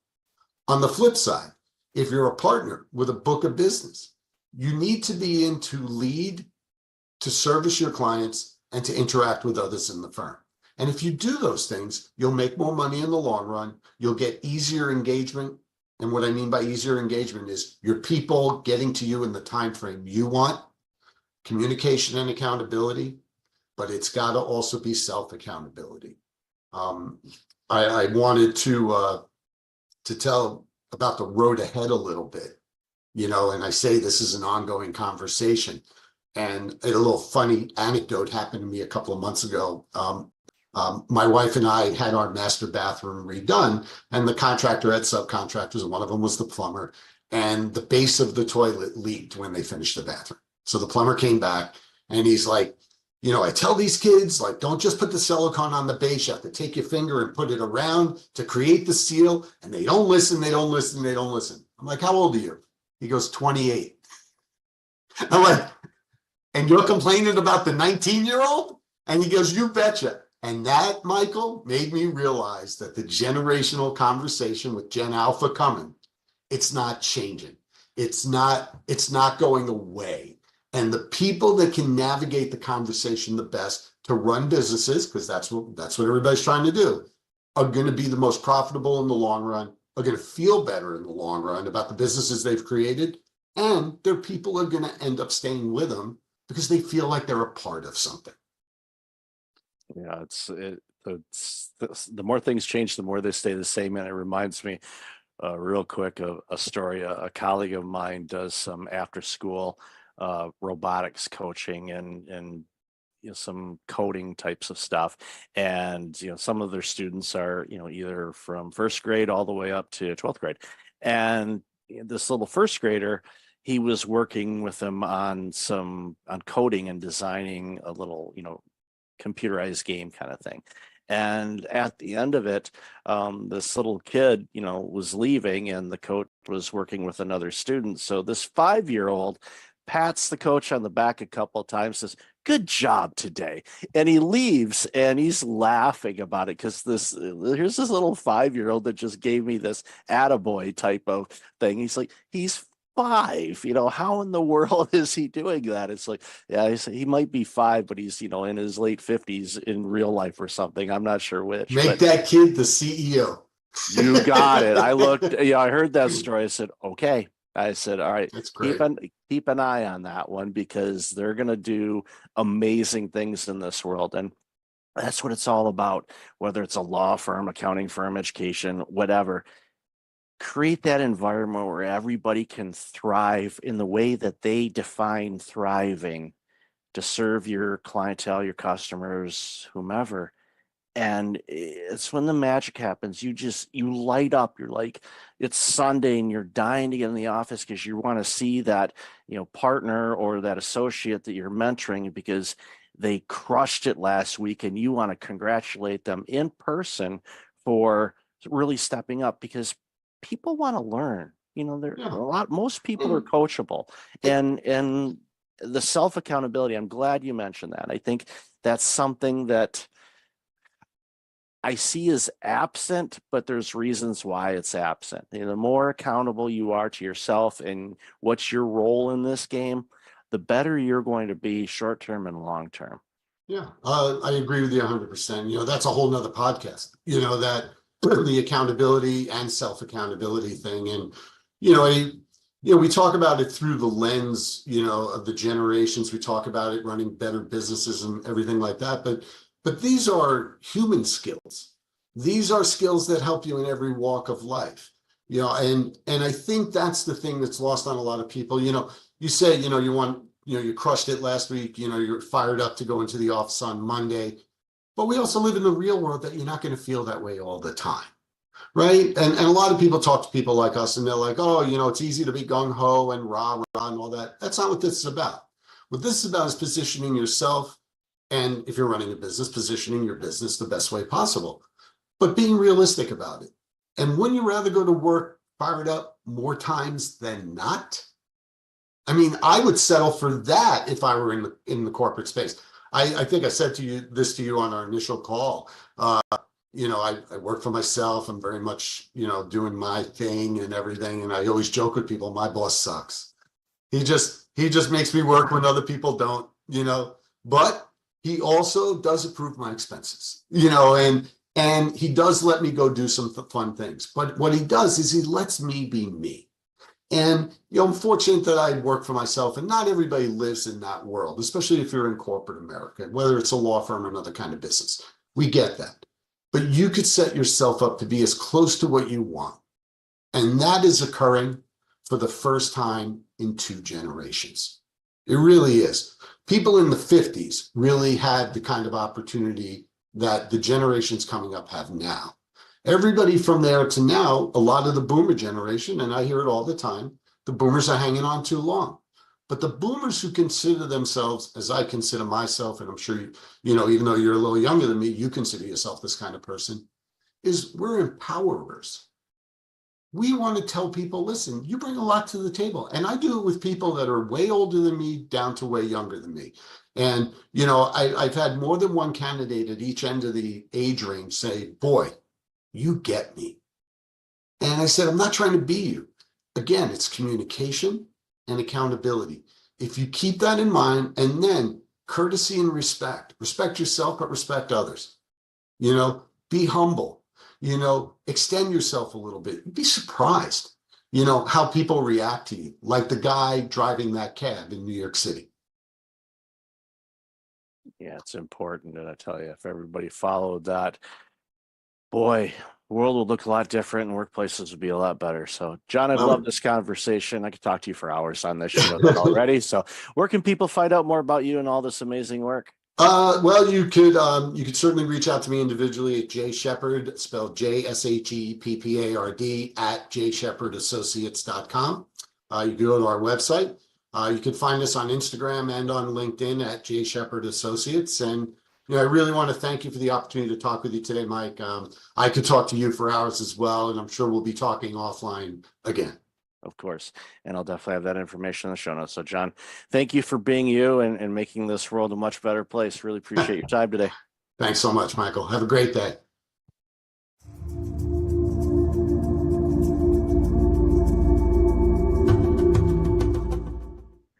Welcome back. I've got Jim Fielding online. Jim, how are you today? I'm great. Thank you so much for having me. Looking forward to this conversation. You've done some absolutely amazing work so far, and you continue to do so. It's not like, okay, I'm done. Yeah. Why don't you share a little bit about you, and then we'll jump into the conversation. Yeah, I mean, I appreciate you saying that. I mean, I'm committed to lifelong learning and staying constantly curious. And so I don't ever want to be done. And after a great run in retail and media and entertainment with some of the world's largest brands like The Gap and Disney and DreamWorks and 20th Century Fox, I've completely pivoted particularly in the last 2 years. I wrote a book that came out in August of 2023, All Pride, No Ego, and that really gave me the platform to pursue this new life I'm in now. And so officially, as of really January 1st this year, but really last fall, I'm full-time writer, speaker, and now executive coach. I went back to school at Emory, the Goizueta Business School, and took two coaching fundamentals and advanced coaching.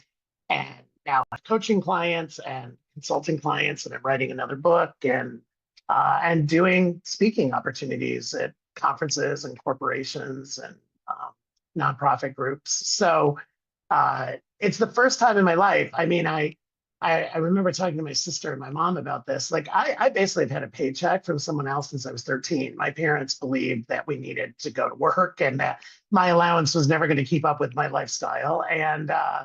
And literally last August 31st was the last time I got a quote paycheck from a corporation and benefits and all that. And so it's really the first time in my life, now that I'm 59, getting ready to turn 60, where I'm completely on my own and I'm really enjoying it and meeting fascinating people and doing interesting things.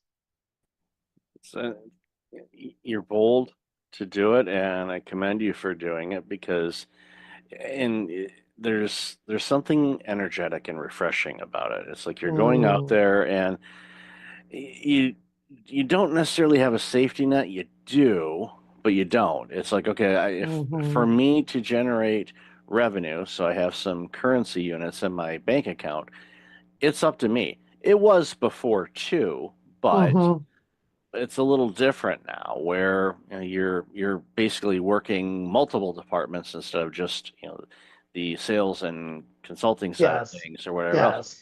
And I'm guessing, and you mentioned about going back to school and and the coaching and whatnot.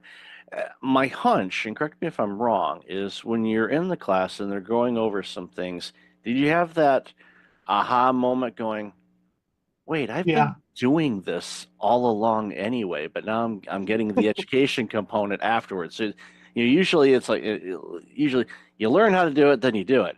Well, in your career, you did it, and now you're I kind of learned on the job. You're learning how to do it. Yeah.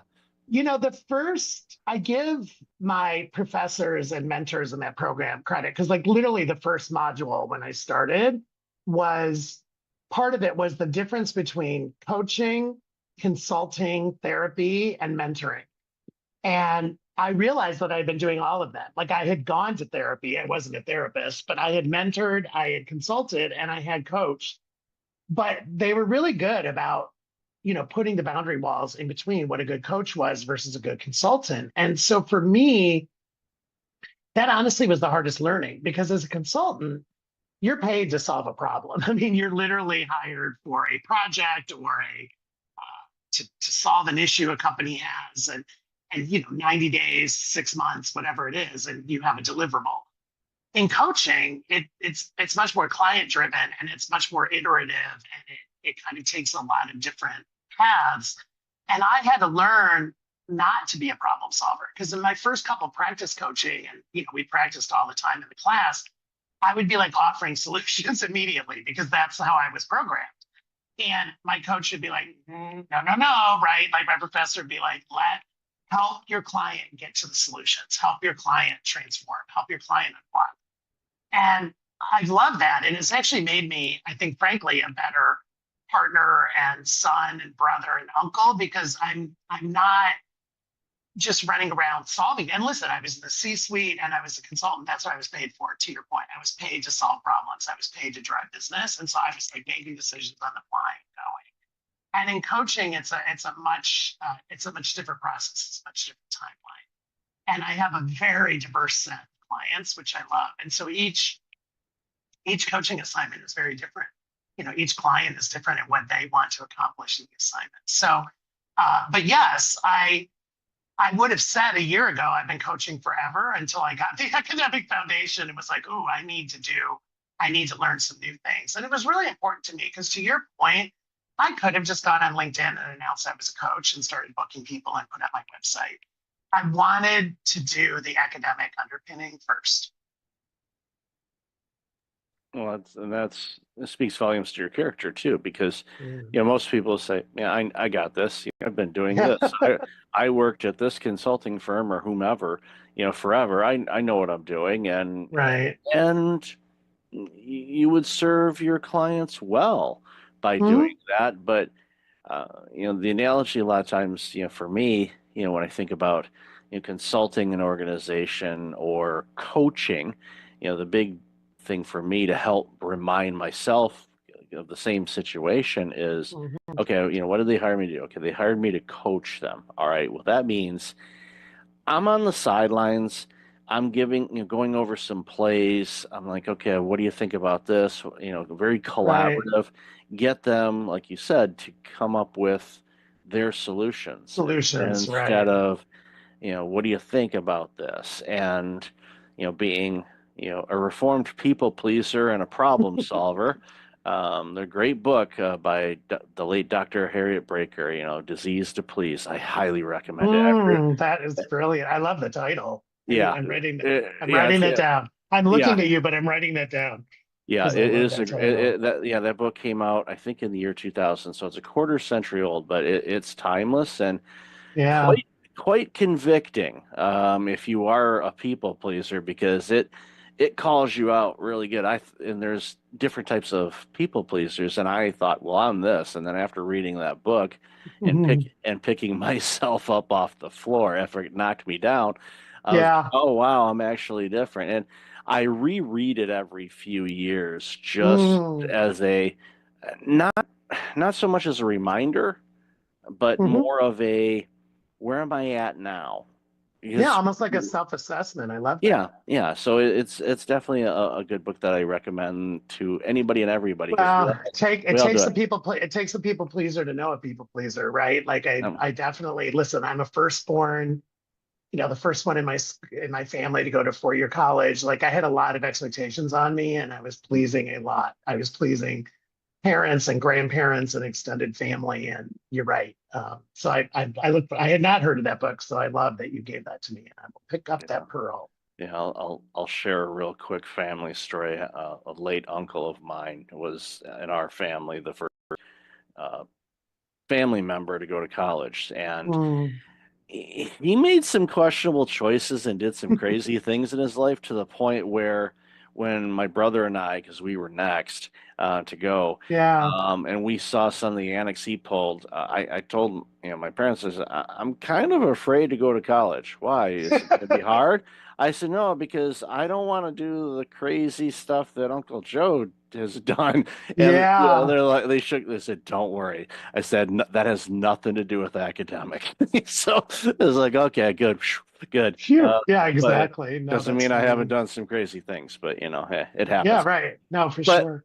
so, jumping back into, the work that you're doing now, and I know we talked about this before too, is, Mhm. the tool bag of knowledge and experience that you have is interchangeable. So Mhm. it's literally like going and I'll use the analogy, if you like to cook, okay, you got the spice rack, so you got all the spices, and you're like, okay, what am I going to make for dinner tonight? You've got, Mhm. some lean meat, you've got some veggies, salad, whatever. You're like, okay, what am I going to make? And Mm. as humans, we get in ruts and we say, okay, we're going to make this again. But no, sometimes we're like, Yes. no, actually, I want to do something different. And we may use a cookbook, or in this case, we may go, I'm going to rely on We're my, gonna improvise. Yeah. yeah, improv, and let's make dinner, knowing that, DoorDash is just an app away. That's younger generations that didn't have, or older generations that didn't grow up with that. We remember. It's like, if dinner was screwed up, then guess what? Well, we either ate it anyway, Cereal. You might be having some cereal, or right? some Or some cereal, cereal. or Yeah. maybe there's that 2-year-old jam package in the bottom drawer.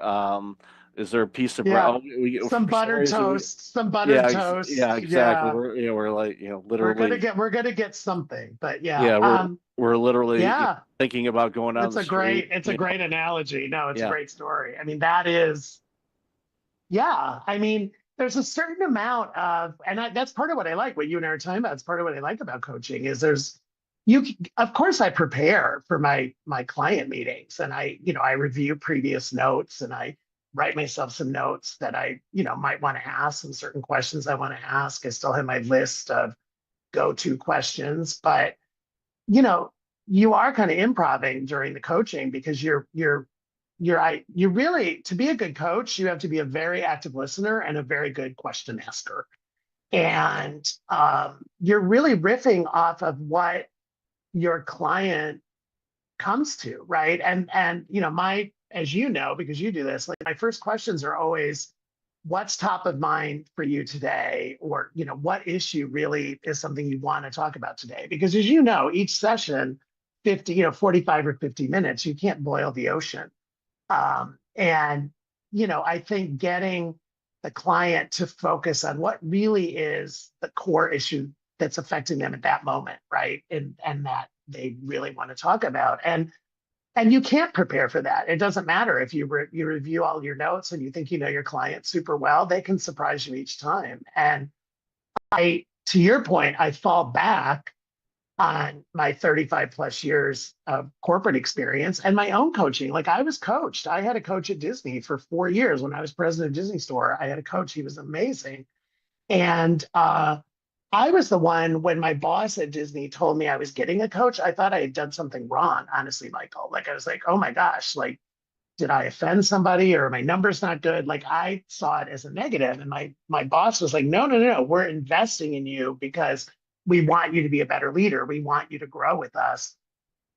Once I flipped that switch and realized it was an investment, like, it was an unbelievable time. And it was a gift that I had that coach in my life for 4 years. And it's somebody that I'm still in touch with, because he helped me transform so much, and absolutely made me a better leader at Disney, a better leader at every future job I had after that. And as I've said before, like, a better person, like, I think just a better human being. Spent many an hour inside Disney stores with my little ones. And so many did. We appreciate you. Yeah, lots of positive. One not so positive. My oldest daughter had, the quintessential meltdown, laying on the floor, screaming, crying, kicking her legs, to the point where I had to literally carry her out of the store over my shoulder because she was upset. Did we not have something she wanted? We already bought her something. Oh, and she wanted something else, and I told her no, and that no is not a great word in Disney store now. No, it's like, upon reflection, it was like, next time. It was funny because her mom was the reason why we were there, and we were there with a friend of ours, because my partner at the time, she was holding, kind of like a house thing for selling something. I forget what it was, but so it's like, all right, well, I'll take Sarah out, and the other two kids were little enough where they weren't, they were still very young, so it wasn't an issue. But it's like, I'll take her. So it's like, all right, let's go to Disney store, and she never acted that way before, ever. And so here I am walking with my buddy, and there's a screaming kid walking through the mall, screaming and yelling. I'm surprised people didn't call the cops, thinking I was trying I'd say turn you into child services. Yeah, it's like, you're trying to kidnap that child. No, I'm just not buying her yet. Okay, well, here's the hint. She has enough aerials, okay? Yes, but here's the hint. It's too late now, but for any of your listeners, because I still love Disney Store so much, the area around the cash register are the souvenirs. We call them souvies, but internally, we literally called them, without being rude, shut up gifts. And they were all like less than $12. And it was, I saw numerous desperate parents and grandparents picking up a, like a small plush animal, or, just something that, like a keychain, something that was under $10 or $12. Because we saw many a tantrum in Disney Store, because you're teaching the kids boundaries, right? And of course, we're overstimulating.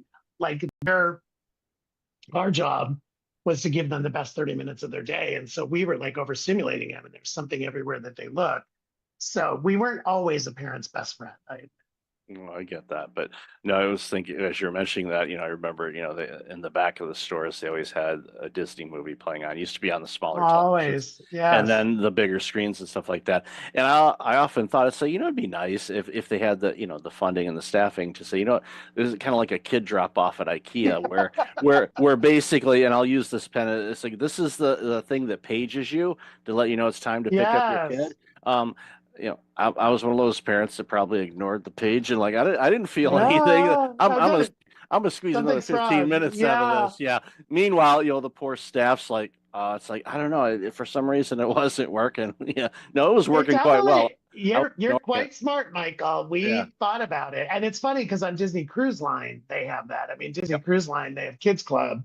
Yep. And you drop your kid off and you get a wristband, or now it's an app. But yeah, we thought about it. And by the way, we had parents do it without it being official either. Like all of a sudden we'd look up and we'd be like, whose children are those? Right. And Yeah. we'd be like trying to match child, and all of a sudden the Mhm. mom would come back carrying like a Banana Republic bag or an Ann Taylor bag. And we'd be like, oh, okay, now we're reuniting them. But we had, Exactly. of course, you can imagine, we had not lost children or missing children protocols, but we definitely had we had standards and operating procedures for Oh, yeah. matching parents to children for sure. Yeah. No, if it's ran by Disney, there's going to be protocols and systems. We didn't miss it on that. We knew how to do that.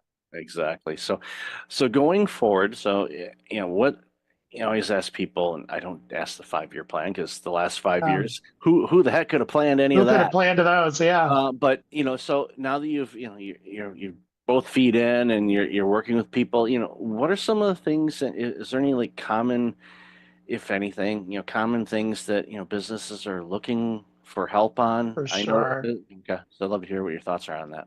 I mean, I'd say my three biggest topics, Michael. One is management and communication and team building in these new hybrid work environments, right? The return to work. Part of my staff is remote, part of my staff is hybrid, part of my staff is in the office. How do I do it? And for many of us in my generation, we grew up as physical leaders where basically our teams were in an office. Even if you managed multiple offices, you could still go to the office. And I'd say that's one area I'm spending a ton of time on. I think the other clients I'm attracting are people who are in a certain stage in their life. So I don't want to say a certain age, but more of a certain stage of what's next? How long am I going to keep doing this? Like, do I want to consult? Do I want to slow down? Do I want to maybe go teach? Like, these moments where, running companies, running a division, running a corporation is not easy and is very tiring. And they're they're not ready to quote retire, but I mean, there's almost like most people don't like that word. Most people don't like retirement. They like changing gears or something like that. And then I'd say the other thing, it really is kind of belonging, inclusion, DEI 2.0. Like what do these programs look like? I mean, there's obviously been in the news lately that there's been a lot of rollbacks.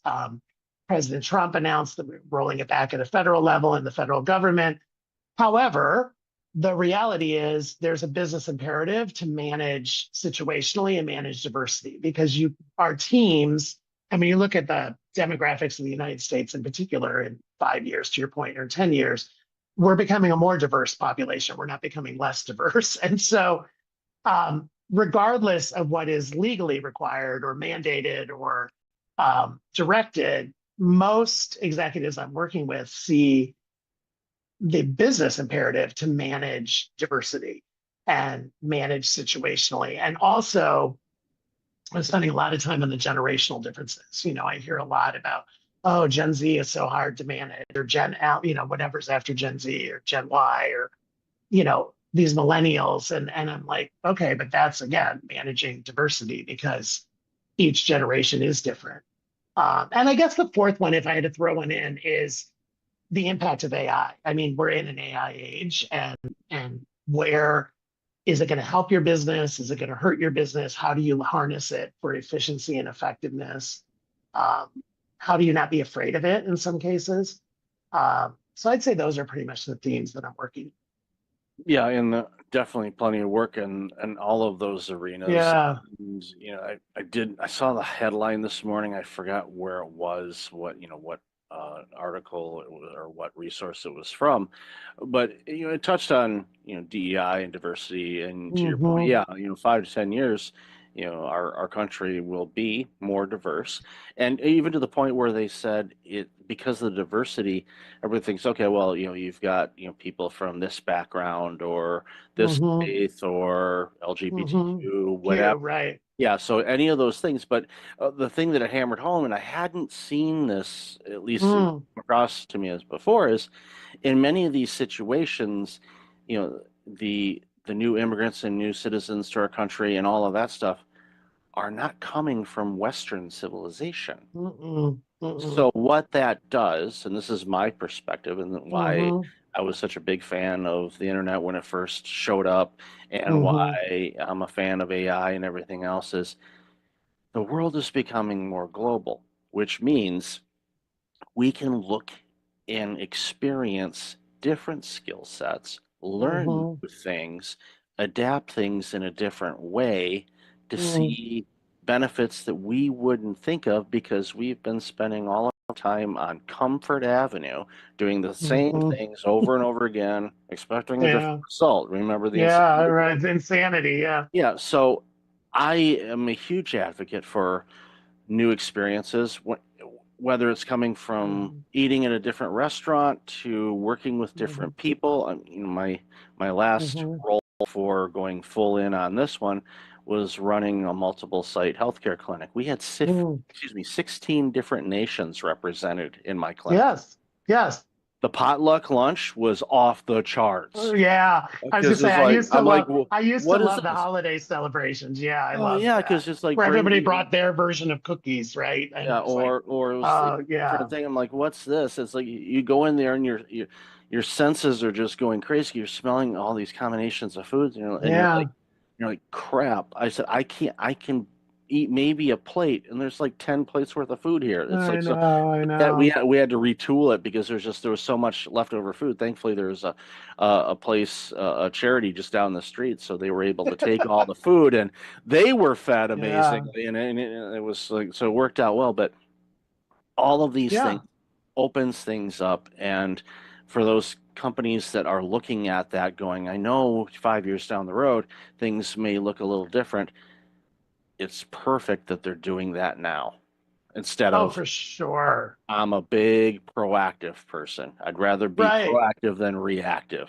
because you can plan it. Disaster recovery and emergency stuff, that's when you really start using your tools, but I'd rather not. I'd rather use the tools in a planning way. So that's great to hear that. And I love that you know all that, Michael, because the data and facts are there, right? And so again, regardless of what is legally mandated, it's a business imperative that you do this. And when I was president of Disney Store, I had one direct report. I had 2 direct reports in Europe, 2 in North America, 1 in Japan, and then 3 who we call global. They were based with me in LA, but they had global responsibility. And so by nature, all of their perspectives were completely different. And I loved back to cooking, I loved the stew that was, because I've always been a 2 heads are better than 1. And I think retail and Disney retail, I didn't ever claim to have all the answers. And I wanted,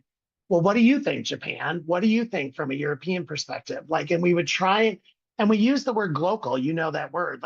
There were certain things about Disney Store that were global, that were like the standards and the expectations, but we also enabled local execution and local adaptation. So it made sense for the Japanese guest or the Italian guest or the German guest or the Mexican guest. And I loved that about our team, that we literally embraced the word local. And that was how I led. There were listen, every store was going to have Mickey Mouse. Every store was going to have the princesses. There were certain things that were non-negotiable. But, depending on the market, there was a lot of local execution. Yep, and I experienced that. Yeah, I experienced that in the various places that I, would visit or live. And we had Disney Store fans that would literally, they were at our peak, we were in 14 countries. I knew of people who were going to visit us in each one of those countries and like buying a plush or buying a pin and or a snow globe. And I'd run into them all the time when I was president, and I loved them. And they would tell me the good, bad, and the ugly of their experiences. But it's kind of the same thing with the Disney parks. Like, there's parks in China, there's parks in Paris, there's parks in Japan, there's parks in Florida, and there's parks in California. And each one is Disney through and through, but they're also localized to that market. Yeah, that's what makes them special from across the board. So for sure. Love this conversation, Jim. Where can people find out more about you? And the easiest is my website, hijimfielding.com, just hijimfielding.com. LinkedIn, I'm Jim Fielding, really easy to find. And it is me, I say, in this land of AI.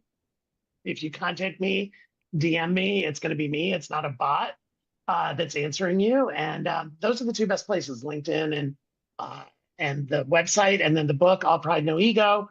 You can find that at Amazon, any of your local bookstores, Amazon, Alstora. It's also, I did record the audiobook. I get asked that a lot. So it's like me talking to you for almost 7 hours, if you can handle that. You can do it in small doses. But yeah, I read the book and it was a great experience. Awesome. Definitely have all that information in the show notes.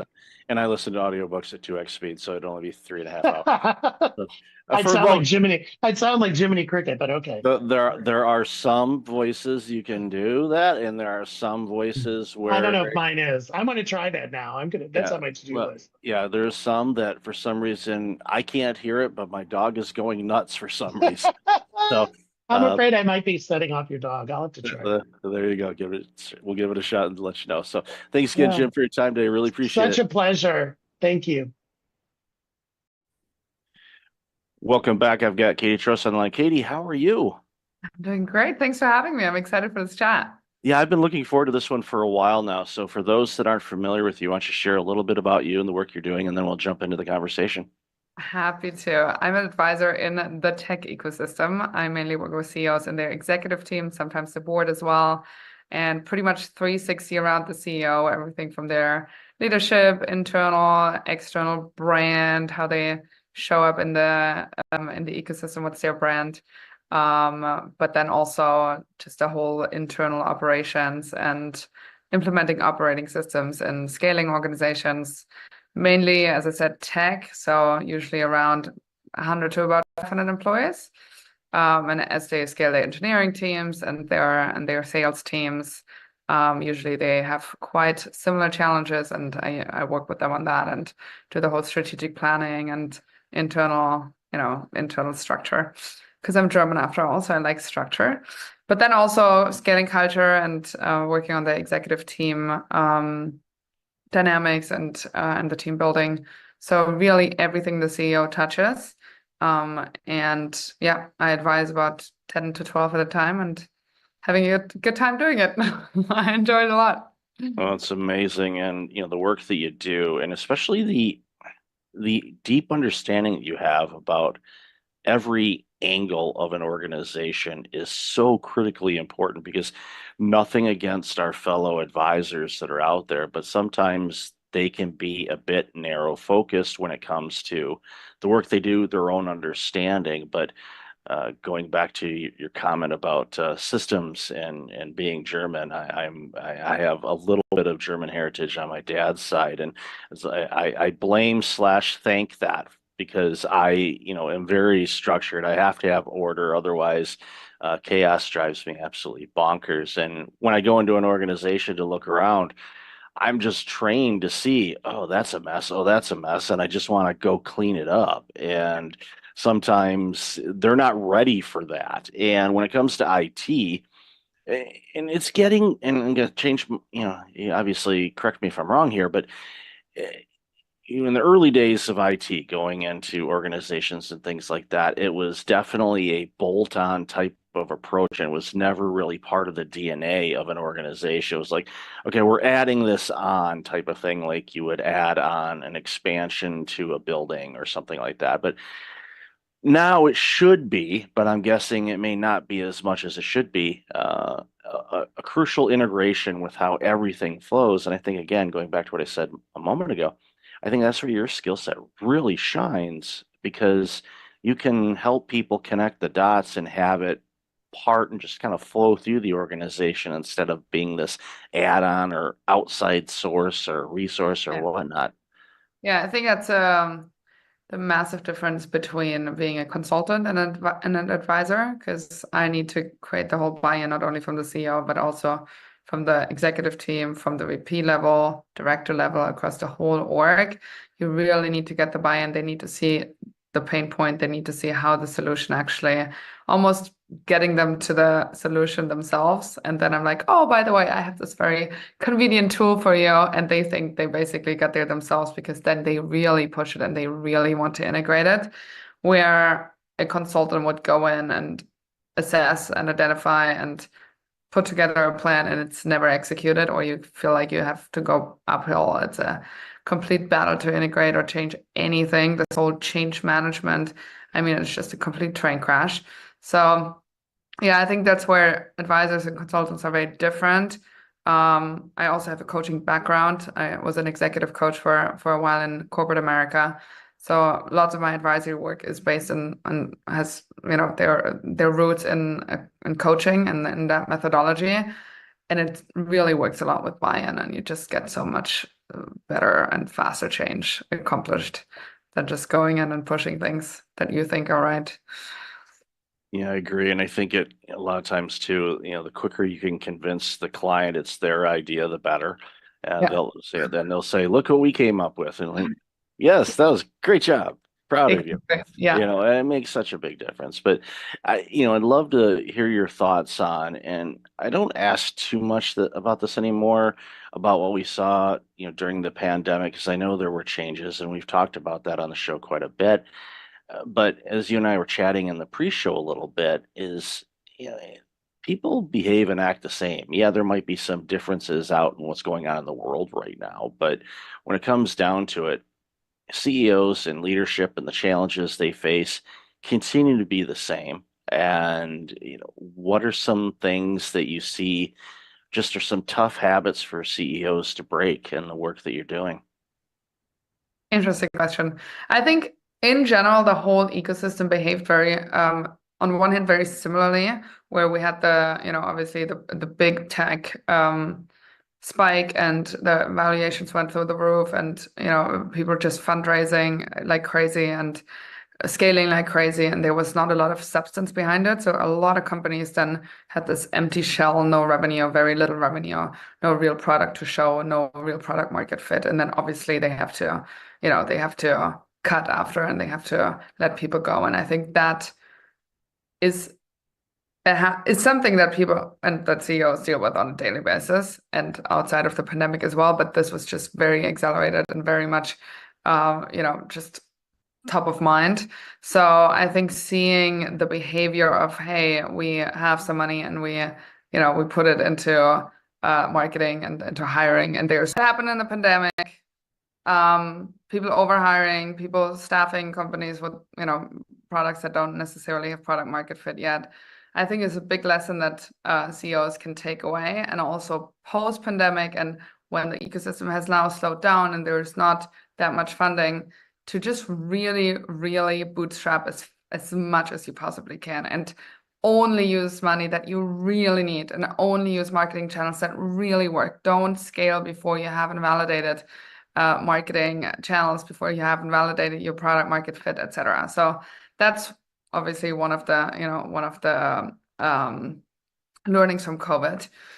I think in general, the whole VC ecosystem and the VC landscape has changed a little bit, where it's just not that attractive of an asset class anymore to LPs. So there's just less money, and therefore there's deals, and therefore lots of companies have to go towards the profitability route because they just can't really raise, and some still haven't really had that insight, so they're still trying to raise, and they get low and low valuations and do down rounds, and they kind of give away the whole value of their companies, right? Lots of CEOs who are stuck in a business that, yes, has good revenues, but the growth rate has slowed down, and they already gave up so much of the business that there's just not much to to take out once they sell, right? So they were kind of stuck in this.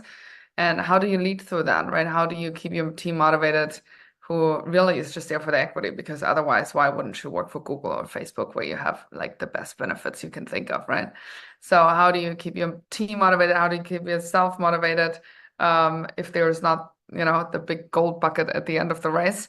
Those are just a few where I think the pandemic and that whole tech spike and tech crash has really challenged CEOs on how they run their business and and the strategy and the way they motivate the team. I agree with you on that as well, and brings to light a couple things. One, I agree with you wholeheartedly on the bootstrapping side of things. The more you can do that, the better, because we all get married to this idea that our product or service is the greatest thing ever, and maybe it's really, really good, but if the market for it is only at a certain level, that's what it's going to be.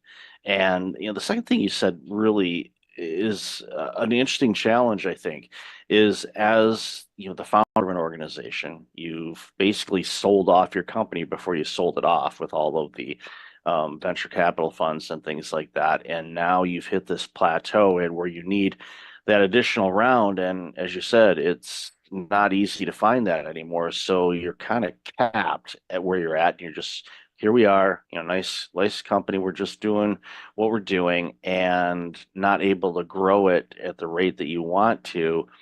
And that can get you, pretty disgruntled as an executive to the point where you start mailing it in or you don't do the work, and your people are going to pick up on that. And then you're going to start losing those key people to Google and Facebook because they're going to say, you know what, this stock's not going to be worth anything. So I'm getting out before I take too much of a bath. And they leave, and all of a sudden your company starts to sink. And a real life example, this was yesterday.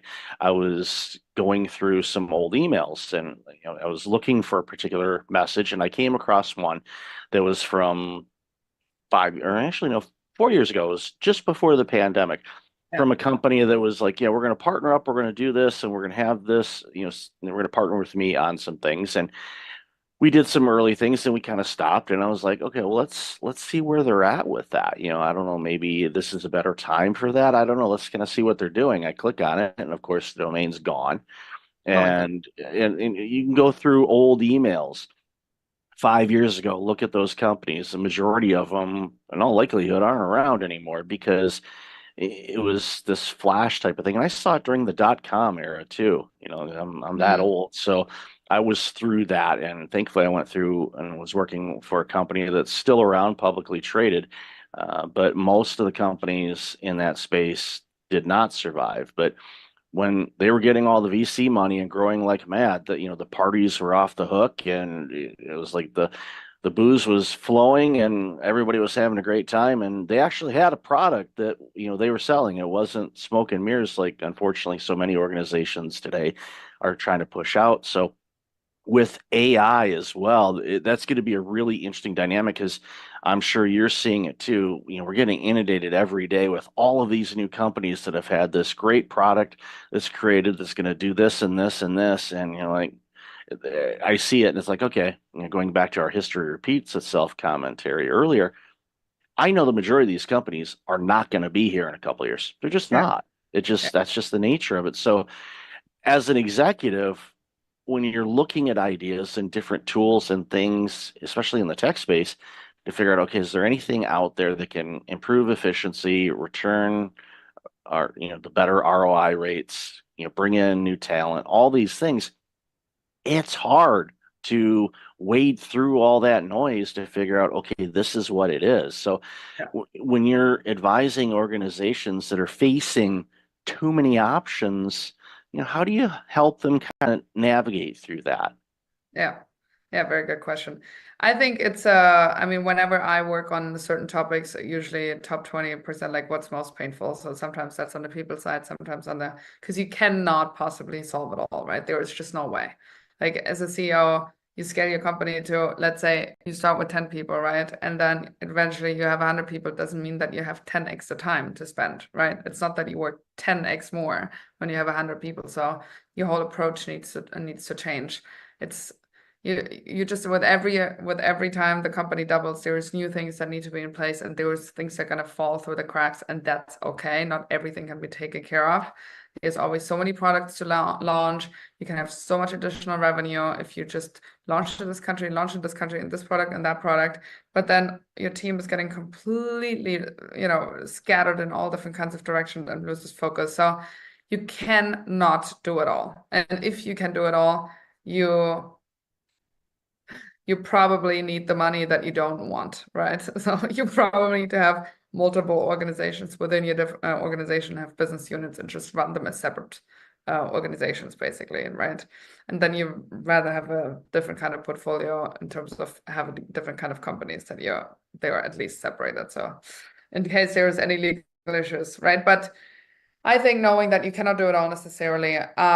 Also, the whole sprint towards the exit, like if you are in a venture-backed company, there is no point to just like drag it on just because your growth rate is good, or just because the revenues are good.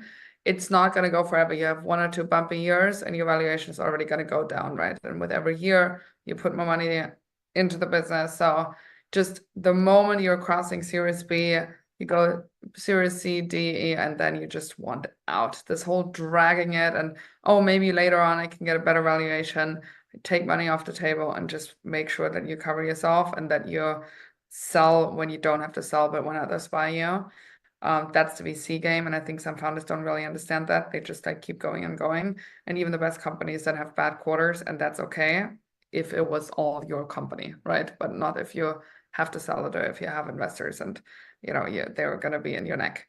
So yeah, interesting lessons from just like very well performing companies, from companies who didn't do so well in the COVID and post pandemic tech crash.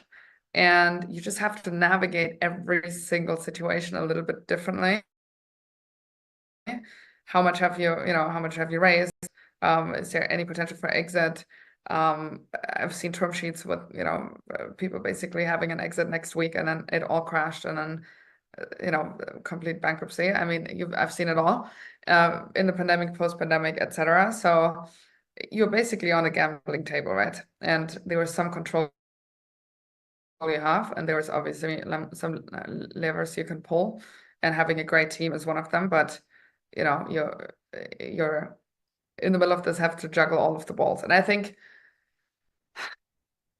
being in that position is very you're just kind of on the edge all the time. Like whenever you have a quiet 24 hours, it's probably something is going wrong already. It's just hasn't reached you yet. So it's really a sprint, right? It's like having this 7 to 10 year sprint where you get through it, and when you come out on the other side, you pat yourself on the back if you had a good exit. But most people never make it. And yeah, that also needs to be, kind of being realistic about that. Okay, what if I don't get the valuation I want?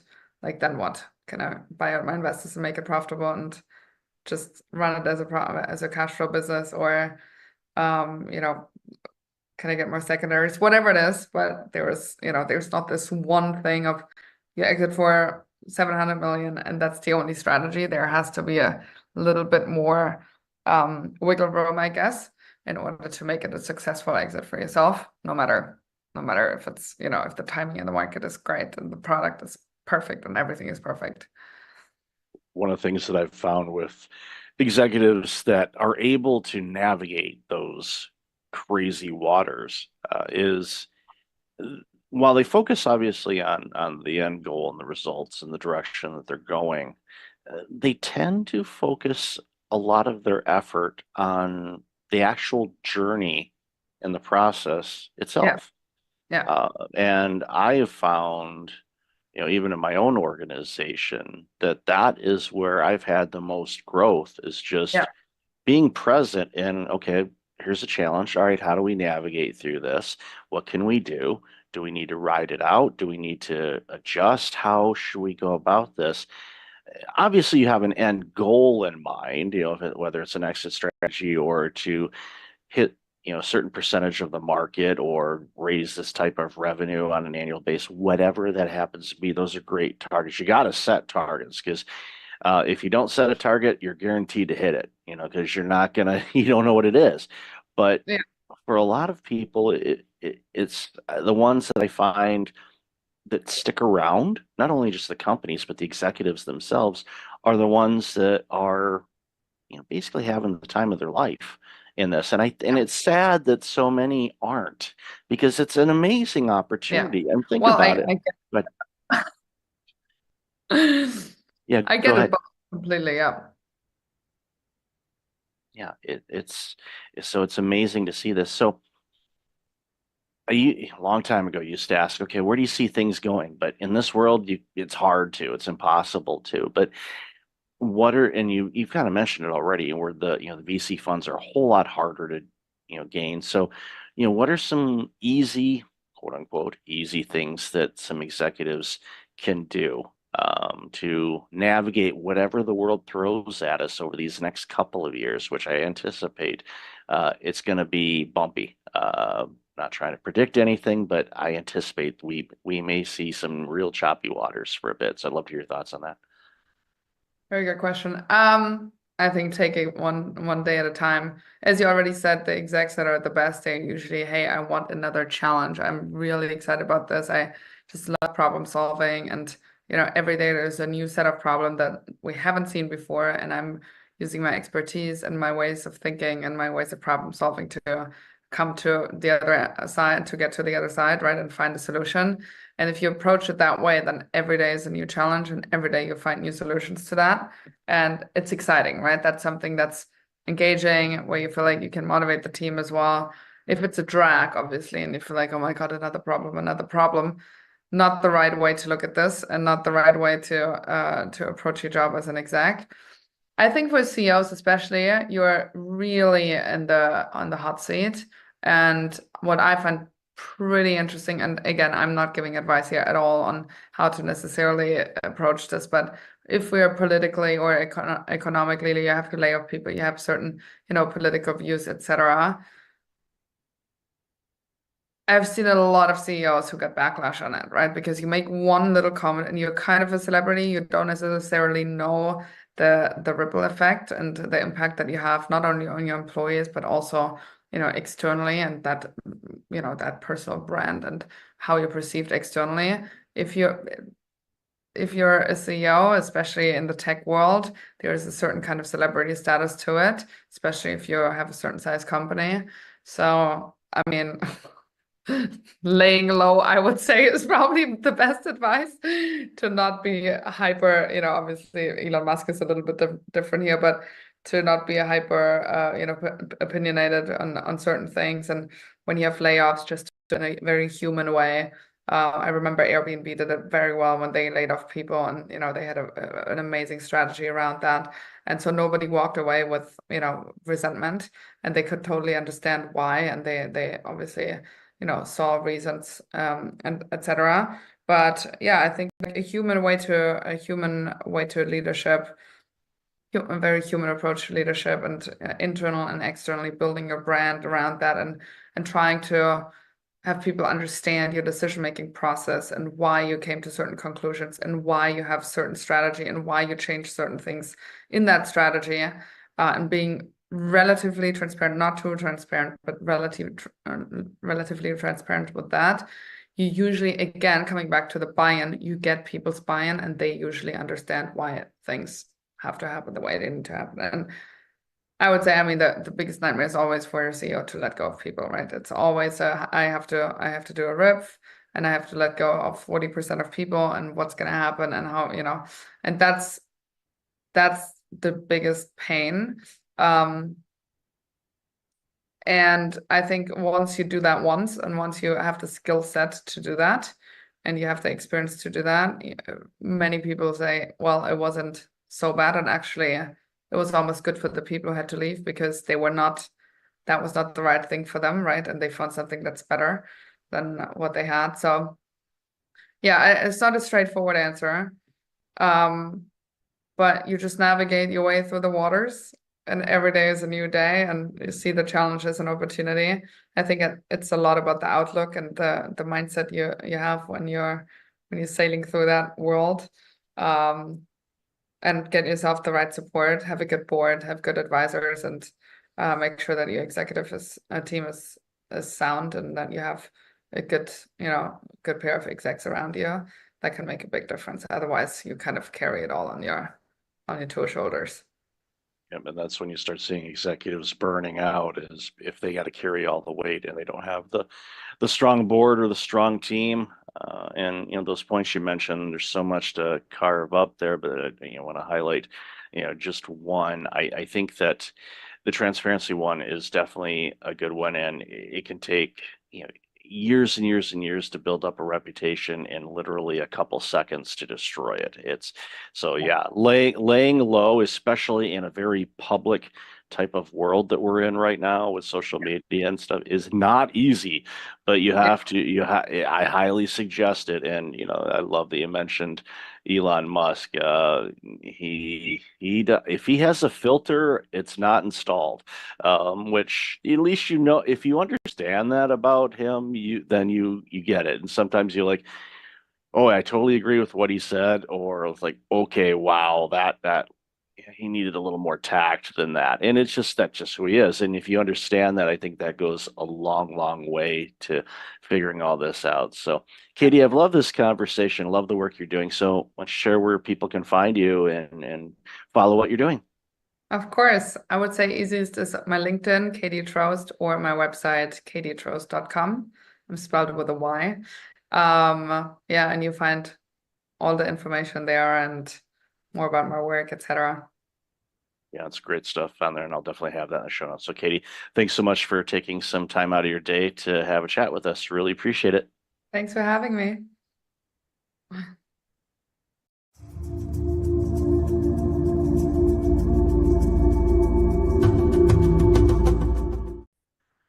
Welcome back. I've got Matt Seefeld on the line. Matt, how are you?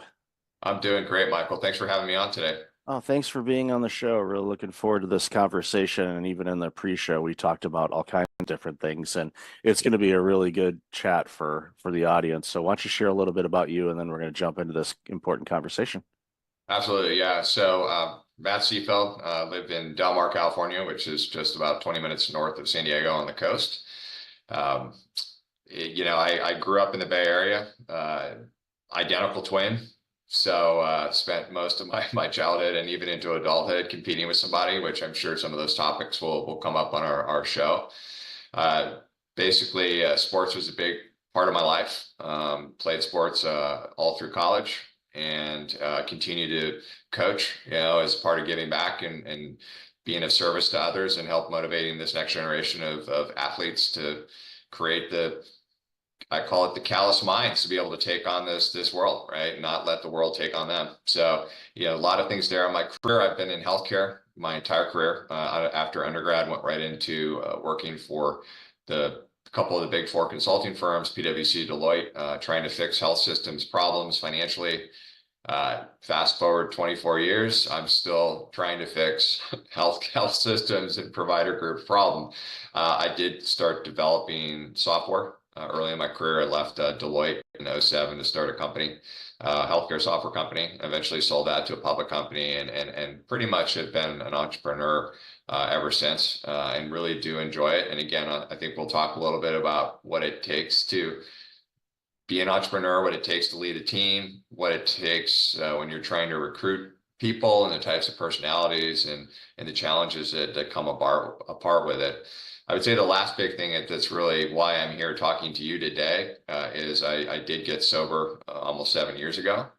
I'd struggled for many years with alcohol. I was using that as my coping measure for stress, trying to avoid feeling. And when I got out of treatment, I realized there was no easy community out there, virtual community to connect with. And this was pre-COVID, right? And so I built an app. It's free for the world to use. It's called My Life Link, and it's a place where people have a soft entry into recovery, right? They can go in, they can basically be as open and honest about who they are, and we connect them digitally to people like them and people who have gotten sober and are in recovery that can help them with this journey. So it's an amazing experience. Again, if any of your listeners out there are struggling with substance abuse, behavioral addiction, or emotional addiction, then or know somebody in their family or friends, pass them on. We'd love to have them. We have lots of virtual meetings. We have lots of things that we offer through the app, and it's free. It'll never be charged for. It's my trying to get back to society as another way to get away from the chaos of this world. As if we focus more on others and less on self, right? That's when healing begins. That's when we start to evolve again as a society. That's amazing. I'll definitely have the link to the app in the show notes for sure. And I highly encourage those that are struggling with any type of addiction to check it out for sure. So let's bounce back to the healthcare side of things. I worked in healthcare administration, the primary care setting for almost 15 years. And every year was trying to fix healthcare. And my colleagues that are still in that industry, and I've been out of that for several years now, are still trying to fix it. It's a weird thing. And I have my guesses as to why it's so challenging to quote unquote fix it. And I think you kind of alluded to it a bit.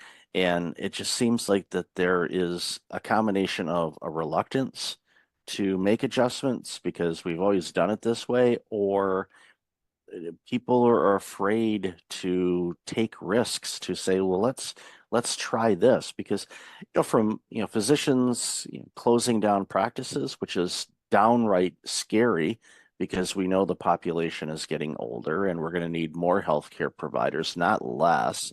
So it's frightening to see that there's so many practitioners that are closing up shop or just saying enough of this. I'm going to go work at Target.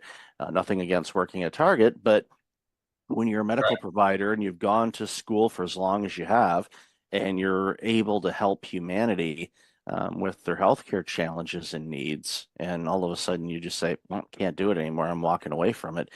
Society loses on that. So I'd love to hear your thoughts on that. Yeah. I mean, you already touched on two of the big ones, right? We've always done this, right? There's an apathy in healthcare, and I see it whether you're a large academic medical center or you're a 3-doc shop, right? It's the physicians have put so much trust in the administration side to just get it done. And that worked well. That worked well years ago when reimbursements were decent, cost of delivering care was less. But today, right, what has inflation done to supply and labor costs to deliver the service? It's skyrocketed. And I don't know of anyone who's getting more money from insurance companies, right? So you have pressure on margin now without you doing anything wrong. It's simple, right? I was actually got a knee surgery in November of last year, and I'm sitting on the OR table. The anesthesiologist is about to do his thing. And I said, hold on a second. And I said, hey, do you know to the doctor, my orthopedic surgeon, do you know what the allowable is for my meniscus surgery you're about to do? Do you know what you're going to get from Blue Cross? And he's like, I don't know. I said, $1,400. So that's pretty good for a 20-minute procedure, right? And I said, who's after me? What type of patient? He goes, Medicare. I said, what are you going to get from that? It's like, I don't know. I said, probably $800. And then I went one step further and I said, do you know how many people and touches on the administration side it's going to take for you to get paid for my claim? And he's like, no. I said, do you think you should know that as a business owner? It's like, yes. So there's your problem.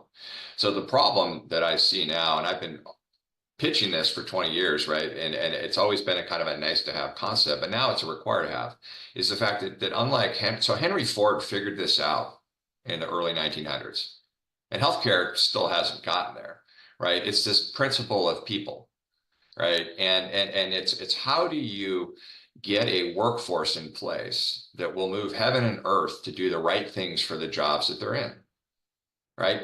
Revenue cycle is a nasty business, right? High turnover, low wages, not a lot of motivation going on there.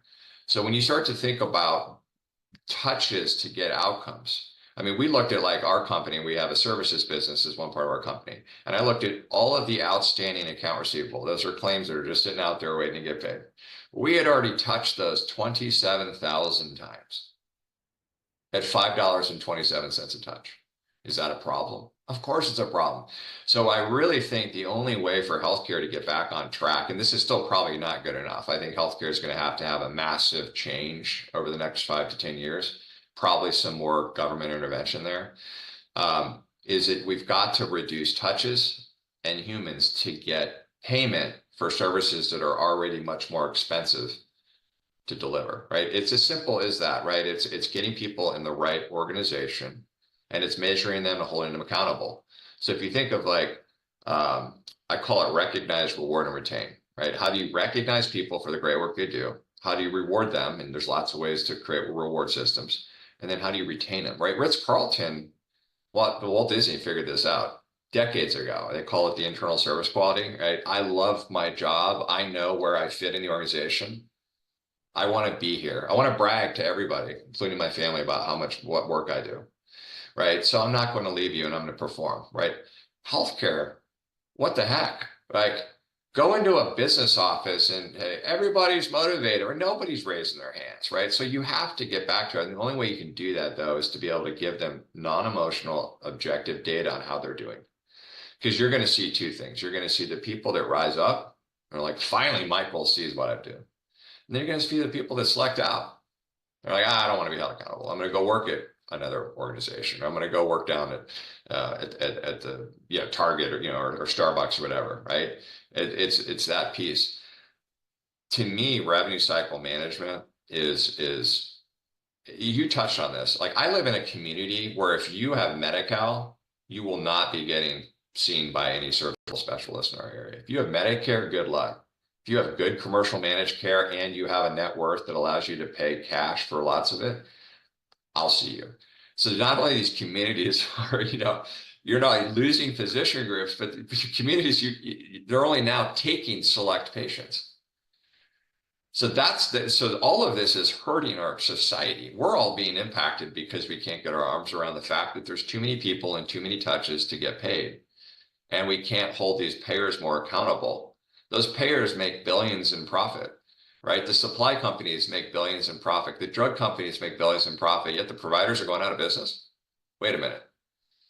Where's that economic principle?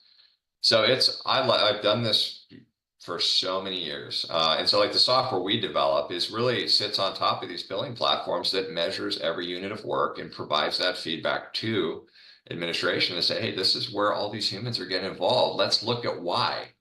Let's look at the people and the process, and let's look and say, can we change things? AI is great. AI is going to help transform this industry in a lot of ways, but you've got to know where people are involved first before you can start making big investments and hope that some sort of an AI technology or machine learning technology is going to fix a problem. So that was a long answer, Michael, but it's important, right? How do you motivate people? One last thing I'll say on this, and this goes to really anyone listening that's either running a company or in a company, is make sure people understand why they do. When people ask me, like, what does Medivault do? I say, I'm not going to tell you what I do, but I'm going to tell you why I do what I do. Why is because this society needs access to great healthcare services. And if we can't drive margin for these practices, and they go out of business, or they're forced to sell to a hospital, or they're forced to sell to private equity, it hurts the community. So why I do what I do with my software is to give some of that dollar wallet share back to our provider groups. Same thing in an organization. We have about 170 people, and I did a company meeting last Tuesday. And as I'm talking to these folks, I said, ask yourself, do you really know what your role is and why you're in the role and what your role is doing for our overall mission? And do you want to be in that? See, a lot of times people are upset in the workplace, not because they're an unmotivated individual, because they were never asked those questions. Like, they just got hired. Like, oh, I'm going to hire you, and you're a biller, or you're a charge entry, you're a coder, you're going to be in call center. But do you want to do that? Right? Do you understand every time you answer a call, you have an opportunity to create a great experience for a patient? Right. So we need to be better at leaders to make sure that everyone that works in an organization understands where they fit, why they fit there. And then we got to ask them, is this something that you want to do? Or are there other things that you'd like to do in the organization where you would be more empowered to do these? Yeah, it's important to figure out, and for individuals as well, because And there's this theme of blaming the companies for everything, but as employees, we have to take ownership in our own experiences and what we want and get clear as to what we want. And if it's okay if you don't know, but one of the things that I'm thankful that I did at an early age, wherever I worked, was to get as much of an understanding of how the entire operation worked. One, for opportunities, in case I want to get promoted or work in a different division or department or whatnot, but also to what you said, figure out myself, okay, what's my piece of this puzzle? If I don't do my job, what happens? And it was a work ethic that I had, thank my parents and grandparents and great grandparents for that, type of belief in, when you go to work, it doesn't have to be torture. You can have fun with it, but just have an understanding of what your role does for the greater good. And if you see opportunities to make things better, offer them up, or if you have the autonomy to do so, implement it. And all of a sudden, you're making the jobs easier for your colleagues, making a better experience for your customers, and it goes a long way. So don't just depend on the employer to do it, but go to the employer too. This is a two-way street, and you want to make sure that you bring out your best as an individual, because I've said this for years. It's harder to not work than it is to work. And a lot of people are like, what do you mean by that? It's like, if you're not motivated, you're not driven, you're just, punching in and just taking up 8 hours and going out. Those are the longest 8 hours of your life. If you're going in and you can gamify what you do, you can have a song bouncing in your head, whatever you need to kind of get you bouncing a little bit and a little bit more motivated and disciplined. You got to be disciplined too.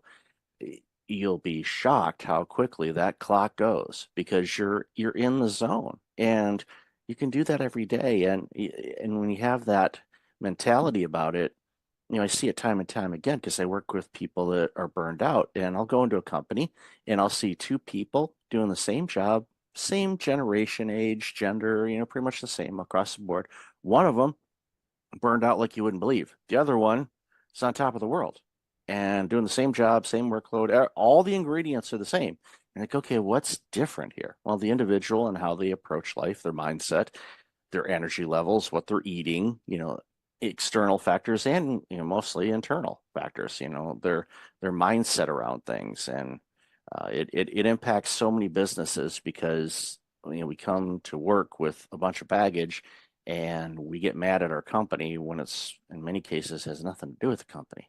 But so love your thoughts. Yeah, it's interesting. Yeah, you picked on a couple of themes that I love. And it kind of ties back to Maslow's hierarchy of needs, which I talk a lot about when I speak at healthcare conferences. Is that this, and I don't want to make it about a generational thing, but the newer generations, right? They operate different than the older generations, right? I was born in the 70s, and so kind of my mentality is different than, say, where my sons are, right?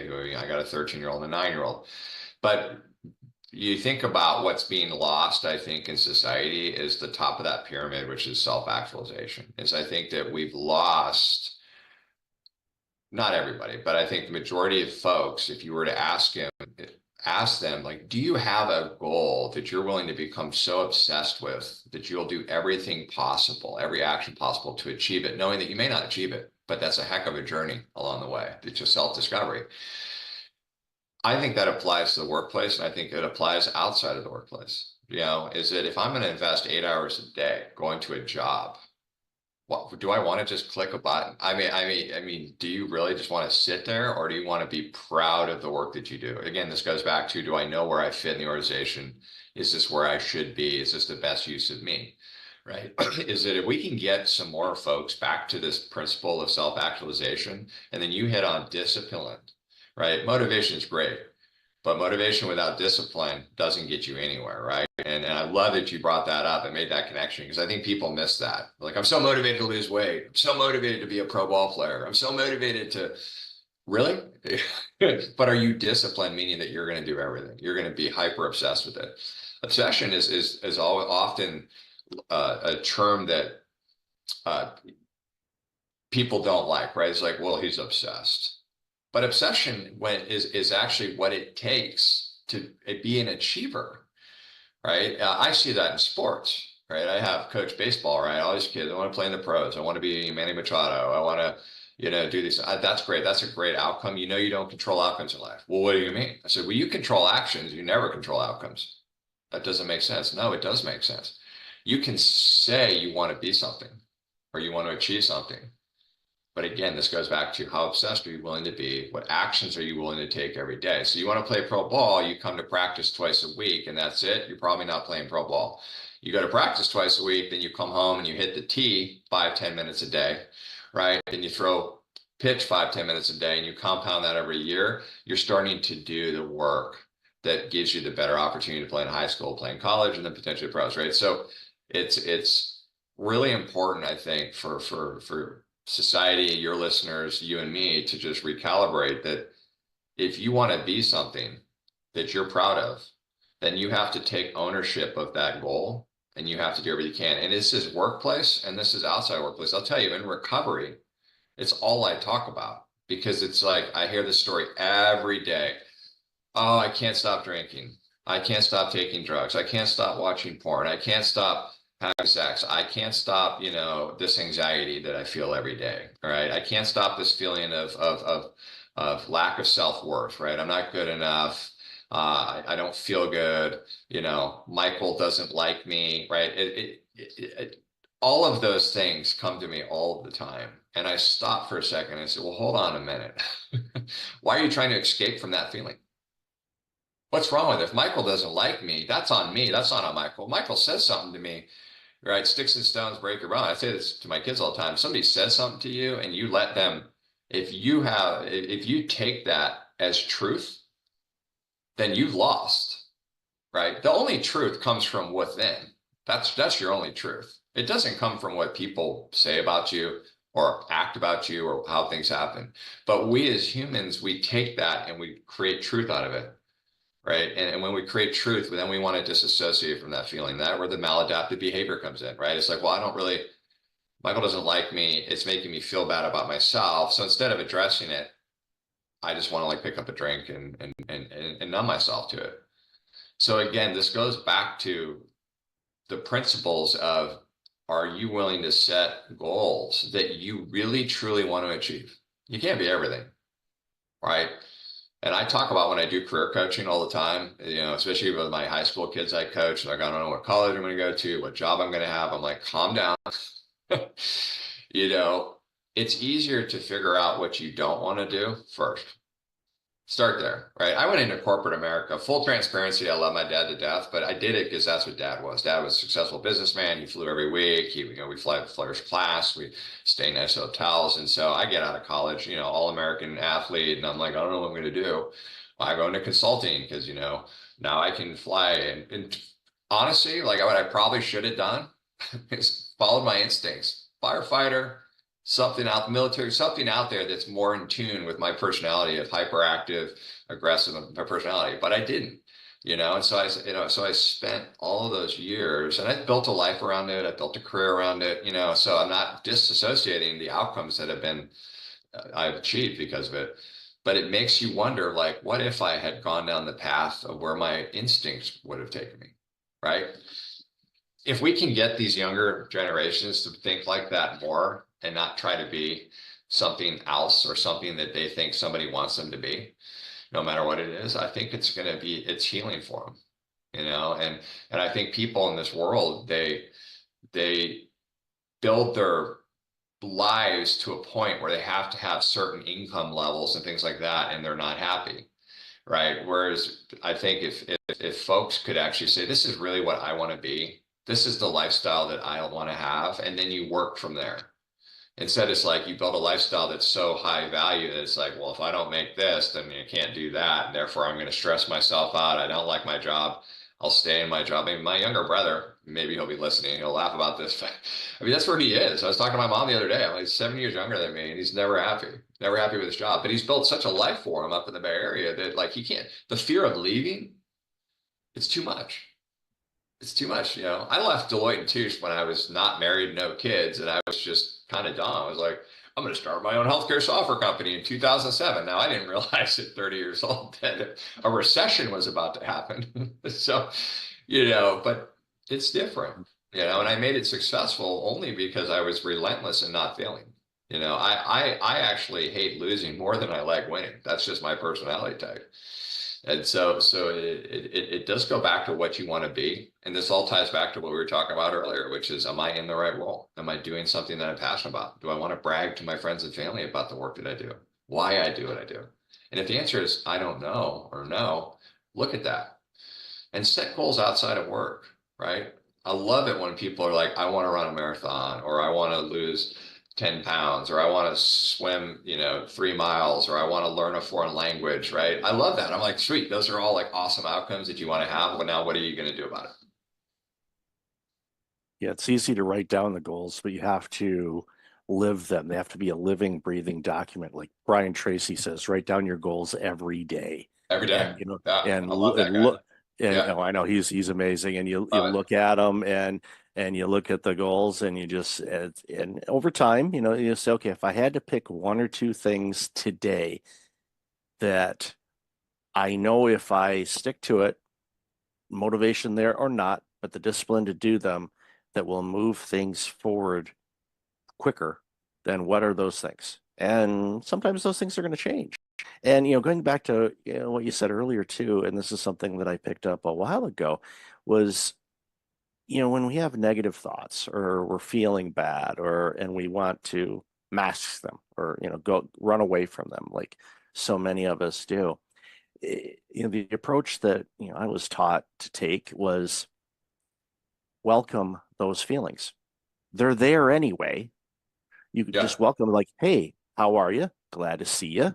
Not really, but I'm glad to see you.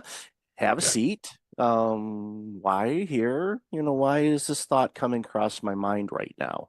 What triggered it? What did I see that reminded me of it? It could be something that has a direct correlation with it, or it could be something completely off base, where you see a yellow lid for a container, and for some reason it reminds you of going to a restaurant and having a fight with a friend of yours or something. It's like, well, was the restaurant name yellow? No.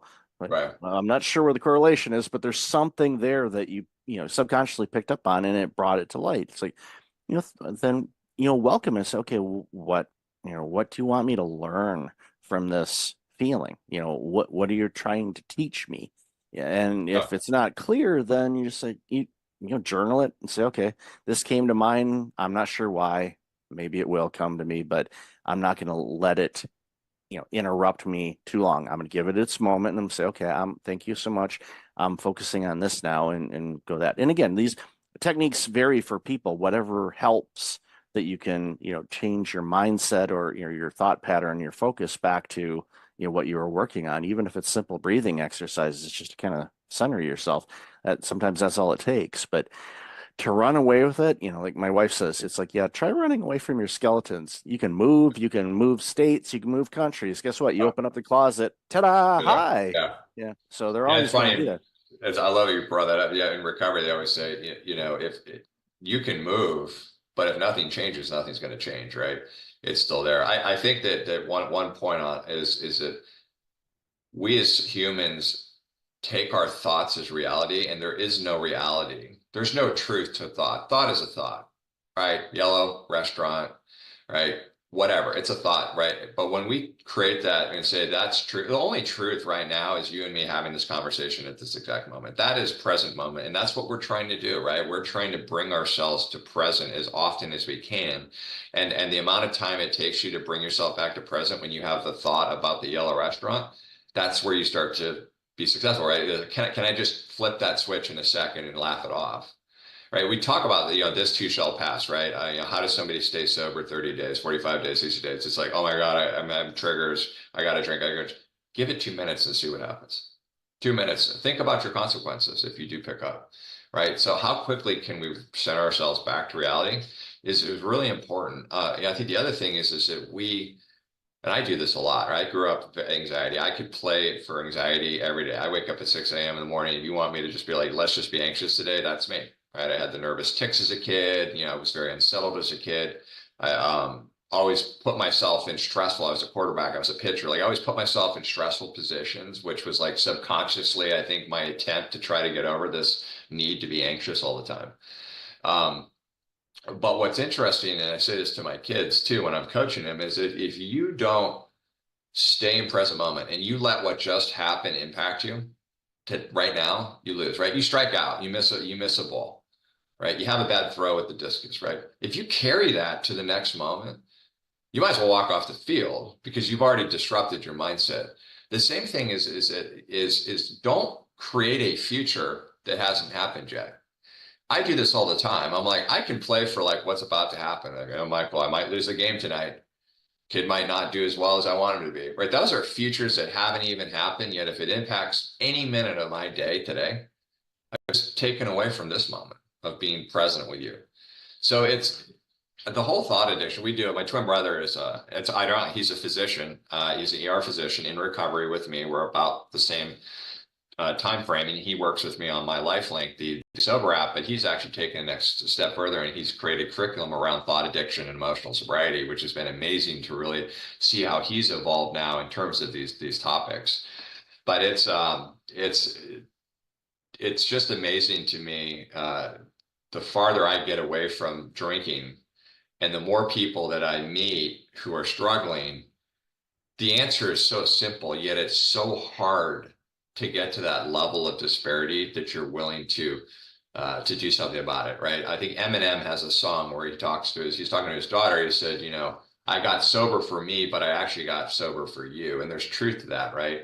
And I wish there was a pill I could give somebody struggling. If you have listeners right now that are struggling, I wish there was a way to be like, take this pill, you're going to have your bottom and you're going to be on to healing, but there is nothing. It actually has to come from within. You have to have that spiritual awakening that says, you know what, I'm willing to do anything I can possible to get help, right? Become obsessed with it. And what I'll kind of leave you with this is that what I've found in my life is the more selfless acts I can do throughout the day and in my life, even though it takes a lot of time, you know, when you're volunteering your hours, you're coaching, you're still trying to work out and be healthy, you're still trying to run a company. It's absolutely what's kept me grounded, is that when I can serve others and not focus on me, and those others can be inspired to serve others, that's what drives hope, right? When I pass away, my hope is to leave a legacy of memories in people that inspire them to keep that going, right? And I think that's what this life is about, right? Is can we stop the nonsense on the news and can we just get back to helping each other? You know, when you become selfless, you build self-esteem, which is important for me because I grew up with almost no self-esteem. Always never good enough, right? In my mind, nobody ever said that. It was in my mind, right? I'm not good enough. You know, my brother's better than me. My dad doesn't, you know, love me. My mom, right? I mean, it's all in here. Again, I took thoughts in my head and I created a reality out of them. I made them reality. And how much of my life, how many hours of my life, days of my life, months of my life, years of my life were wasted on creating anxiety around stuff that was never truth. It's something to think about. It definitely is. And it's one of those things where, you know, you created that reality around anxious thoughts. You can also create reality on positive thoughts and being selfless and helping others. And real quick before we wrap up, this was a couple months ago. I live close to a mall, and you know, when the weather's lousy, I'll just walk inside, get a little bit of walking in as part of my health routine. And there was this, it looked like it was some metal that came from some kind of scaffolding or something like that. But it was a small piece. They're just kind of laying on the sidewalk by a garbage can. So I picked it up and I put it in the can. I wasn't looking for any acknowledgement or good job, Mike, or anything like that. But I didn't even see him. There was an older gentleman behind me that English was not his first language, but he was able to muster up the words. He says, "I am so glad there are still people in this world that will do something like that." Well, And it was that shaped my day. And it was like, okay, keep Yep. my eyes open for other areas to serve. Again, I didn't do it to say, look at me, I am cleaning up the earth. No, I just saw it and took care of it. And Yep. by doing that, it removed a hazard, made it cleaner, and it took me 3 seconds, if that, to do it. And it's just, look for those opportunities to help others. They can be small. It might be small to you. It might be gigantic to them. That's right. Just take those opportunities. So yeah, Matt, you never know the impact, right? You never know yeah. the impact you're going to have. I'm coaching a baseball team right now, and one of the kids who's first year playing baseball, single mom, dad's nowhere to be found. And she came up to me the other day and she said, I'm so grateful to have you as a coach and really kind of help be a father figure, to this kid. And I'm like tearing up a little bit saying it. And I thought about it. I said, wow, I take it for granted, like my house. We got a beautiful wife. She's amazing. I've got two healthy kids. Not everybody has that, right? We were just down in Mexico on spring break, and we're leaving this nice resort, and we're driving to the airport. And I told my boys, I said, look over there. People live there. These are no running water, right? I mean, not the same life that they have. And I said, so you have to have empathy for that. You have to be you have gratitude for where you're at, but you have the empathy for others. And how can I help other people, right, to rise up? And I'm telling you right now, if everybody today, listening, could just do one thing, one piece of service, whatever, pick up a piece of metal, open a door for somebody, help somebody grab something off the top shelf, whatever it is. I said, just imagine if that started to have that ripple effect. And it does. It feels good. Like that guy saying that to you felt good. And that's okay. That's a nice dopamine hit. You're like, okay, I didn't do it because I needed it. I did it because that was just the right thing to do.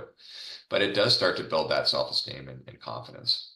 So and it attracts more of that to you as well when you do it. Yep. So Matt, love this conversation. Yeah. Where can people find out more about you and this amazing work you're doing? Yeah, so LinkedIn obviously is the easiest way to look me up, and regardless of which company you're interested in, but Matt Seefeld on LinkedIn. And then of course, if you want to put it in the show notes, My Life Link is the app. So you can download it on Apple or Google Play. If you or anyone is suffering, you can be as anonymous as you want to be. So it's a soft entry into this amazing and extraordinary world of recovery once we distance ourselves from the things that we historically did to disconnect from feeling. So would love to connect again and keep in touch with you, Mike. I really appreciate this time. These are fun podcasts to do where you can kind of just be open, and talk about a lot of different things.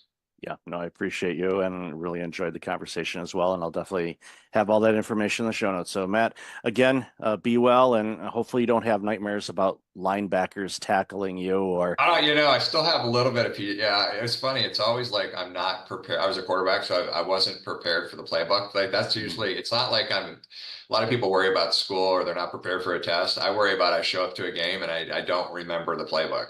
Isn't that funny? So I still have that. Or pitching, Manny's up at the plate and he hits the ball and the ball leaves Petco Park and lands in Balboa Park. So I know we've seen a few of that. Yeah. Yep. Awesome. Well, thanks again, Matt. Really appreciate it. You too. Take care. Welcome back. I've got Bruce Piasecki on the line. Bruce, how are you? Very fine, Michael. Glad that you're here.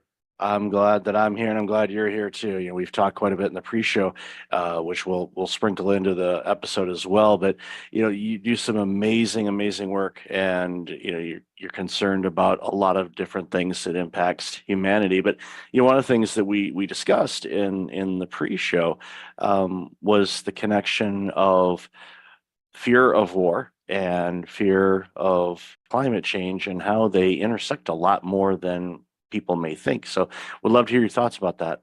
Yeah, like yesterday I did a podcast with Colonel Robin Phillips, who ran for the national security at the Pentagon, both the Afghanistan desk, the South Asian desk of those 41 nations like India and Pakistan, and also ran for 10 years the desk. They always gave her the hotspots of the former nations of the Soviet Union when it was breaking up.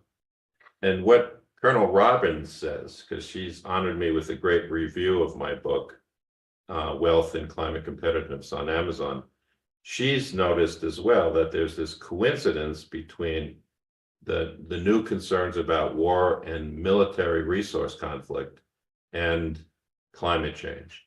And she reminds all of us in this podcast I did with her that today, for the first time in human history, we have the technology and the information, but we have to choose the right leaders and adapt the right patterns to realize that these are one and the same, that unless you keep national security interests and nation state interests in Somalia or the other nearly failed states, you're going to create serious unrest for the US government and for Canada and for the industrialized nations. So I believe that they're one and the same. So I'd like your listeners to begin to visualize the solution. And I call it the sweet spot between business and society. If you think of two large circles, one is business interests and another is social interests. For the longest time, those two circles only met mildly, peripherally, when they bumped into each other. Now what I'm finding in the new generation, my daughter's a doctor and she's totally there is a sweet spot of innovation and wealth creation where the two circles meet, and they meet in 6 ways. First, they cut costs. When Walmart hired my firm, it was always the low price. They wanted to bring food into Africa with less cost. But it really is a sustainability and climate solution if you can give people nutrition in Africa in 22 nations without or over reliance on yams, right? Because it's not diverse enough. Second, the great firms grow revenue. So in my new book, I talk about Trane Technologies, the building science and the food transportation giant, 50,000 engineers who quadrupled the value of their stock during the pandemic because they found a more efficient way to help Pfizer shift its pandemic vaccines, helped Walmart ship its refrigerated food. And so Trane Technologies is featured in my new book as an example of a business result. They're growing revenue because they're interacting with social needs. I think the third thing that happens is we begin to improve our relationships against the common prejudices.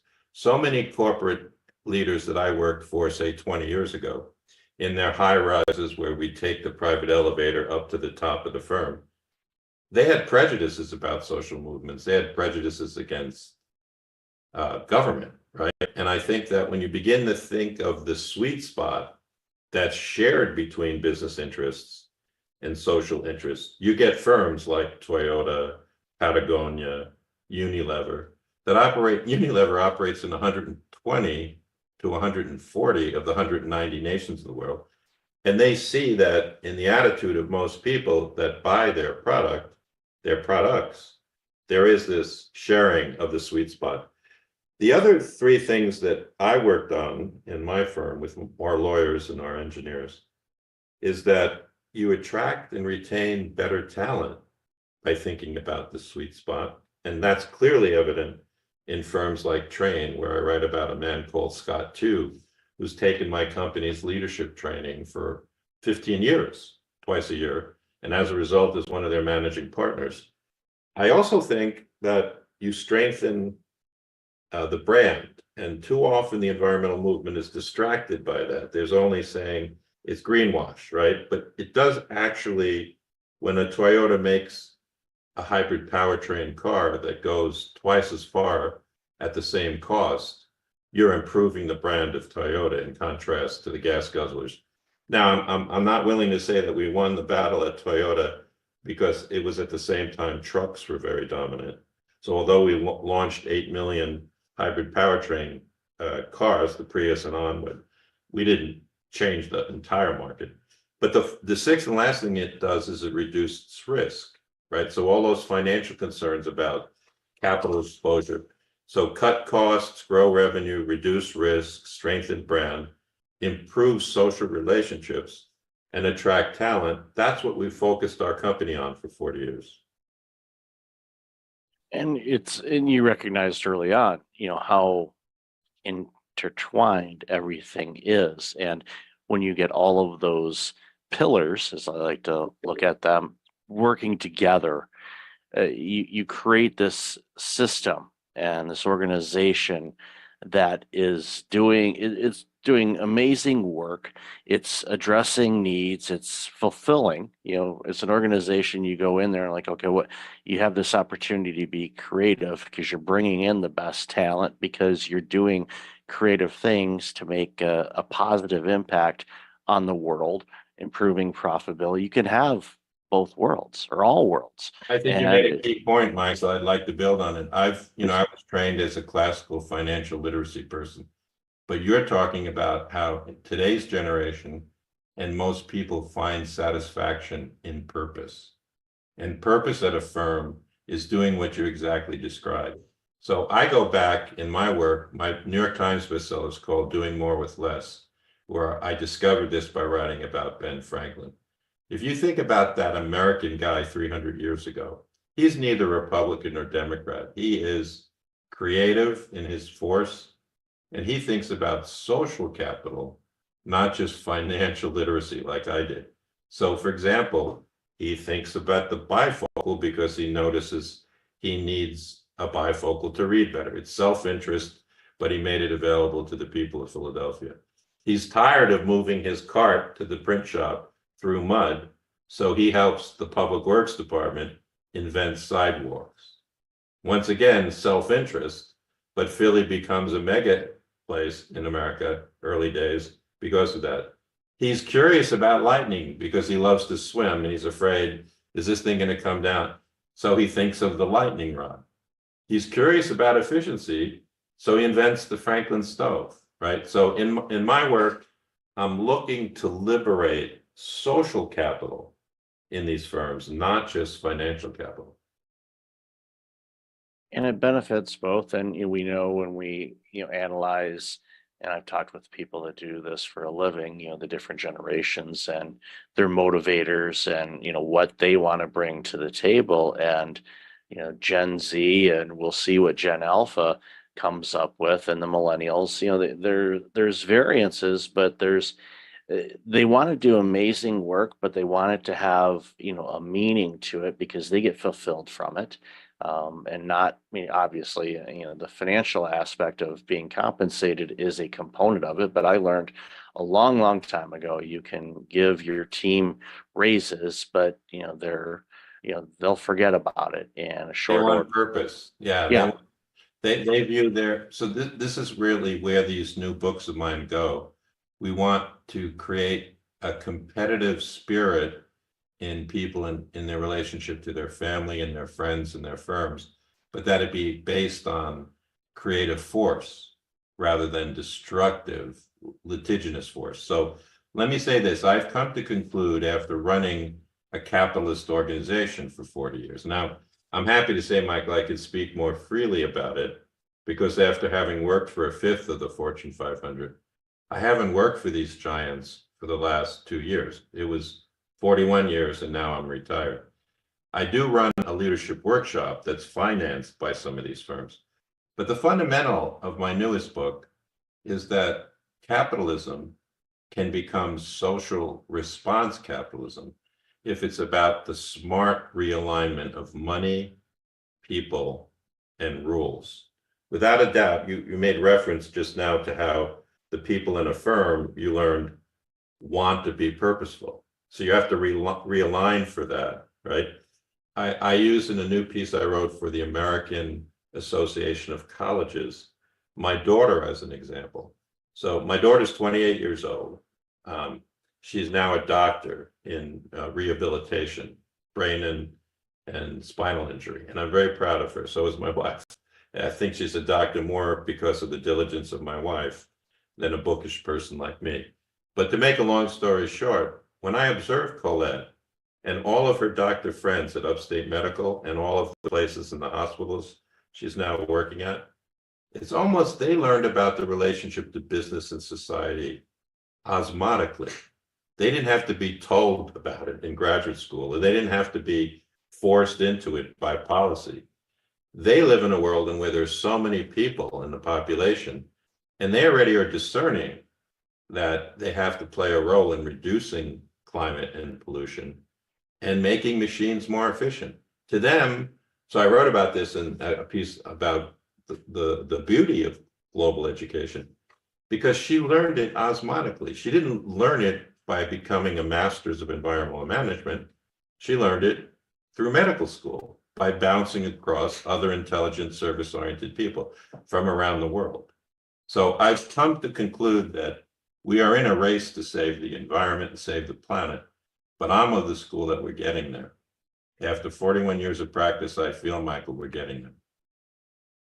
Yeah, and I think, the competitive spirit of, we'll use racing, for example, but yes, we're all competing, but we're all competing together because we have a same goal. And being open, and you mentioned, your daughter, and observing, and in conversations with people all over the globe, you get different perspectives. And that shows to me, not knowing her at all, that she is, open-minded, curious, exploratory, wanting to see different things instead of getting into a rut, for example, and just saying this is the only way that we can do it, when we know there's, countless ways that we can approach things. But I think that it speaks volumes to her, and the role that Your colleagues, there were hundreds like her in medical school. That's what blew me away. When I was pre-med 45 years ago at Cornell, it was all about becoming a doctor and focusing in your office and not about all these social issues. I think you hit the nail on the head again, that I've been curious. The word curiosity is also related to the word creative force. Now that I sold my corporation 3 years ago, my wife and I created a foundation where we give awards to under 40-year-olds that are writing about business and society. We've given many out now, and they're awarded at the New York State Writers Institute in front of 500 other authors.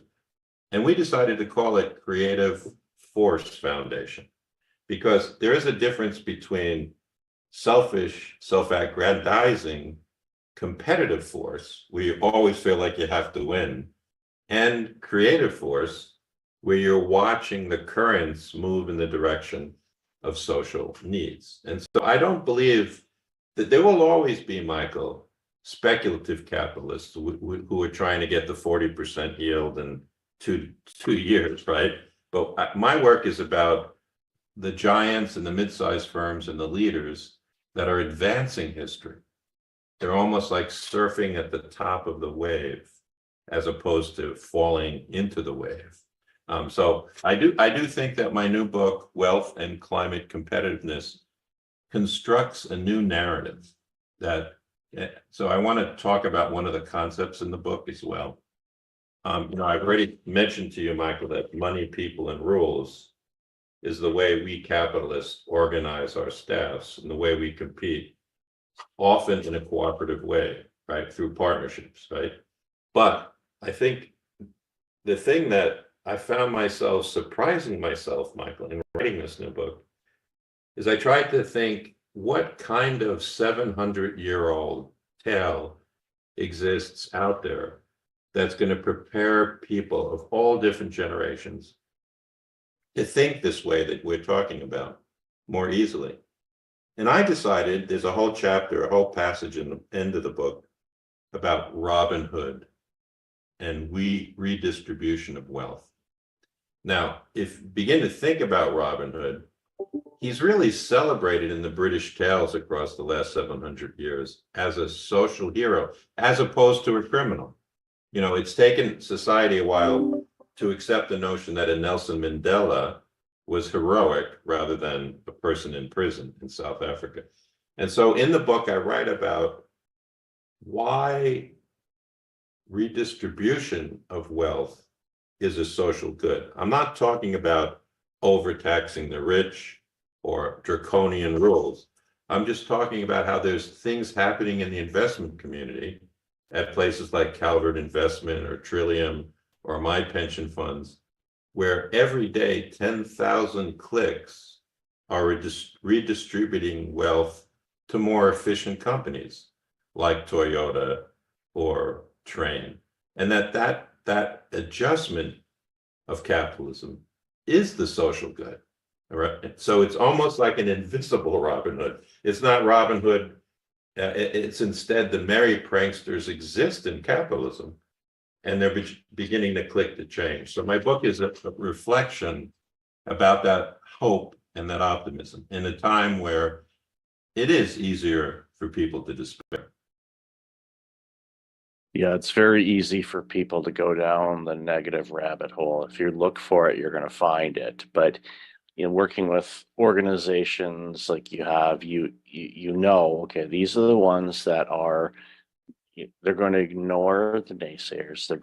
They've got their mission. They know what they want to do. They know what they want to accomplish. They may not necessarily know yet how they're going to do it, but that doesn't bother them. They know that they'll have the creative willpower to be able to attack it and do the things that they want to do and make that impact on the world, both from a financial standpoint, but also a social good. And we've, highlighted this throughout the conversation.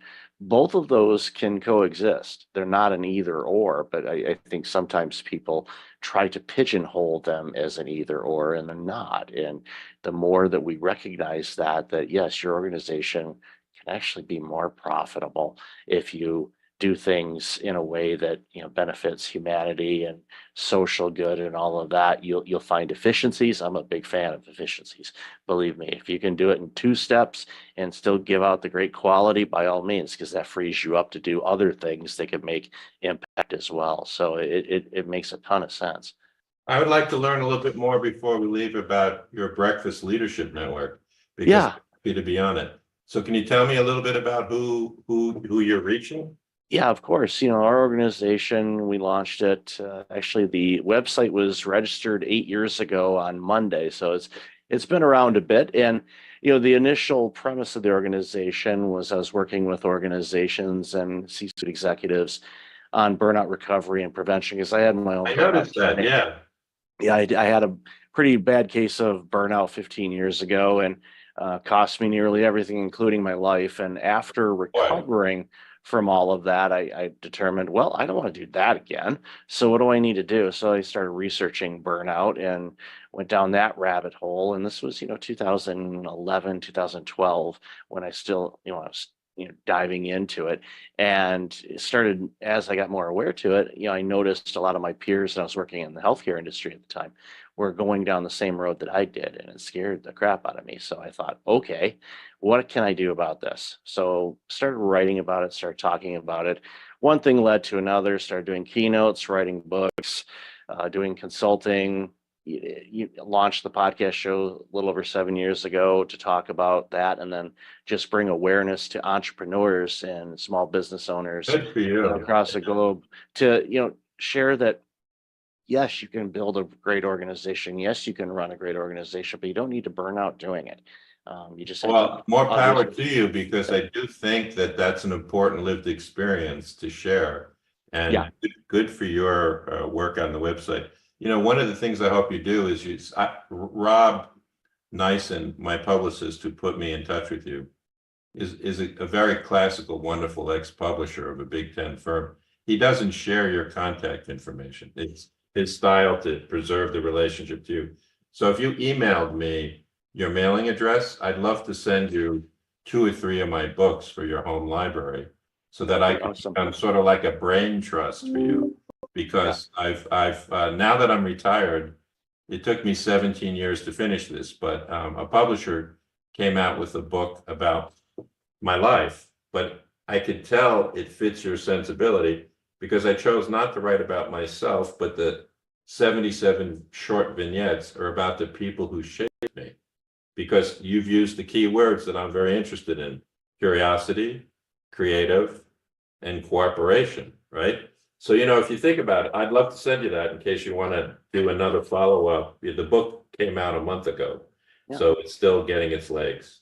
Oh, it's beautiful. Yeah, I'll definitely after the show, I'll email you all that contact information, and I highly encourage people to, if they haven't already, pick up your books and follow your content, and because the expertise and experiences you have provide such a foundation for organizations to really thrive and grow and survive. And the stat, when you look at the Fortune 500, I saw this the other day, and it was surprising, but not that, almost half of the Fortune 500 in the year 2000 have either been acquired or they're gone.